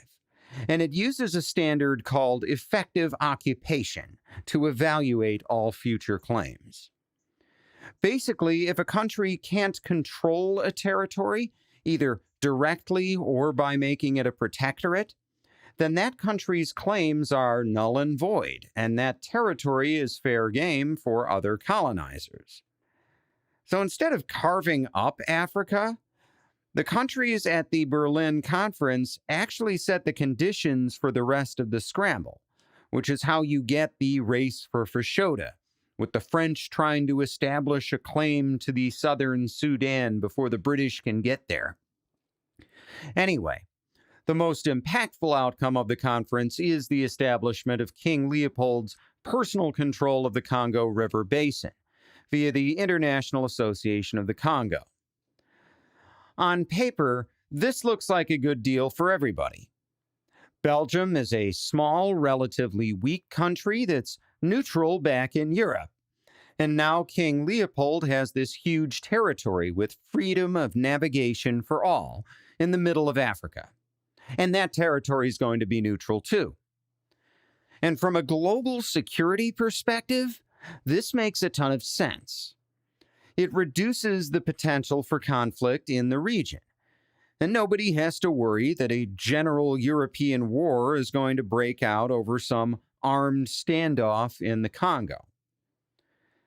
But King Leopold's rule in the Congo ends up being one of the most controversial parts of the Scramble for Africa because of how brutal he is. In April of 1885, Belgium's parliament approves the creation of the Congo Free State, with Leopold as its king. At first, as in much of Africa, many of the natives welcome European colonists. They can be valuable for trade and money, and if you make friends with these colonists, they can be valuable allies against unfriendly tribes. So at first, relations are good, and Europeans, in turn, flock to the Belgian Congo to take advantage of natural resources like minerals and ivory, as well as to grow plantation crops like rubber, palm oil, and coffee. But despite the official abolition of slavery in the Congo, demand for plantation workers is high, and forced labor soon becomes the norm, with medieval punishments for non-compliant slaves and runaways. Local revolts pop up like clockwork, and colonial officials are often assassinated, leading to brutal crackdowns. By some estimates, the Congo Free State kills 2 out of 3 African residents during Leopold's rule. I should also note here that many of these brutalities have been exaggerated in recent years due to some shoddy scholarship in the late 20th century. So if you are doing some reading about this, make sure to check out some more recent sources. Anyway, even in the age of colonialism, Leopold's brutality stands out, prompting protests not just at home, but in Great Britain, which in turn draws diplomatic pressure from the British Empire. In 1904, the king comes under even more pressure when a commission which he himself had appointed to investigate allegations of excesses in the Congo finds that there are, in fact, excesses. In 1908, the Belgian parliament decides that enough is enough and takes direct control of the Congo, making it officially a Belgian colony and not a personal project of King Leopold. Under direct Belgian rule, conditions in the Congo will improve. While illegal forced labor will continue to be a problem throughout the colonial period, the Belgian government will insist on investing heavily in public health and education in an effort to blot out the memory of King Leopold's Congo Free State. Regardless of how things will go in the future, Leopold comes out of the Berlin Conference looking like a winner. But Bismarck also comes out victorious. For very little cost, he has turned Germany into the world's 3rd largest colonial power. At first, Germany's African colonies will be administered indirectly by corporations, similar to what Cecil Rhodes will be doing in Rhodesia. But throughout the 1880s and 1890s, Germany will first have to send in troops to suppress rebellions, then install civil administrators as more settlers move in, and colonial society inevitably becomes more complex. Bismarck won't oversee all of that. He resigns in 1890, shortly after the death of Kaiser Wilhelm I and the coronation of Wilhelm II.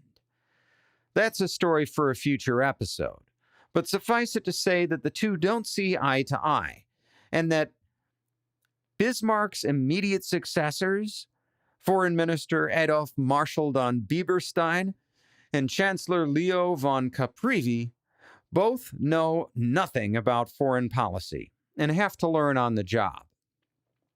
German foreign policy will never be the same, and as early as 1892, Bismarck will once again be so popular that, on a trip to Vienna, Austria, crowds gather at the train stations to catch a glimpse of the great man.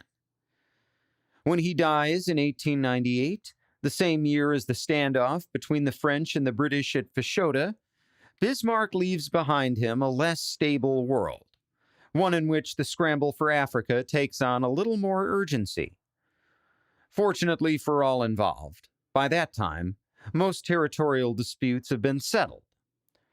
One of the few that remains is back down south where we started, with the Cape Colony, Cecil Rhodes, and other businessmen on one side, and the independent Boer states on the other.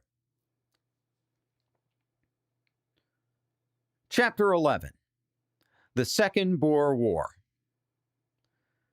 When we last saw Cecil Rhodes, he was on a redemption arc. Our hero had reached his low point with the Jameson Raid. Remember, that was his little attempt to overthrow the neighboring Transvaal Republic, which had ended with hundreds of British South Africa Company mounted police being interned by Transvaal authorities. After that little snafu, Rhodes had gone on to put down the rebellion in Rhodesia, but in the role of a peacekeeper, letting the army do the dirty work before going in to offer tribes generous terms of surrender. The press loves it, and Rhodes has soon rebuilt his reputation. But he's never forgotten about the Transvaal. The Transvaal, in turn, has not forgotten about him. In the wake of the Jameson Raid, the Orange Free State, the other South African Dutch Republic, which had previously tried to stay disengaged from both the Cape Colony and the Transvaal Republic, had changed policies and established a defensive agreement with the Transvaal Republic. For his part, Secretary of State for the Colonies, Joseph Chamberlain, is itching to pick up where Rhodes had left off. But he has more patience than Rhodes. Instead of a war of naked conquest, Chamberlain aims to provoke a political crisis that will either force the Transvaal Republic to do whatever Britain wants, or provide an excuse for war. To do this, he's going to use the London Convention, which is the treaty that governs relations between Britain and the Transvaal. Under Article 4 of the London Convention, Britain has the final word in the Transvaal's foreign relations, and Chamberlain wants to interpret foreign relations as broadly as possible, to include the Boer Republic's immigration and censorship laws, both of which are designed to favor native Boers and marginalize British settlers or Uitlanders. In his book, The War for South Africa, the Anglo-Boer War, 1899 to 1902, South African historian Bill Nasson writes of Joseph Chamberlain, quote, "The colonial secretary stood for an authentic imperialist collectivism, fed by policies which would combine integrated development abroad with domestic economic and welfare reforms. In time, this organic unity would become a largely self-generating affair, befitting a national revitalization of the British imperial race. Its commercial basis lay in the idea of a preferential imperial customs union, within which free trade would prevail, removing any protective colonial tariffs against goods from the mother country. For a Chamberlainite advocate of empire, preference, and imperial federation, it was only through a more efficient empire that Britain would stop losing ground in the world economy. The High Veld had become one of the more vulnerable places, a spot where that empire could start bleeding. Perhaps as pivotal as Egypt to the British position in Africa, South Africa also appeared to be a case of nudging at backdoor independence. This would not do, especially as British vital interests in southern Africa were not solely strategic, a matter of safe naval stations and ocean lanes to India. The future of capital and commodity trading markets had become no less an issue, as had the need to resolve Cape, Orange Free State, and Natal Transvaal railway disputes in order to establish a viable rail communications network. In the face of some waning of influence, there was something to be gained by ramming home imperial supremacy, and much to be lost by not doing so. For, in a fundamental sense, South Africa had become an exemplary case of national interest for the British governing elite. After all, For much of the 19th century, it was axiomatic that the security and vitality of Britain's economy and society depended upon the retention, defense, and whenever necessary, the extension of the empire. South Africa fused all these necessities and added the upholding of great power prestige. If Britain was willing to threaten war with France over its West African interests in 1898, there could be no question of its readiness to use force for South Africa. Without that intervention, there could be no knowing whether, in the long term, South Africa would end up as a new Canada or another United States. End quote. But Joseph Chamberlain is a cabinet official stuck in London. He needs someone to get things done on the ground, and to that end, he appoints a new man as Cape Colony Governor and High Commissioner for South Africa, a man named Sir Alfred Milner. Milner is an up-and-coming politician with ambitions to expand the British Empire for reasons that make him sound a lot like Cecil Rhodes. At one point, Milner writes, quote, "It is the British race which built the empire, and it is the undivided British race which can alone uphold it. Deeper, stronger, more primordial than material ties is the bond of common blood, a common language, common history and traditions." End quote. More to the point, Milner and Chamberlain are of the same mind when it comes to British control over all of South Africa. In early 1898, Milner writes to Chamberlain, quote, "There is no way out of the political troubles except reform in the Transvaal or war. I should be inclined to work up a crisis by steadily and inflexibly pressing for the redress of substantial wrongs. It means we shall have to fight." End quote. The opportunity arises in December of 1898, when a British prospector is shot by a Transvaal police officer, prompting widespread outrage among the Uitlanders, who gather 22,000 signatures on a petition to Queen Victoria asking for help in securing their right to vote in Transvaal elections. Alfred Milner dutifully forwards this petition to London in March of 1899, then drives his point home on May 4th in a letter to the government that has come to be known as the Helots Dispatch. It reads in part, quote, "It seems a paradox, but it is true that the only effective way of protecting our subjects is to help them to cease to be our subjects. It is idle to talk of peace and unity. The case for intervention is overwhelming.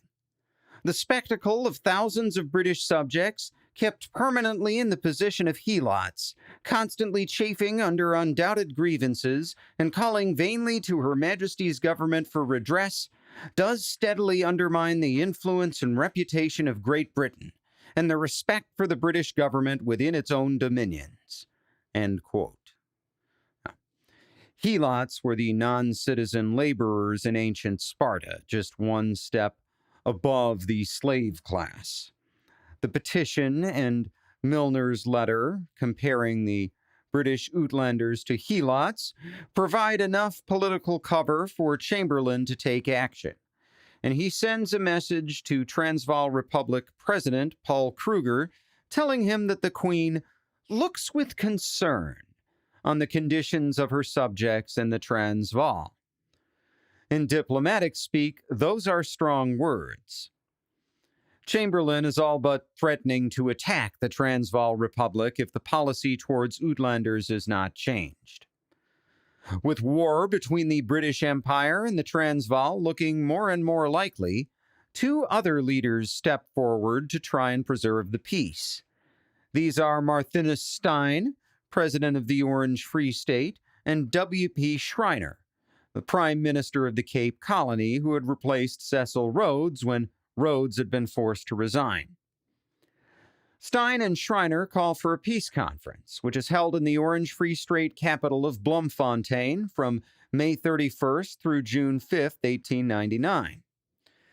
At the conference, Kruger offers to cut the residency requirement for Transvaal citizenship in half, allowing Uitlanders to obtain citizenship after 7 years instead of 14.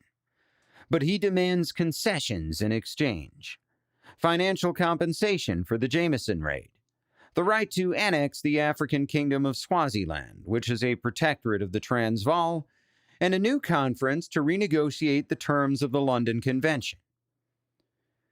These are steep demands, and Milner refuses, instead rejecting the concessions and demanding a 5-year residency requirement for Transvaal citizenship.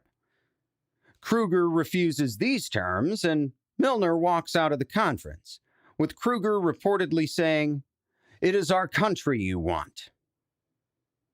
From there, things escalate quickly, with Milner requesting 10,000 British troops to be sent to South Africa. The Volksraad, the Transvaal's parliament, starts offering concessions on their own. In July, they vote to lower the residency requirement for citizenship to 7 years, and the British Parliament agrees to study these changes. But Joseph Chamberlain makes sure Parliament also adopts a poison pill. In the same vote where they agree to study the Transvaal's changes, they also vote to support a war on the Transvaal if those changes aren't acceptable. Despite agreeing with Milner and Rhodes that the British Empire must rule the Transvaal, Chamberlain had been more cautious about an all-out war. Until now, he'd been happily stoking the fires of crisis, threatening war, trying to get Paul Kruger to give in.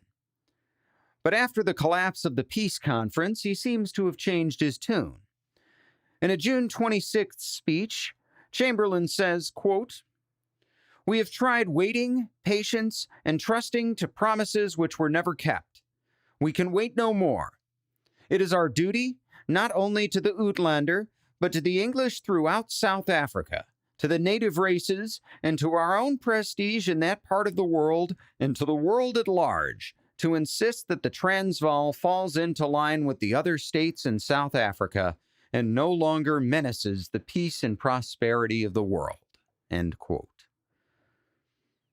On the Boer side, President Kruger himself offers more concessions, agreeing to lower the residency requirement to 5 years, provided that Britain gives up control over the Transvaal's foreign policy. Chamberlain himself refuses this offer, and on September 8th, he sends the 10,000 troops that Milner had asked for. It looks like Britain is about to declare war on the little Transvaal Republic, but President Kruger saves them the trouble. On October 9th, he issues an ultimatum to Britain, demanding that they withdraw their troops from the frontier within 48 hours, and that any additional troops that are en route to South Africa be turned around and sent back to Britain. This is unacceptable to the British, and Chamberlain refuses. On October 11, 1899, 48 hours after President Kruger's ultimatum, the Transvaal Republic and the Orange Free State formally declare war on the British Empire. This marks the beginning of the Second Boer War, although because, spoiler alert, the Second Boer War is much bigger than the First Boer War, a lot of historians just call it the Boer War. Anyway, at first blush, Paul Kruger's declaration of war looks like a huge mistake. Two small Afrikaner states teaming up to fight the world's dominant military superpower? But the Boers had done it already, back in 1881, when the Transvaal first won its semi-independence in what has now become known as the First Boer War. The Boers had some advantages back then that they don't have now. The British, for example, had been overconfident in the First War and attacked them with too few men, leading to humiliating early losses. The British public had been lukewarm on the First War to begin with, so the government had been forced to make peace. This time around, the British Empire will be sending more men, and Chamberlain's and Milner's allies in the press have gained at least some public support for the war. At the same time, the Boers do still maintain some distinct advantages. To begin with, there's the real reason for this whole war: the gold fields of the Whitewater Ridge, known in Afrikaans as the Witwatersrand, or just the Rand. Wealthy mine owners, known as randlords, have invested more than £75 million in the gold fields, and more than 3/4 of this money comes from British investors like Cecil Rhodes. Now, on one level, there are obvious human and capitalist motives at play. Lots of wealthy men stand to gain or lose a lot of money based on these gold fields. Far better for them if their mines are in territory that's directly ruled by the British Empire. But there's another level to this, because remember, the world at this time is operating on the gold standard. Money isn't a piece of paper or a number on a cloud server. It's gold, or more often paper certificates backed by gold. Point being, if your country doesn't have gold, it doesn't have money. And thanks to the Witwatersrand gold fields, the Bank of England had been able to double its gold reserves in the first half of the 1890s. Now think of the advantage the Boers have. If they can control the Rand for an extended time, they can deny the entire British Empire access to the money it needs to remain the world's foremost economic power. Along the same lines, a modest 5% tax on mining profits has made the Transvaal a very wealthy country for its size. And the Boers have been using that money, in part, to build an outsized military. Their citizen army consists of every male Boer of fighting age, and by the outbreak of hostilities, the Transvaal is armed with 80,000 modern rifles, including 37,000 Mausers recently imported from Germany, along with 80 million rounds of ammunition, as well as an ample supply of modern French and German artillery pieces. The Boers have imported all of this over a rail line from Delgoa Bay in Portuguese Mozambique, their last connection with the outside world that does not run through the British Empire's territory. That said, the Transvaal Republic is still the underdog in this fight.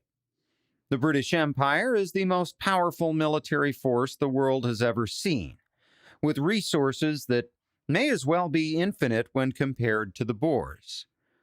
But Britain is also a democracy, and democracies have been known to lose their will to fight once the killing starts. The best hope for the Boers is to strike fast, strike hard, and give the British a bloody nose. And that's exactly what they do.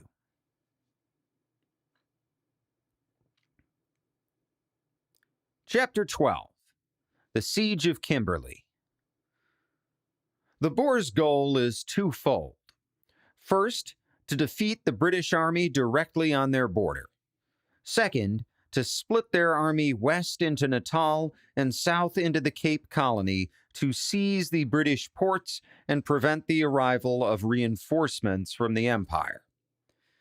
The opening engagements go well for the Boers, who are skilled riflemen known for firing on their enemy from a distance and avoiding close-range engagements.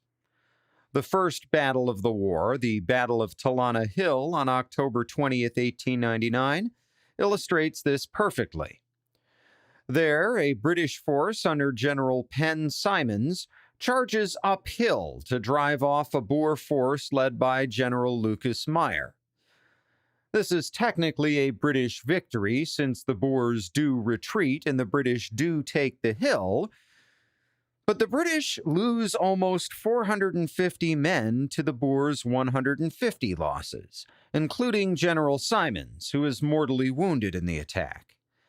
The Boers, meanwhile, simply retreat a few miles and occupy another hill and dare the British to attack again, and the British opt to withdraw rather than accept the rematch. Despite the odd defeat, the initial Boer offensive is wildly successful, driving the British back from the frontier and inflicting horrendous losses. But as they advance, the Boers are eventually forced to besiege a number of settlements, which causes their offensive to peter out. It would be pointless to get bogged down in a bunch of little sieges, but I do want to focus on one in particular, not only because it's historically important, but because it also features one of my favorite characters, Cecil Rhodes himself.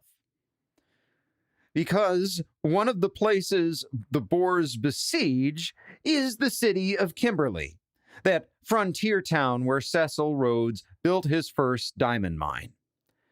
In the run-up to the war, Rhodes had actually gone to Kimberley himself, and when 7,000 Boer troops surround Kimberley on November 3rd, he finds himself inside the perimeter. At just 46 years old, Rhodes is suffering from severe heart disease, and his impending death only seems to make him more impatient to finish building his empire. See, Rhodes isn't in Kimberley by chance. He'd gone there as soon as it became clear that war was inevitable, despite both the mayor of Kimberley and Alfred Milner begging him to stay in Cape Town, far from the frontier where it's safe. They believe that Rhodes's presence in Kimberley will just make it a target for the Boers. But the Kimberley mine is his source of wealth. It's the springboard that allowed him to build Rhodesia. Cecil Rhodes is Kimberley. Or, as the man says himself to one of the De Beers board members before his departure, "My post is at Kimberley, yours at Cape Town." Rhodes takes the last train out of Cape Town before the Boer ultimatum expires. He departs on October 10th, along with his secretary and a handful of friends. At the end of the 600-mile journey, he finds a cool welcome. Many of Kimberley's residents share the mayor's concerns, believing that the Boers will leave Kimberley alone if Rhodes just stays away. This is probably just wishful thinking, and Rhodes knows it. Kimberley is simply too rich a source of wealth, both for him and the British Empire, for the Boers to pass it by. And as things stand, Kimberley is a soft target. Robert I. Rotberg writes, quote, "Kimberley was a company town. About 90% of the world's diamonds were produced there. Nearly 10,000 of the town's 18,000 Africans were employed by or in other ways dependent upon De Beers Consolidated Mines Limited. A much smaller proportion of Kimberley's 27,000 whites and coloreds worked for the company, but nearly all owed their livelihoods and their reason for settling in the large town, baking in the middle of a dusty plain, to the discovery of diamonds. To defend themselves against attack, the people of Kimberley could put about 1,100 local men under arms." End quote. Rhodes does what he can to help, and opens up a De Beers warehouse with leftover supplies from the Jameson raid. He's able to provide Kimberley's militia with 422 rifles, 700,000 rounds of ammunition, and 6 Maxim machine guns. More importantly, he's able to provide a large supply of food, without which Kimberley wouldn't be able to withstand a long siege. For his part, local British military commander Colonel Robert George Kekowich has called for 4 companies of British troops to be sent up from Cape Town, and has also constructed 13 miles of ramparts around the mine, the town, and the inner suburbs.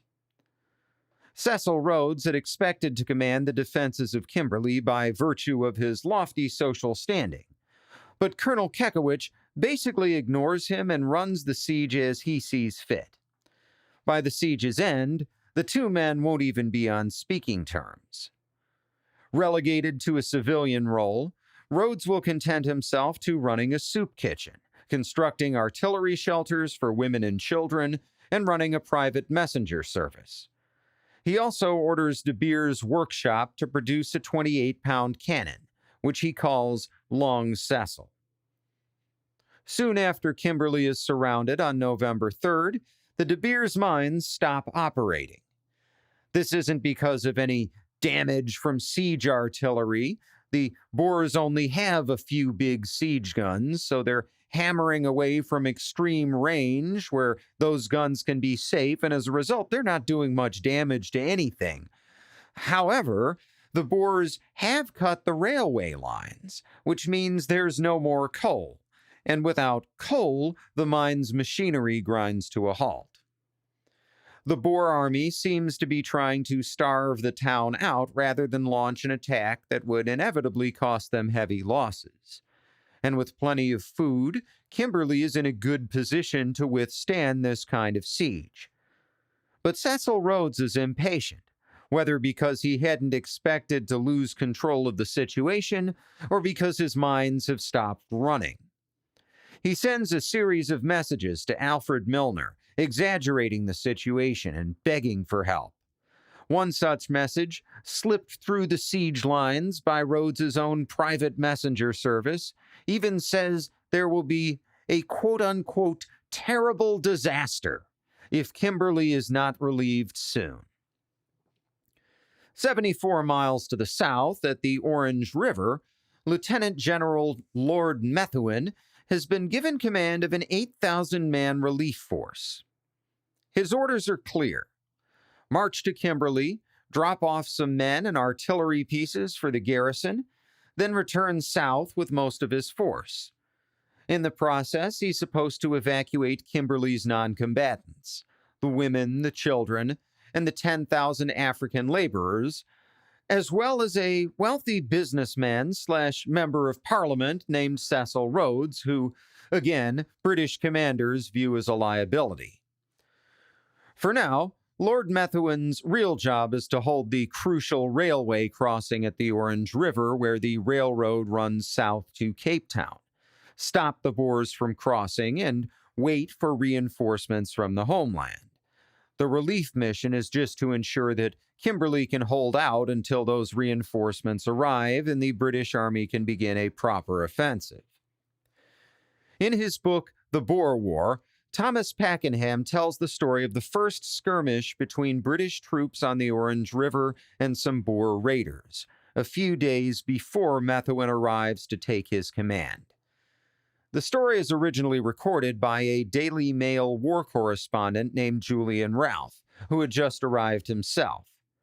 When a British patrol comes under attack to the north of the Army's camp, a bunch of troops pile into a train and go to their relief. Ralph misses the train, but like any good war correspondent, he rents a horse and buggy and rides as fast as he can to catch up with it. Pakenham describes the scene as described originally by Julian Ralph. Quote, "People were scanning the red-hot veld. Whole families of Africans, standing outside their huts, holding up their pink palms of their hands to shield their eyes. Ralph rode 1.5 miles through the camp, clattered over the great red railway bridge, and then climbed a kopje, from which he was told he would see everything. A kopje is a small rocky hill. He saw nothing, or rather, he saw a Major Hall of the Royal Munster Fusiliers, who seemed to have arrived at that godforsaken spot, a kopje littered with dirty sandbags, direct from a London drawing room.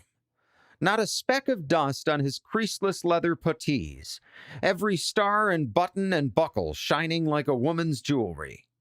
Beside this mysterious apparition stood 12 soldiers, coated like the sandbags in khaki dust.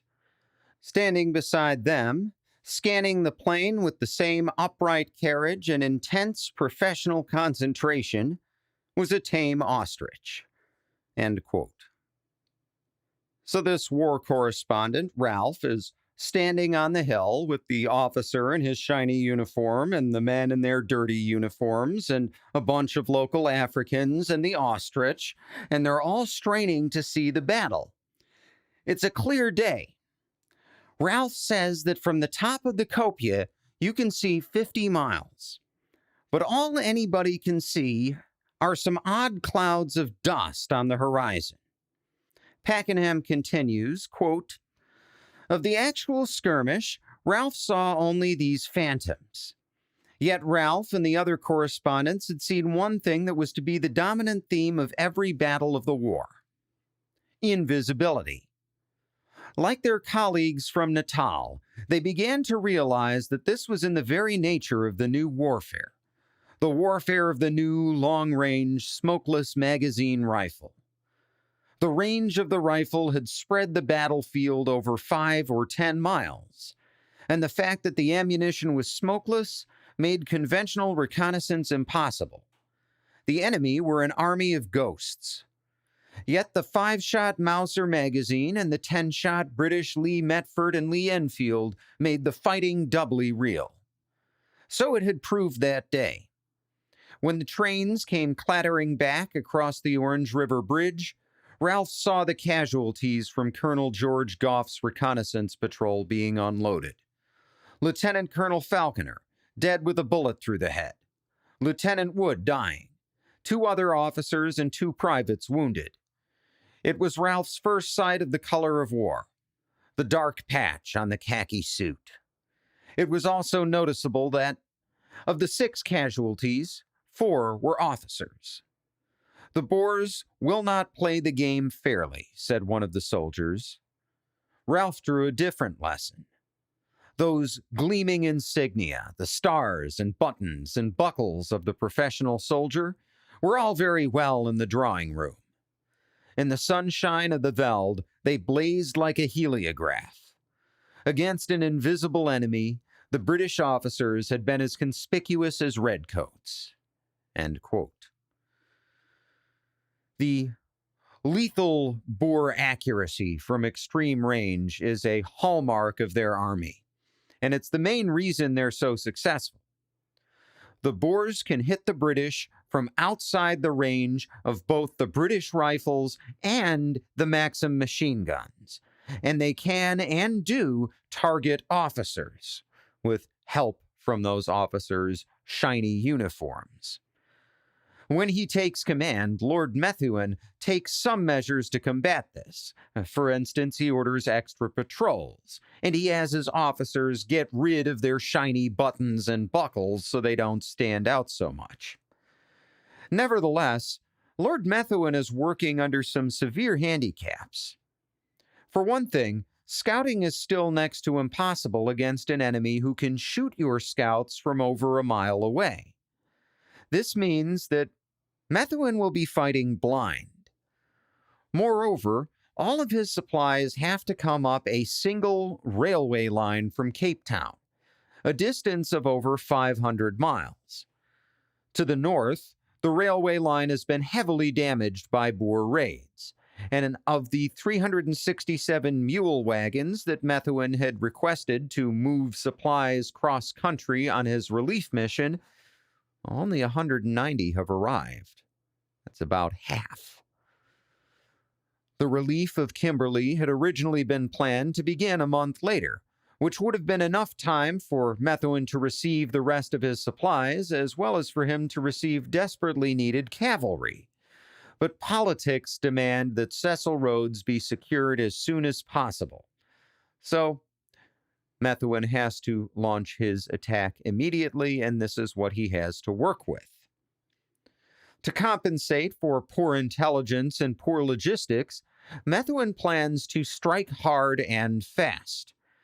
A rapid advance might catch the Boers off guard, negating his intelligence disadvantage. And a faster march means less time in the field, which means less strain on his logistics. Methuen orders his men to pack lightly, carrying only their coats, rifles, food, and ammunition. His engineers are to follow behind the main army, repair the railway line as they go, and bring in more trains of supplies as needed. So far, so good. Methuen's army begins its march at 4 in the morning on November 21st, and things start out well. On the 23rd and the 25th, the British even win 2 small battles, but at a cost of 297 men to the Boers' 150 losses. As in their earlier defeats, the outnumbered Boers simply fire away at long range, kill as many of the attackers as they can, and retreat before the British artillery can come into range. And with only a small number of cavalry, Methuen has nothing to pursue them with. Still, Methuen's men advance, and on the 27th, his 8,000-strong relief force is only 24 miles south of Kimberley. A few miles north lies the small but defensible Modder River, and the Boers have dynamited the railway bridge. The local railroad station master, a British loyalist, runs to Methuen's camp and tells him that the enemy are digging into the riverbank like rabbits. Methuen opts for a frontal attack. He writes to his superior, General Buller, quote, "We are getting to the bottom of the Boers. It is a mere question of pluck. We are terribly handicapped, and I quite understand this country has been the graveyard of many a soldier's reputation. The maps are of little value. The information obtained still less, as the open country plus Mauser rifles render reconnaissance impossible. People talk of making a detour, or sending a brigade round a flank. There's no use talking that way with 8,000 horsemen in front of you, a river, and a position not to be turned. The job has got to be done." End quote. Methuen launches his attack the next morning, the 28th. To his credit, he still believes that the bulk of the Boer army is 24 miles north at Kimberley. He thinks there are only around 600 men dug into the banks of the Modder River directly in front of him. In fact, there are 3,000. The Boers have been ordered to hold their fire until the British are stuck into the muddy riverbank, but instead some undisciplined men start shooting when the first British troops are over 1,000 yards away. At that range, even the Boers' Mauser rifles will miss more often than they hit, and the British force is saved from total annihilation. Instead, it's just a light mauling. Methuen's men take 460 casualties, more than 5% of their original strength, while the Boers lose only 80 men. Still, some British troops are able to establish a beachhead on the north bank, and the Boers are forced to withdraw. Methuen takes some time to establish a forward base, resupply, and give his men a badly needed rest. 12 days later, on December 10, 1899, they march north again. Their destination is Magersfontein, the most prominent of a cluster of kopjes where the Boers have formed a series of defensive positions. They're only about 12 miles south of Kimberley. If Methuen can punch them back one more time, his relief mission should get through.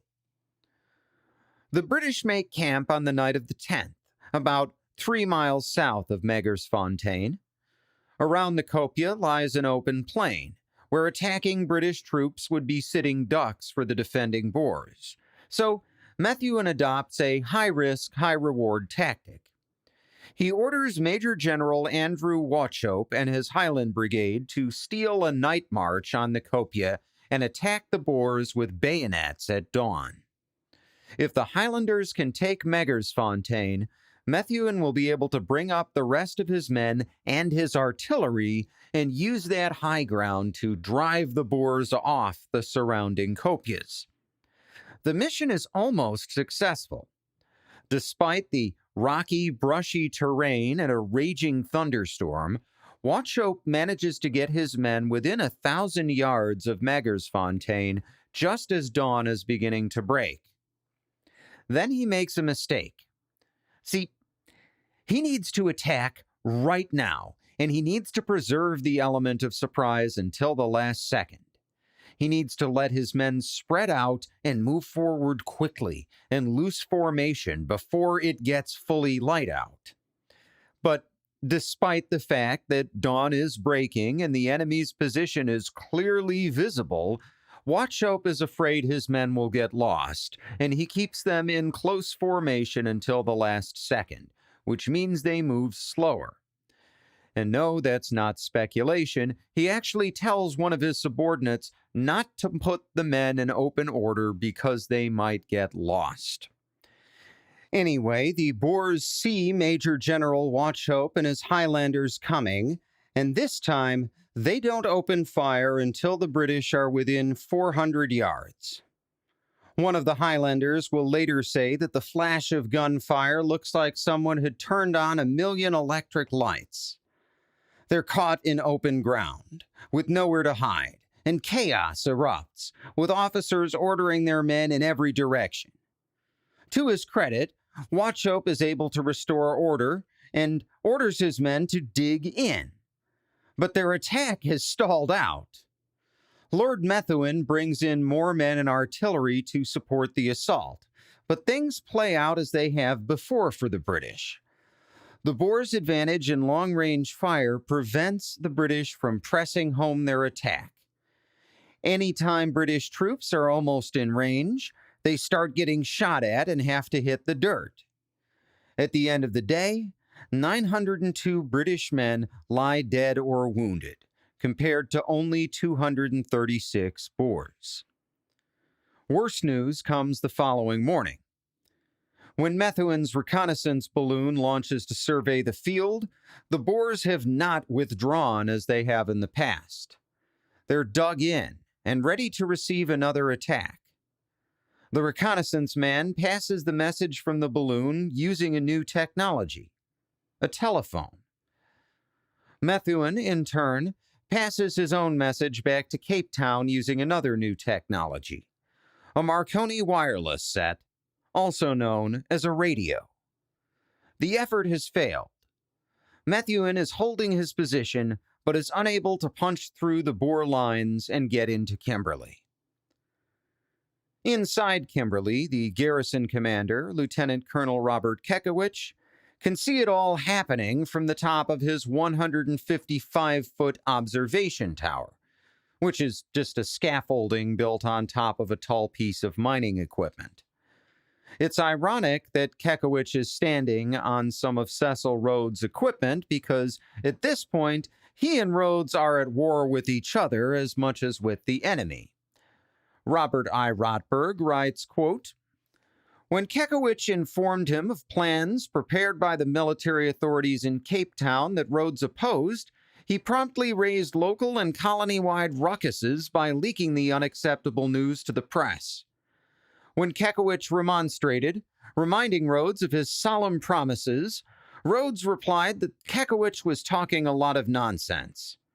'I am not going to be told that by you again,' he bellowed. Later, Rhodes grew positively mutinous. Worried personally by the newly accurate heavy shelling, livid at the British for so languidly sitting in their serried ranks a mere 20 miles away, Rhodes threatened local meetings and hinted at the possibility of surrender. He slurred Kekewich repeatedly and suggested that he would later ruin his career, that he would crush Kekewich." End quote. Kekewich has actually received permission to arrest Rhodes if his behavior gets out of hand, but he can't afford to. Despite being a walking public relations nightmare, Rhodes is doing a lot to help the town. He's supplying most of the food. He's converted De Beers workshops to manufacture artillery shells. He's pumping groundwater out of his mines to supply drinking water. And one of his engineers has even developed an underground refrigeration chamber to store perishables, including meat from Kimberley's horses. Rhodes is even supplying fresh fruit to Kekewich's garrison, grown in his private orchards. To be fair, Rhodes is also keeping a few special luxuries like champagne for himself. After the siege, Kekewich will say, quote, "His was the only house in Kimberley where during the whole siege there was a luxurious table, with abundance of all kinds of food and drink." End quote. Later in the siege, Kekewich also learns a darker secret. Rhodes has been feeding what food he has to Kimberley's white residents, while many of his own black laborers are starting to die from malnutrition. Kekewich frequently denounces Rhodes for distributing food on a racial basis, but that's not something most British people want to hear about the great hero. So for many, it goes in one ear and out the other. Chapter 13. The Empire Strikes Back. To the east, in Natal, the overall commander of British forces in South Africa, General Sir Redvers Buller, suffers an even worse defeat in an attempt to relieve the siege of Ladysmith. On December 15, 1899, 4 days after the Battle of Magersfontein, Buller is marching his army towards Ladysmith when an entire column of his artillerymen are ambushed by Boer riflemen at a distance of 1,200 yards. The first few volleys take down all the mounted British officers, and while the men try to return fire with their artillery, they can't hit the correct range because the Boers are in trenches and the British artillerymen can't see them. Seeing their comrades in danger, a group of cavalrymen volunteers to charge forward and rescue the guns. One of these men, Captain Walter Congreve, will live to describe the experience. He writes, quote, "I have never seen, even at field firing, bullets fly thicker. All one could see was little tufts of dust all over the ground, and one heard a whistling noise and a foot where they hit, and an unceasing rattle of musketry somewhere in front. My first bullet went through my left sleeve and just made the point of my elbow bleed. Next, a clod of earth caught me no end of smack on the other arm. Then my horse got one. Then my right leg one. My horse another, and that settled us, for he plunged and I fell off about 100 yards short of the gun we were going to." End quote. When some of General Buller's infantrymen also get ambushed by the Boers, he orders a retreat, abandoning his ambushed troops to their fate. 1,130 British soldiers are killed, wounded, or captured, along with the artillery, which Boer commandos rush out and haul back to their lines. General Buller is promptly fired. Well, actually, Buller is demoted to command of just the army in Natal, but he's fired as Supreme Commander of British forces in South Africa, and that job now goes to a guy named Frederick Slay Roberts, a 67-year-old field marshal who's a veteran of the Afghan wars and had been commander-in-chief of British forces in India. This guy is experienced, and he has the confidence of the troops. He's also personally invested. His son had been serving under General Buller and had been one of the young cavalrymen who charged out to try and rescue the artillery and had not survived. Field Marshal Roberts arrives in Cape Town on January 10th. Like any officer of his rank, he brings a chief of staff with him. And to give you an idea of how prestigious this Roberts guy is, his chief of staff is Horatio Kitchener, the man who defeated the Mahdi at the Battle of Omdurman and faced down the French at Fashoda. And Kitchener is basically Roberts' assistant. That's how big a deal Roberts is. And that's also a measure of how seriously the British Empire is now taking this war. They're putting their most elite warfighters in charge of the South African theater. They're also sending a lot of men. And with a wave of patriotic fervor sweeping the country, it's easy for Britain to select some really good recruits for their new combat units. In his book, The Great Anglo-Boer War, American military historian Byron Farwell writes, quote, "F.I. Maxey once noted that Britons do not give personal service to the state until a war is half lost. Now, men from every station in life clamored to enlist. At the outbreak of the war, many prominent men had offered to raise, some even at their own expense, volunteer units for active service.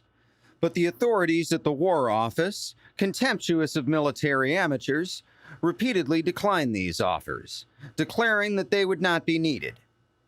Besides, there was no War Office staff to handle this function. However, on 18 December, the government, purely as a political measure to provide an escape valve for the pent-up enthusiasm of the nation, reluctantly announced that it would permit 12 battalions of militia and some 20,000 selected volunteers from the yeomanry to go to South Africa. End quote. In all, Field Marshal Frederick Slay Roberts now commands an army of 47,000 men to reinforce those already in the field. 20,000 more regular troops had left Britain just before New Year's, along with the 20,000 volunteers, which will soon bring Roberts' field army to 87,000 men. From October through December of 1899, the Boers had had the initiative and the advantage of numbers. Starting in January of 1900, the British will have both, and their numbers will continue to grow throughout the war. With so many men, Roberts is able to launch a multi-pronged counteroffensive and relieve the besieged cities of Kimberley and Ladysmith, along with another city called Mafeking, which I hadn't talked about, but which the Boers had also surrounded. There's a lot going on, and as before, I'd rather not get bogged down in secondary details. Instead, I want to return to the siege of Kimberley and talk about the man who actually relieves it, Major General John French. Born in 1852 in Kent, near the English Channel, French is actually of Irish ancestry. His father, also named John French, was a retired naval captain who had lost an eye fighting in the Portuguese Civil War and died when the younger John French was only 2 years old. One of many children of a minor branch of a minor Irish noble house, French couldn't rely on a windfall inheritance like other young men of his class and would have to earn his own way in the world. With the permission of his older sisters, who were his legal guardians at the time, French had enrolled in Eastman's Naval Academy at just 14 years old. This wasn't due to any desire to serve in the Navy. Even at that young age, French had said that he had no talent for nautical matters, but the Royal Navy would allow him to begin service 4 years earlier than the Army would, and he wanted to begin a military career as soon as possible. Sure enough, after 4 years in the Navy, French had resigned and joined the Army as a militia officer, which would allow him to earn a regular Army commission if he received his commanding officer's blessing and passed a pair of exams. After 2 years in the Army, he passed the first exam but failed the second. After another 2 years as a militia officer, he finally passed his exams in 1874 at the age of 22. French had gone on to serve in the Sudan campaign and had spent a time stationed in India, where he suffered a minor career setback when he was caught having an affair with the wife of another officer. Rumors of other affairs would shadow him, including one with the daughter of a colonial railway executive and another with the wife of his own commanding officer. Despite his libido, or perhaps as a side effect of it, French gains a reputation as a bold, aggressive cavalry officer. In fact, up until Field Marshal Roberts arrives in Cape Town, Major General John French is one of the few senior officers to have any successes against the Boers. Never one to let talent go to waste, Roberts puts French in charge of a 5,000-man cavalry division and tasks him with relieving the siege of Kimberley. And I would love to have been in Roberts's headquarters during that meeting, because the attendees include not just John French, future Commander-in-Chief of the British Expeditionary Force during World War I, and Horatio Kitchener, future Secretary of State for War during World War I, but also French's aide, a young major named Douglas Haig, the man who will one day replace French as commander-in-chief of the British Expeditionary Force during World War I. So you have all these men who are going to be so important during the most monumental war in history, and they're all sharing this same experience in the Boer War. Anyway, John French has 5,000 cavalry, and he's supposed to relieve the siege of Kimberley. The starting point is the Boer homestead settlement of Ramdam, little more than a single 4-room house on the top of a small hill.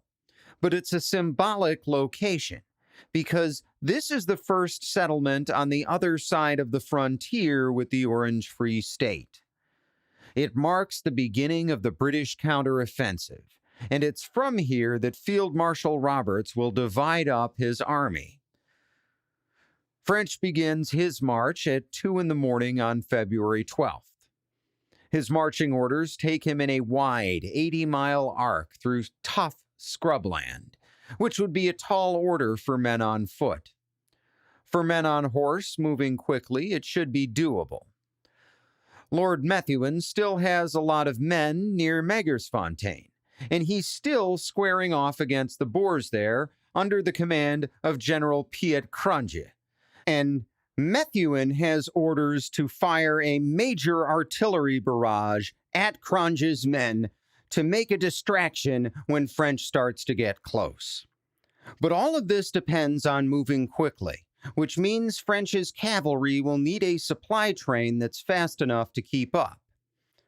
French has put together a bunch of light, mule-drawn wagons for just this purpose.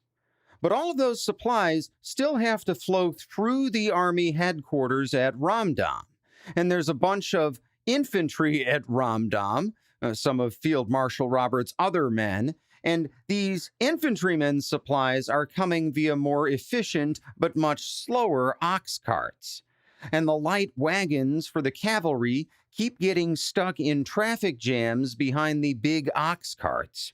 And French keeps having to stop his men in the middle of the hot, dry backcountry and wait for his supply train to catch up.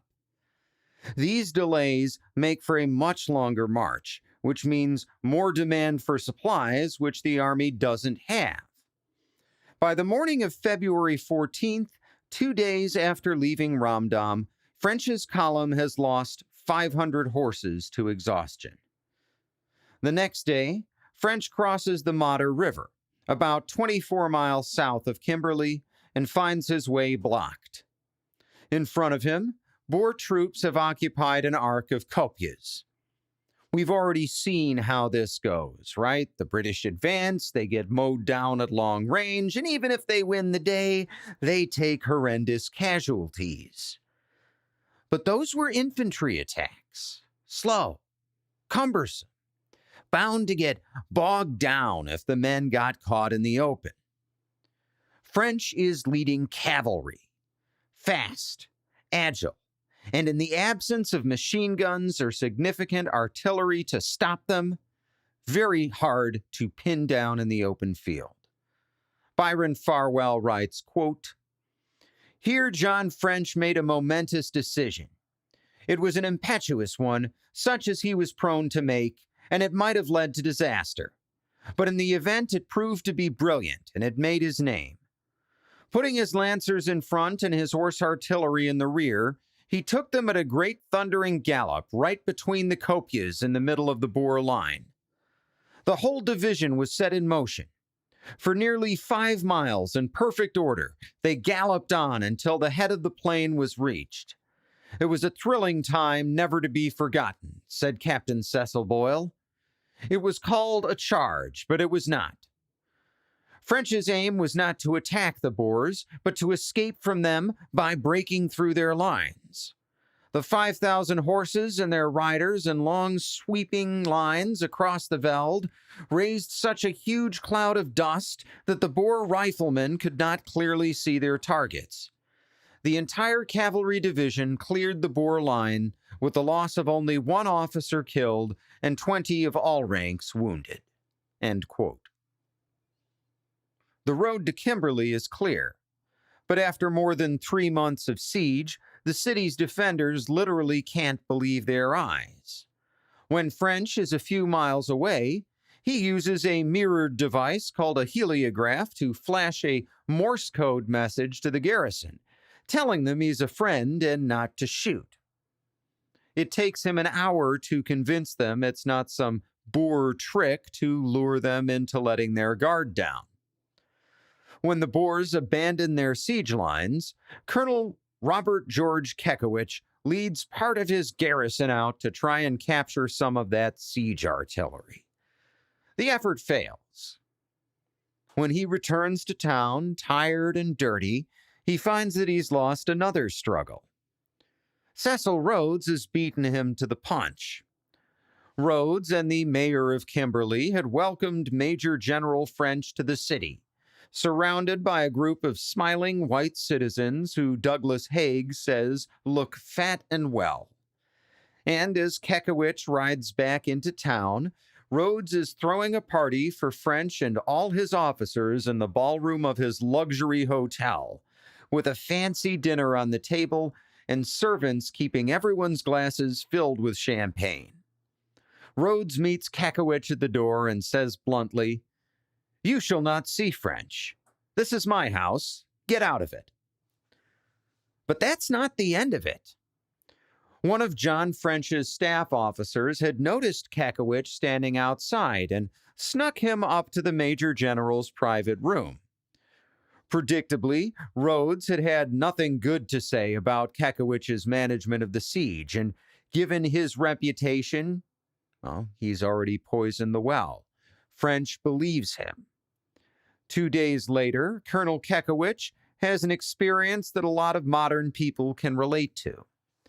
He arrives to his office to find another man sitting at his desk, doing his job. Kekewich has been fired, and John French has just ridden out of town on a new mission without even bothering to tell him. Despite his privileged position, Cecil Rhodes is worse for the wear after the siege. Robert I. Rotberg writes, quote, "Rhodes had not surrendered to the enemies without.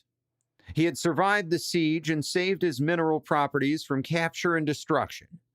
The mines even resumed washing already excavated grounds for diamonds in March, and actual mining in April. But the enemy within had grown stronger. At Kimberley, he had suffered a heavy fall from his horse, perhaps the result of another heart attack and the growth of an aneurysm. The struggle to breathe had become more severe. When Rhodes traveled down country to the Cape in March, he was weak and gasping for breath. Instead of returning to Groote Schuur, which was filled with important invalids from the war and titled men and women from Britain on whom he doted, Rhodes settled with Jameson into a small cottage south of Muizenberg, where his heart might rest." End quote. We'll leave him there for now. But before we move on, let's zoom in a little on that scene on the evening of February 15th, when Rhodes is raising champagne toasts with John French in the Sanatorium Hotel.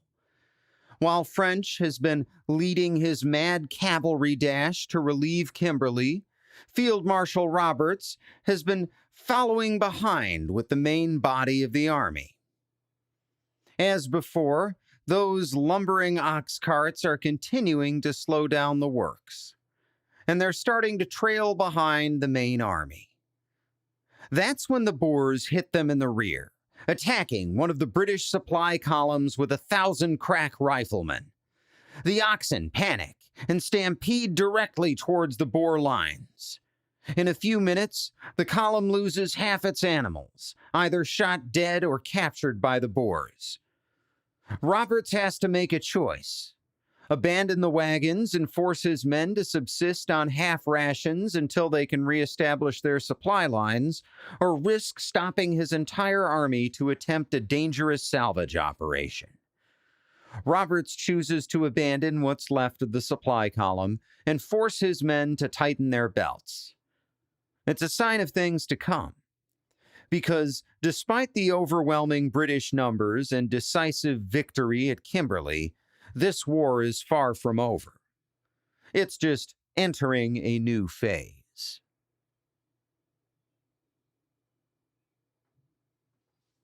Chapter 14. Guerrilla War in the Transvaal.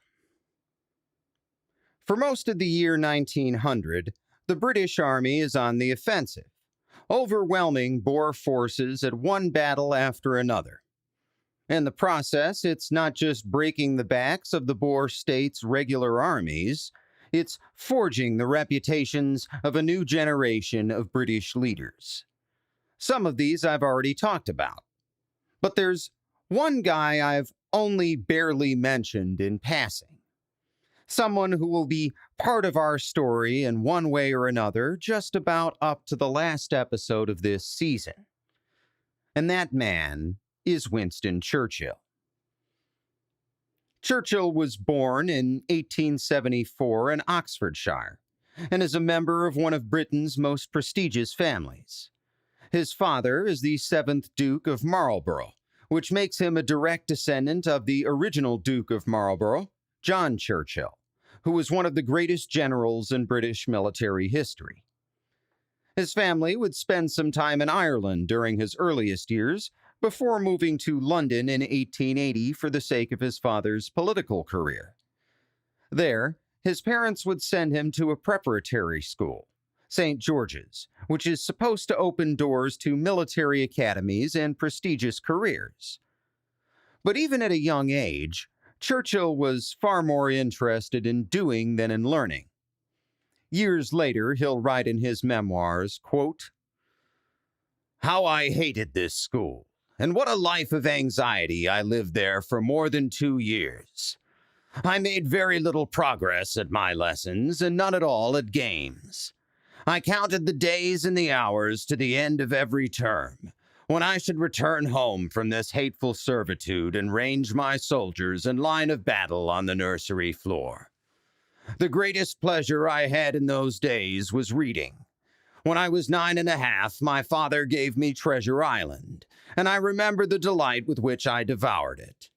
My teachers saw me at once backward and precocious, reading books beyond my years and yet at the bottom of the form. They were offended. They had large sources of compulsion at their disposal, but I was stubborn. Where my reason, imagination, or interest were not engaged, I would not or I could not learn." End quote.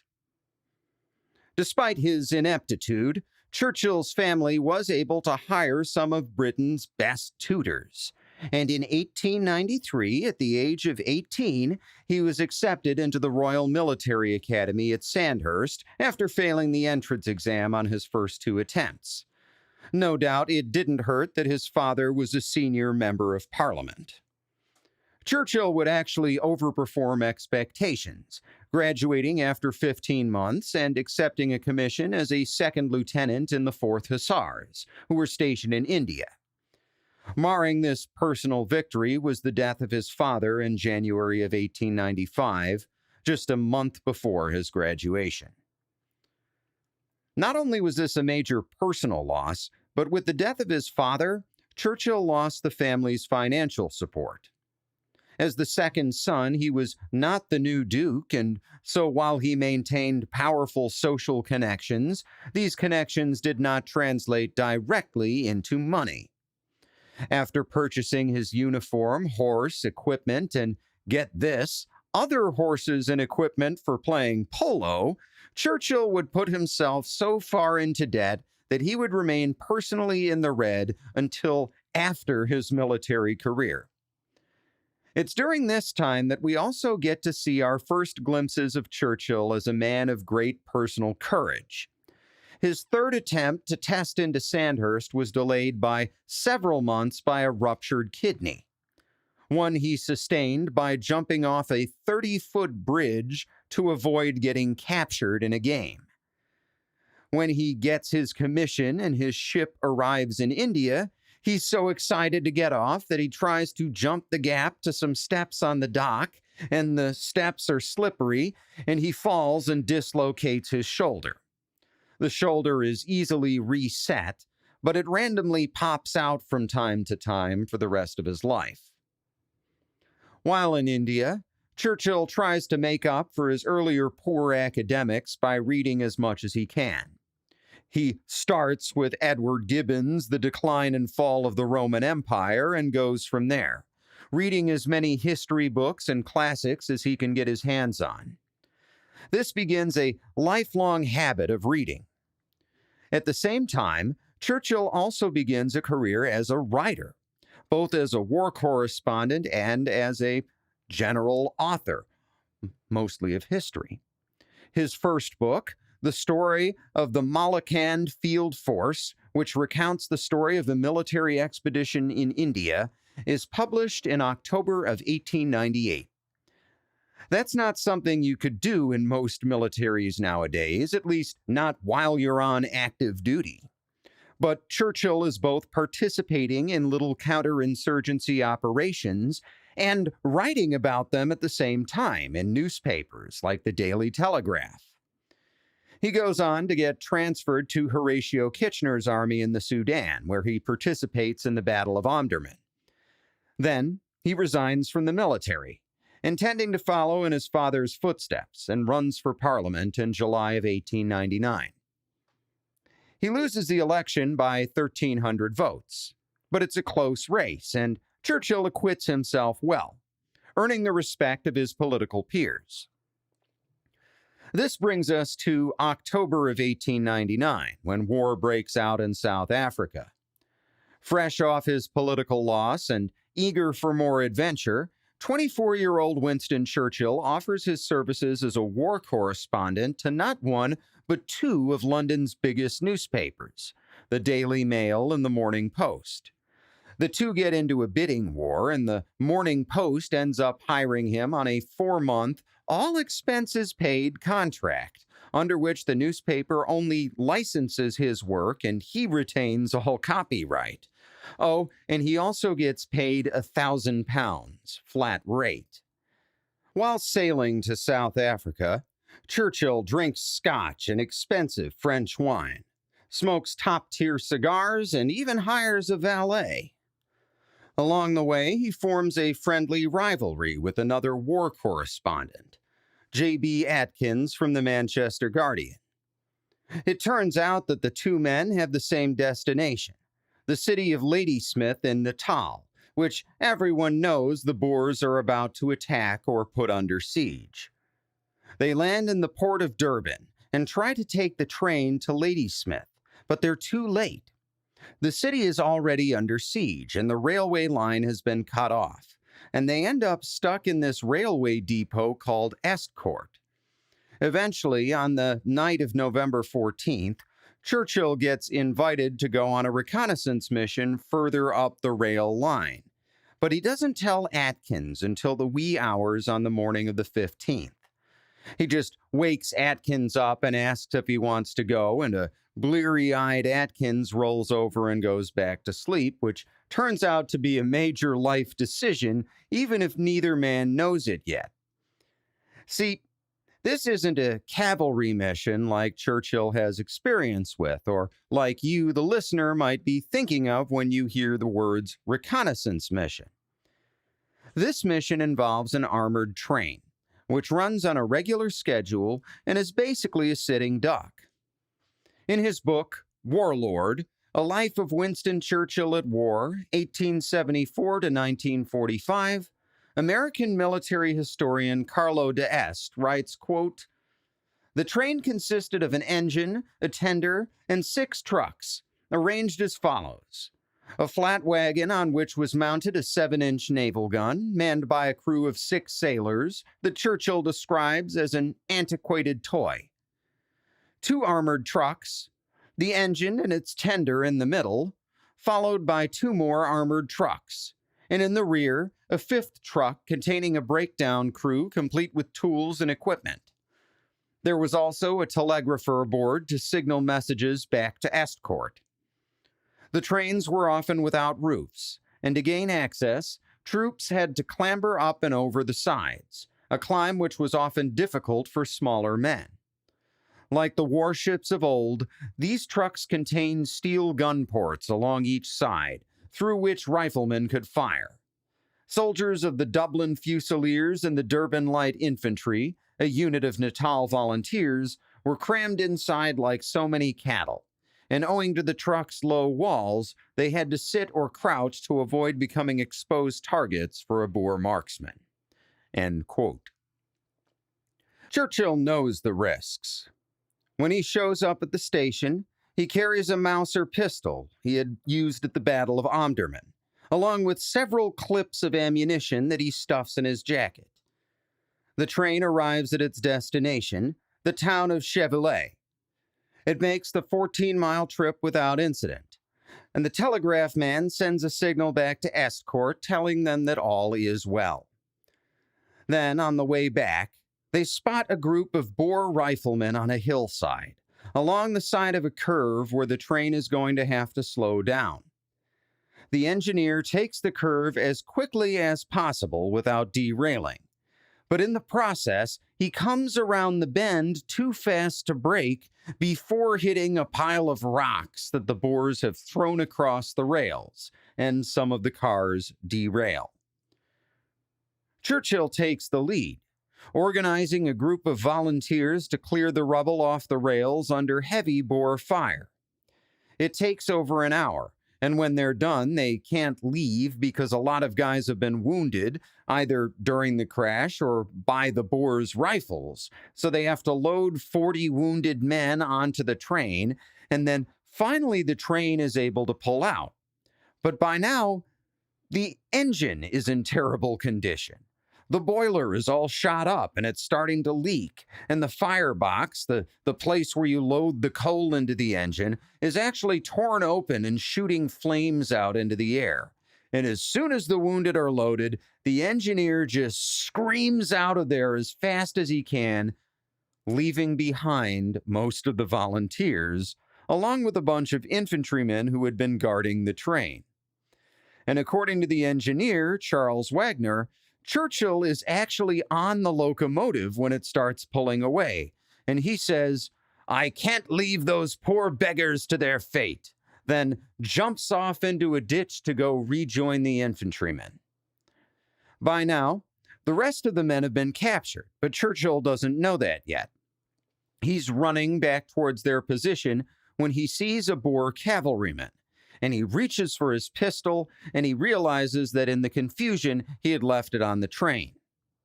So he surrenders instead, and is taken back to be processed with the other prisoners. And since he's a civilian war correspondent, he protests that he shouldn't be taken prisoner, and demands to see the commander of Boer forces, Pierre Joubert.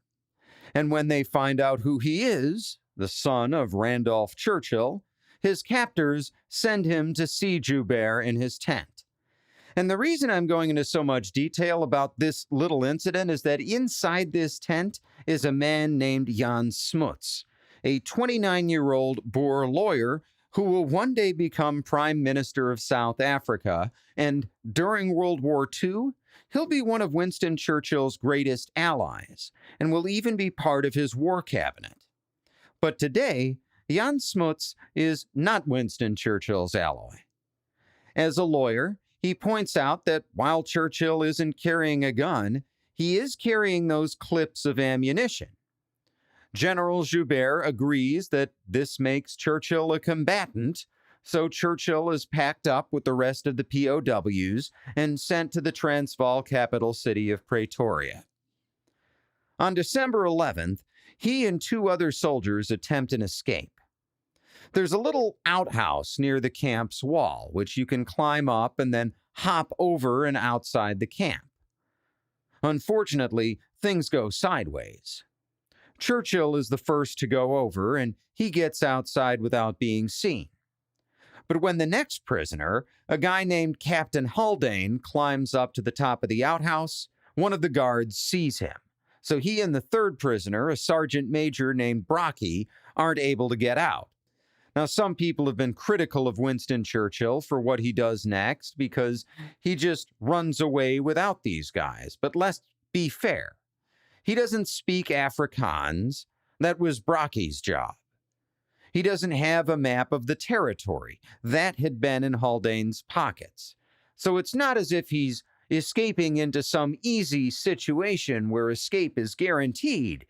He basically has to walk out through the streets of Pretoria with only a pocket full of cookies, a few chocolate bars, and some British money that he won't dare spend until he's out of enemy territory.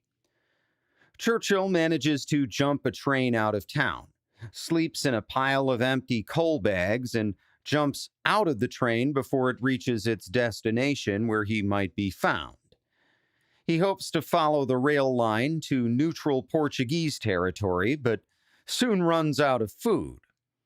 Worse, he'd left a letter behind in the camp, thanking his captors for their hospitality and also thanking friends in Pretoria for helping him escape. That part about anonymous friends in Pretoria had been a lie, but it had caused the prison camp's commander to search a bunch of houses in Pretoria after Churchill had gone missing, and that, in turn, had gotten the whole town talking about the escape, including the foreign press. So now Churchill's escape from Pretoria's international news. It's also an embarrassment to Transvaal authorities, who have now put guards on every railway bridge. So Churchill finds himself stranded in the South African scrubland with just a couple days' worth of food and no water. Eventually, he comes to a small village, and with no other choice, he bangs on the first door he comes to. At this point, the jig is up. Deep in Boer territory, the homeowner will surely recognize an Englishman and turn him into the authorities. But at least he won't die of thirst. Except, amazingly, the homeowner is an English settler who agrees to help. The homeowner works in a local mine and is able to hide Churchill in one of the shafts, where Churchill then has to sleep for 3 days while the man, John Howard, arranges to smuggle him out of the Transvaal in a train full of wood. Once on the Portuguese side of the border, Churchill makes contact with the British consul and then takes a ship back to Durban in Natal, where he had first landed to begin with. At this point, he's become famous enough that General Buller makes an exception to the Army's new rule against war correspondence being in active service, and he gives Churchill a commission as a lieutenant in the South African Light Horse. When Field Marshal Roberts takes over in January, he's not happy about this, but he doesn't want to risk rocking the boat by firing the young lieutenant who's also an international celebrity war correspondent. So Churchill remains in the cavalry for the next 6 months, through the relief of Ladysmith in February to the capture of Pretoria in June. Only after returning to Pretoria and seeing it captured by the British Army does Churchill decide that enough is enough, resign his commission, and return to England. Churchill isn't leaving South Africa because he's some kind of quitter who ducks out in the middle of a war. He's leaving because the war, by all traditional measures, has been won. The Boer army has been all but totally defeated. The Union Jack flies over the capital of the Transvaal. This is where wars are traditionally over. One side beats the other side and takes over their capital. The other side surrenders. They make peace. But the Boers don't surrender. They just keep fighting a guerrilla war, hitting British supply trains, taking out isolated outposts, and generally making it impossible for the British to effect any kind of occupation. So the British, in turn, switch to a new tactic, one that will become all too familiar to everybody living in this bright, promising 20th century. I'm talking about concentration camps. Now, concentration camps aren't a British invention. They're actually a Spanish invention, and by the year 1900, the words concentration camp have already taken on an ominous tone. We'll get into this in more detail in the next episode, but the Spanish concentration camps are deployed in Cuba during an anti-insurgency war starting in 1896. The concept was simple. Insurgents live and work amongst the local population and are difficult, if not impossible, to distinguish from loyal citizens.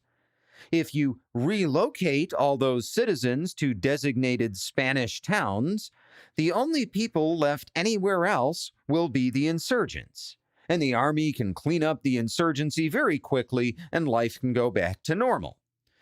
This policy was recalled reconcentration, literally referring to the reconcentration of the population in designated areas.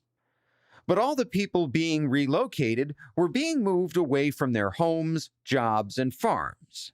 They had to be fed, and the Spanish logistics network couldn't support that. This supply shortage, combined with disease, overcrowding into camps, and the insurgents themselves blockading what food the Spanish could send to the camps, well, this would all lead to the death of between 55,000 and 170,000 Cubans, possibly as much as 10% of the island's pre-war population. So what starts out as this strategy to end an insurgency quickly with minimal loss of life ends up dragging out the insurgency and killing an unconscionable number of civilians. Whoops. In South Africa, the issue for Field Marshal Roberts is logistics. The British Empire can easily supply coastal cities, but supplies to interior cities like Pretoria rely on tenuous rail lines across hundreds of miles of sparsely populated territory. To any competent guerrilla commander, those trains in the wilderness look like targets, and so do things like railway bridges and major junctions.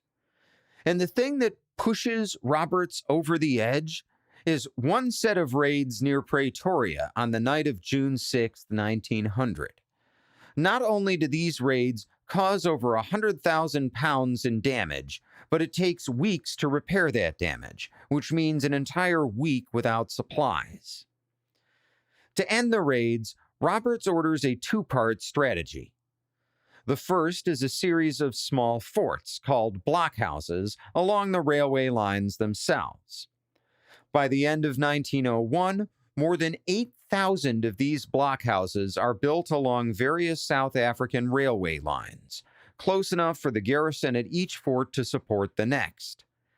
This dense network of small forts is meant not only to protect the railway lines, but to cut off Boer lines of communication and restrict the movement of commando groups.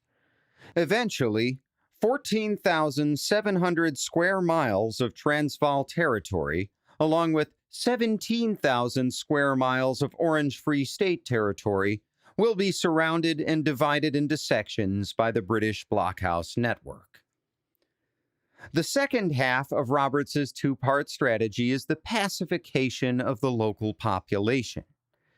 In his book, A Global History of Relocation and Counterinsurgency Warfare, American military historian Edward J. Erickson writes, quote, "The extreme sensitivity of the British to Boer attacks on their lines of communication is evident from a proclamation by Roberts on June 16th that held local civilians accountable for aiding and abetting Boers, who destroyed or cut railway and telegraph lines. Roberts authorized the burning of Boer homes and the taking of civilian residents as prisoners of war. A subsequent proclamation 3 days later further authorized the fining of civilians for damages, the destruction of farms, the forced placement of civilians on trains, the modern term for this is human shields, and placing civilians under the authority of martial law. In spite of these harsh measures, Boer attacks on the railways increased in July in frequency and intensity.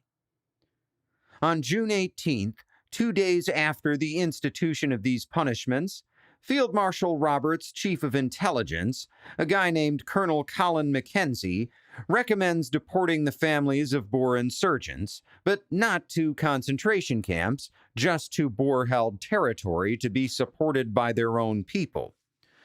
Roberts shoots down the recommendation. But a month later, on July 17th, Pretoria's military governor makes a similar recommendation. This governor is a man who will pop up here and there throughout the first part of our season, a general named John Maxwell.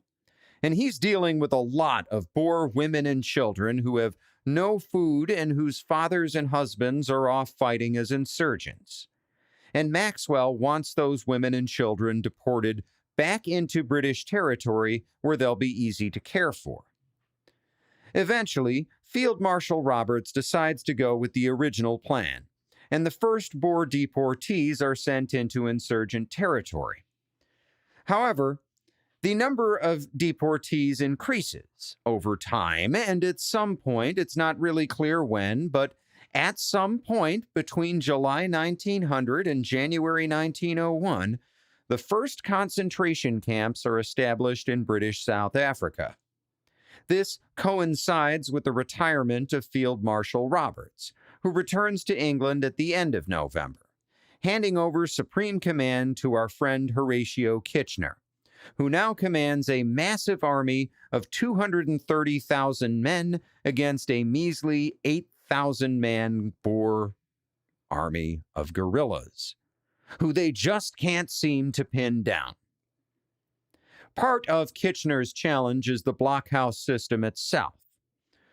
Of that 230,000-man army, only around 50,000 men are available to chase down the Boers. The rest are garrisoning the blockhouses. Not only that, but the Boers are all on horseback, which makes it hard for British infantry to chase them down.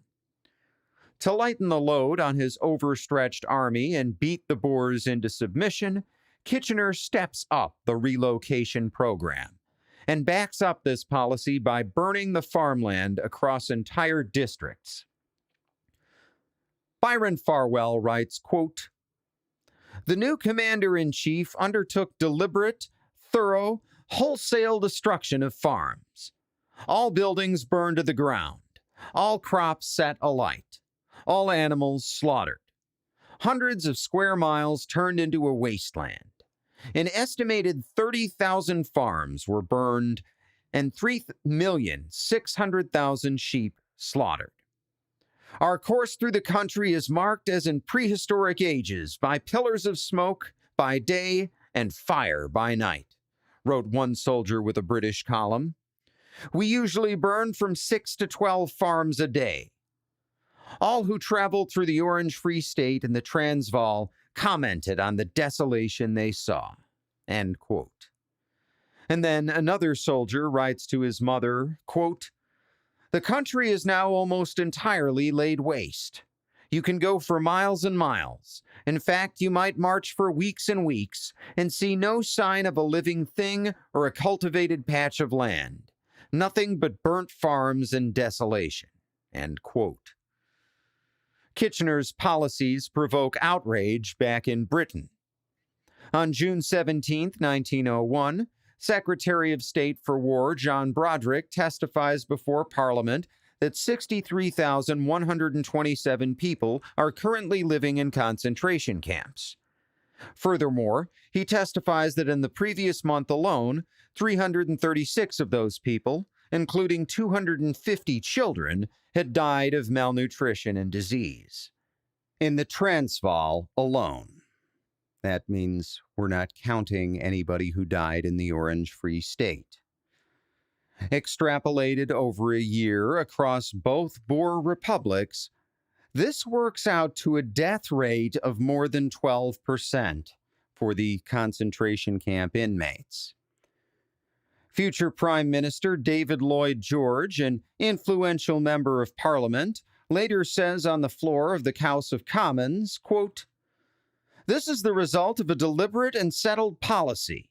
It is not a thing which has been done in 24 hours, for it has taken months and months to do it. The military authorities knew perfectly well it was to be done, and they had ample time to provide for it. They started clearing the country about 6 months ago, and it is disgraceful that 5 or 6 months after that, children should be dying at the rate of hundreds per month." End of quote. But public outcry doesn't stop Horatio Kitchener, or at least it doesn't have time to stop him before the war is ended.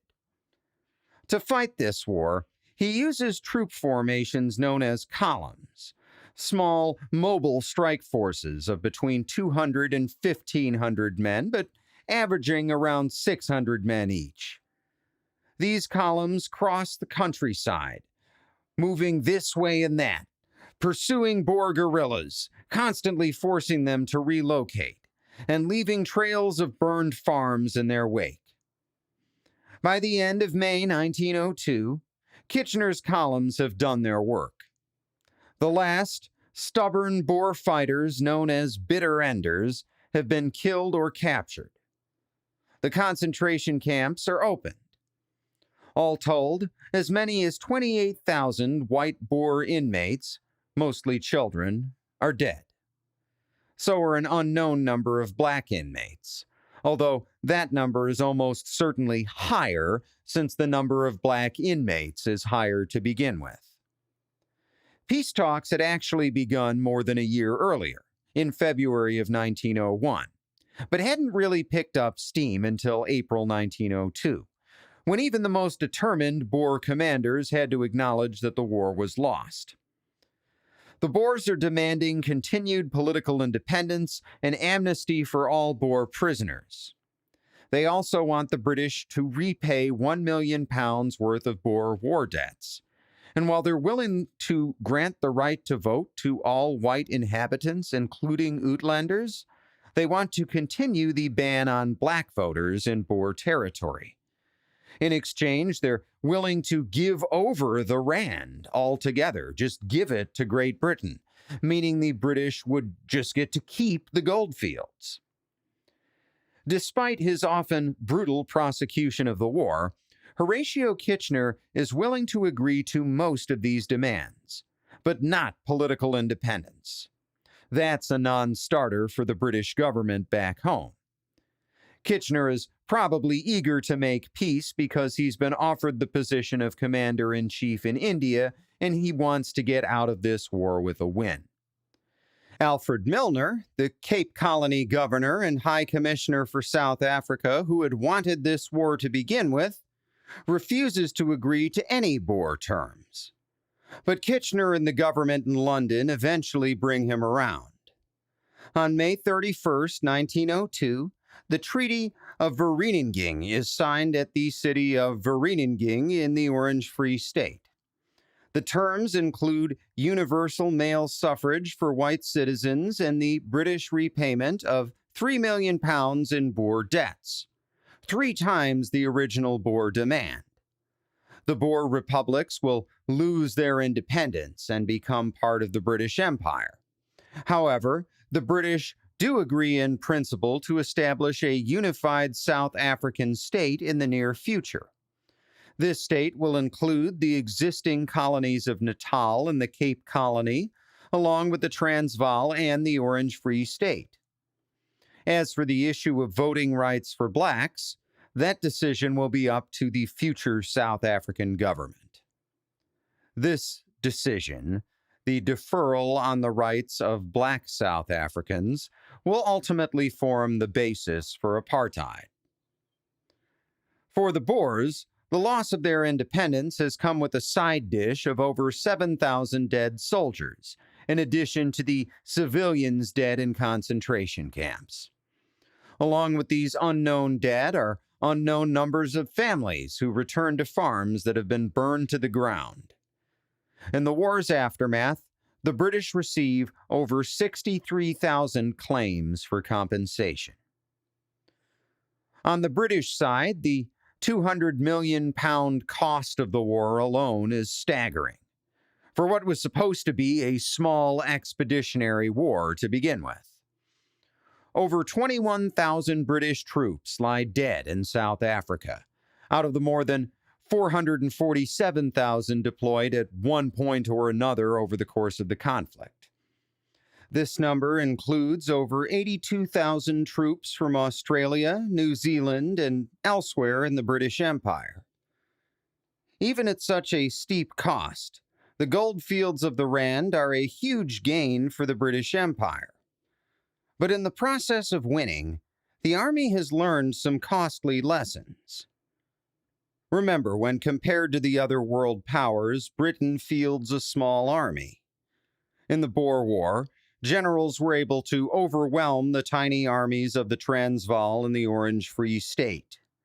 An artillery barrage, followed by a rapid charge with scads of infantry, was usually enough to win the day. This lesson, and others like it, will prove costly in a few years. For example, on July 1st, 1916, at the Battle of the Somme, when, following an artillery barrage, the British Army will launch a series of infantry charges that leave over 19,000 dead, nearly as many as had died in the entirety of the Boer War. Chapter 15. The End of the Scramble. With near total British victory in the Boer War, you might expect Cecil Rhodes to swoop in and scoop up a bunch of new mines or prospect some new territory, or maybe try to become governor of the Transvaal. But Rhodes is all tapped out. Where we last left him, after the siege of Kimberley, he had retired to a seaside retreat in the Cape Colony.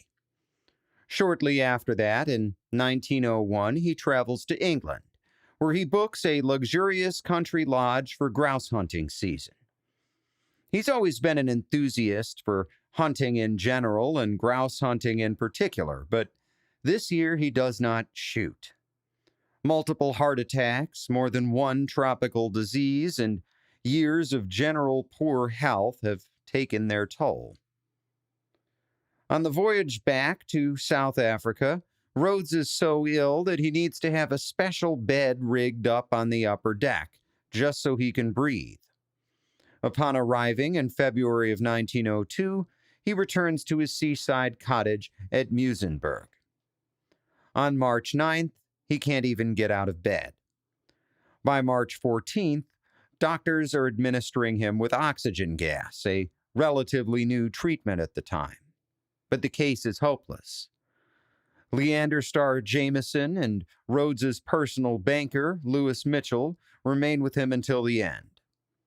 Early on March 26th, Mitchell hears a half-conscious Rhodes mutter, "So little done, so much to do."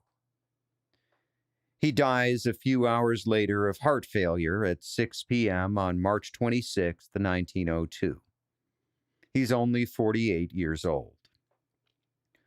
The second half of Rhodes's valediction might be true. He may have had a great deal left to do. But the first half is false. In his 48 years, Cecil Rhodes had become one of the most accomplished men in history, and one of the most complex ones. From virtually nothing, he had established the world's foremost mining empire. He established a company that, until the early 21st century, was among the most powerful in the world.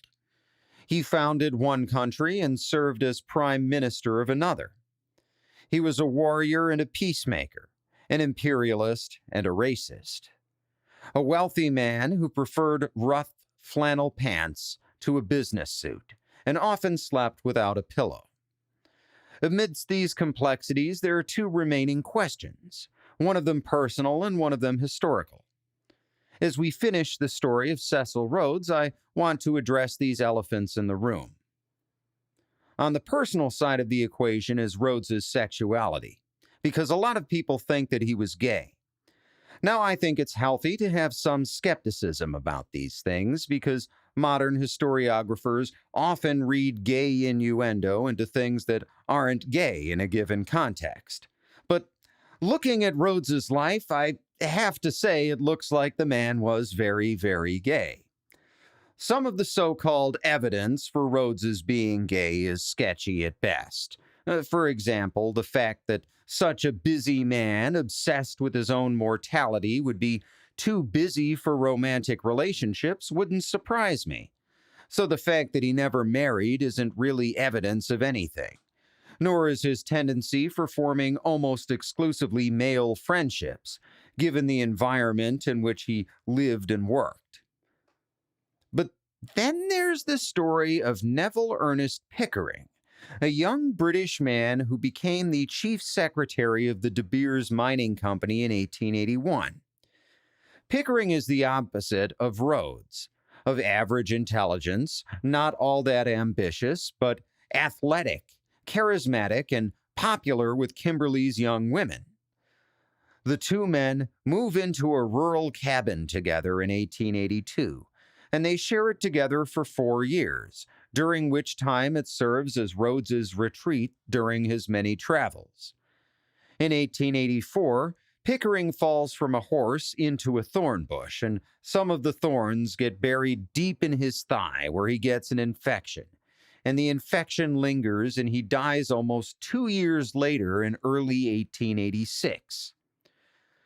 Rhodes is in Kimberley when Pickering takes his final turn for the worse, and he leaves in the middle of a business trip to get back to their country cabin. He ends up riding for 15 hours on top of a pile of mail bags, and Pickering dies by his side. At Pickering's funeral, the usually stoic Rhodes is hysterical with grief, and it's a long time before he's willing to go back to their cabin. So, was Cecil Rhodes gay? Most likely. The other question, the historical question, is whatever happened to Rhodes's broader political goals. Remember, he's got this ambition, this confession of faith that he's written up, and it's worth reiterating these early goals, which are summed up in his first written will, dated 1877. Quote, "The extension of British rule throughout the world, the perfecting of a system of emigration from the United Kingdom and of colonization by British subjects of all lands wherein the means of livelihood are attainable by energy, labor, and enterprise. The ultimate recovery of the United States of America as an integral part of a British Empire. The consolidation of the whole empire. The inauguration of a system of colonial representation in the Imperial Parliament, which may tend to weld together the disjointed members of the empire, and finally the foundation of so great a power as to hereafter render wars impossible and promote the best interests of humanity." End quote. As Rhodes becomes more wealthy and more famous, the later revisions of his will have no mention of a secret society or the idea of securing peace through world empire. But if you're trying to establish a secret society and you're a guy as famous as Rhodes, would you really write about it in your will of all places? In fact, there's a lot of evidence that Rhodes not only keeps his dreams of a secret society intact, but that he does this right out in public. In his final will, he establishes the Rhodes Trust, a charitable organization whose activities include, among other things, the Rhodes Scholarships. The 7 trustees named in Rhodes's will are Secretary of State for the Colonies and future Secretary of State for War, Alfred Milner, early Rhodes backer and influential banker Alfred Beit, British South African banker Louis Lloyd Mitchell, personal friend and leader of the Jameson raid Leander Starr Jameson, London attorney B.F. Hawksley, future Governor General of Canada Albert Grey, and former Prime Minister Lord Archibald Rosebery.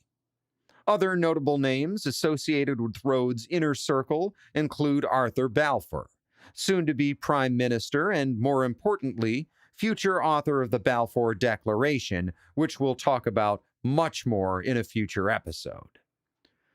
W.T. Stead, a British newspaper editor who had been named in Rhodes's will before they had a disagreement over the Boer War, recounts what Rhodes said to him when he refused to support the war. Quote, "That is the curse which will be fatal to our ideas. Insubordination. Do not you think it is very disobedient of you? How can our society be worked if each one sets himself up as the sole judge of what ought to be done? Just look at the position here. We three are in South Africa. All of us here boys. I, myself, Milner, and Garrett, all of whom learned their politics from you. We are on the spot, and we're unanimous in declaring this war to be necessary. You have never been in South Africa, and yet, instead of deferring to the judgment of your own boys, you fling yourself into a violent opposition to the war. End quote. Those sound like the words of a man who runs a secret society. Allegedly.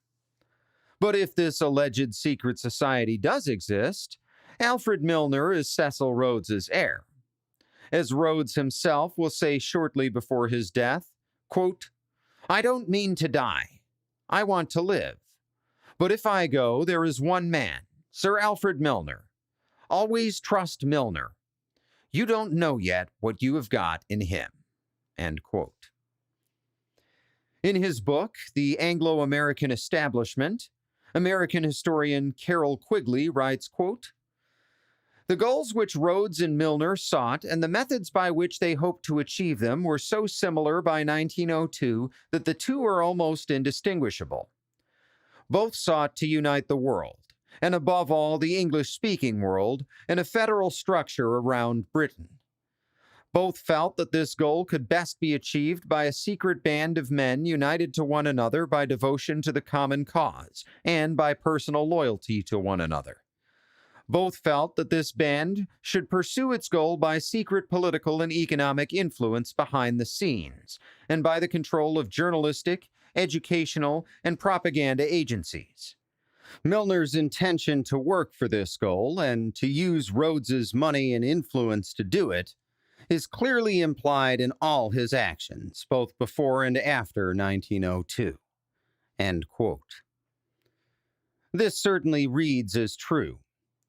If nothing else, it jives with subsequent history.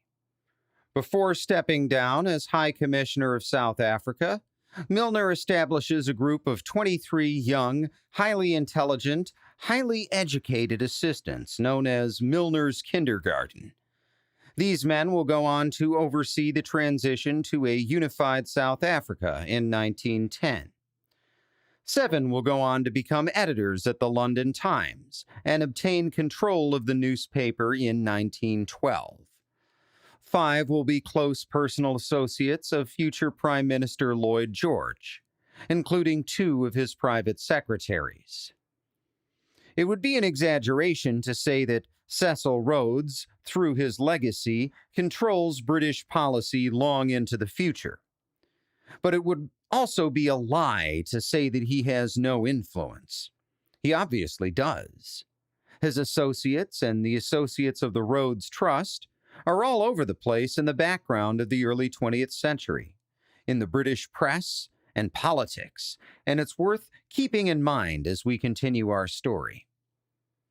At the same time, the death of Cecil Rhodes symbolizes a changing of the guard in colonial leadership. With a few exceptions, the African continent has been thoroughly colonized by Europeans. The frontier is closed, and the age of the frontiersman is over. One generation has built an empire, and it's up to the next generation to govern it. In Britain, no one is more emblematic of this new generation than 25-year-old Winston Churchill, who returns to Britain on July 20th, 1900, to find himself a war hero. Never one to pass up an opportunity, Churchill throws his hat in the ring for the upcoming election, confident that this time his newfound fame will translate to victory. Churchill even brags to fellow Conservative and soon-to-be Prime Minister Alfred Balfour, there he is already, that not only will he win his own seat, but that his fame will be enough for his running mate to win as well. The race isn't as easy as Churchill anticipates. He's criticized for being difficult to work with and for drinking too much. But his charm and quick wit win over audiences at election meetings, and he comes in second place in the four-way election, finishing with 12,931 votes to Liberal Alfred Emmet's 12,947, and winning one of the two open seats in Parliament, because these are British elections and I don't understand the rules. Churchill's Conservative running mate finishes last and does not, in fact, win a seat.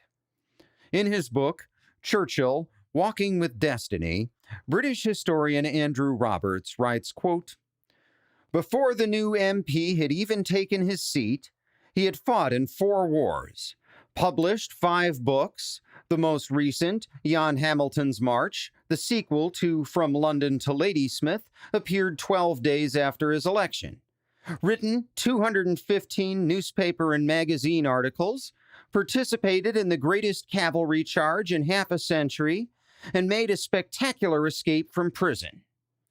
At 25, he had fought in more continents than any soldier in history save Napoleon, a contemporary profile of him was to proclaim, and seen as many campaigns as any living general." End quote. We'll leave Churchill there for now, basking in the glow of his victory. But as Senator Palpatine famously said to Anakin Skywalker, "We will watch your career with great interest." Down in Africa, the colonial powers will now do their best to develop their economies. Churchill himself will take an interest, making a much-publicized trip to Kenya and Uganda in 1907. Some disputes will continue, particularly in North Africa, and the Italians will continue to lick their wounds over their failure in Ethiopia. For most of the continent, though, the scramble for Africa is over as quickly as it had begun, with the French and the British empires more powerful and wealthier than ever. In the process, national leaders learn that growth is cheap. They learn that political brinksmanship will often pay off. They come to believe that their own greatness is inevitable, a mistake that will cost them dearly when confronted with a crisis that pits them against the empires of Central Europe. In that crisis, the crisis that sparks World War I, the scramble for Africa will have taught the most important men in Europe all the wrong lessons. And that's why it's relevant.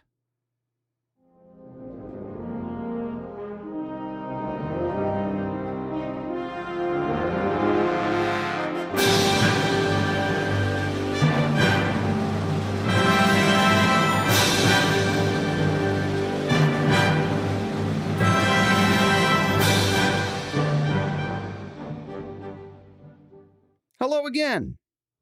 Just a quick reminder that if you like the show, you can click the subscribe button to get updates for new episodes. Depending on where you're listening, likes and comments are also appreciated. If you want to support Relevant History financially, you can subscribe on Patreon using the link in the episode description. Membership is only $1 a month and gets you access to the Relevant History Discord server, as well as to all 25 episodes of my video series, Dan's War College. Of course, the best way to help the show is to share it with your friends and on social media. The more we grow the audience, the more I will ultimately be able to do. If you want to reach out to me, you can send me an email at dantollerpodcast@gmail.com. That's Dan, Toler, podcast@gmail.com. You can also find me on social media at the links in the description. All of my episode scripts are available at dantollerpodcast.com. That's Dan, Toler, podcast.com. Thanks for listening.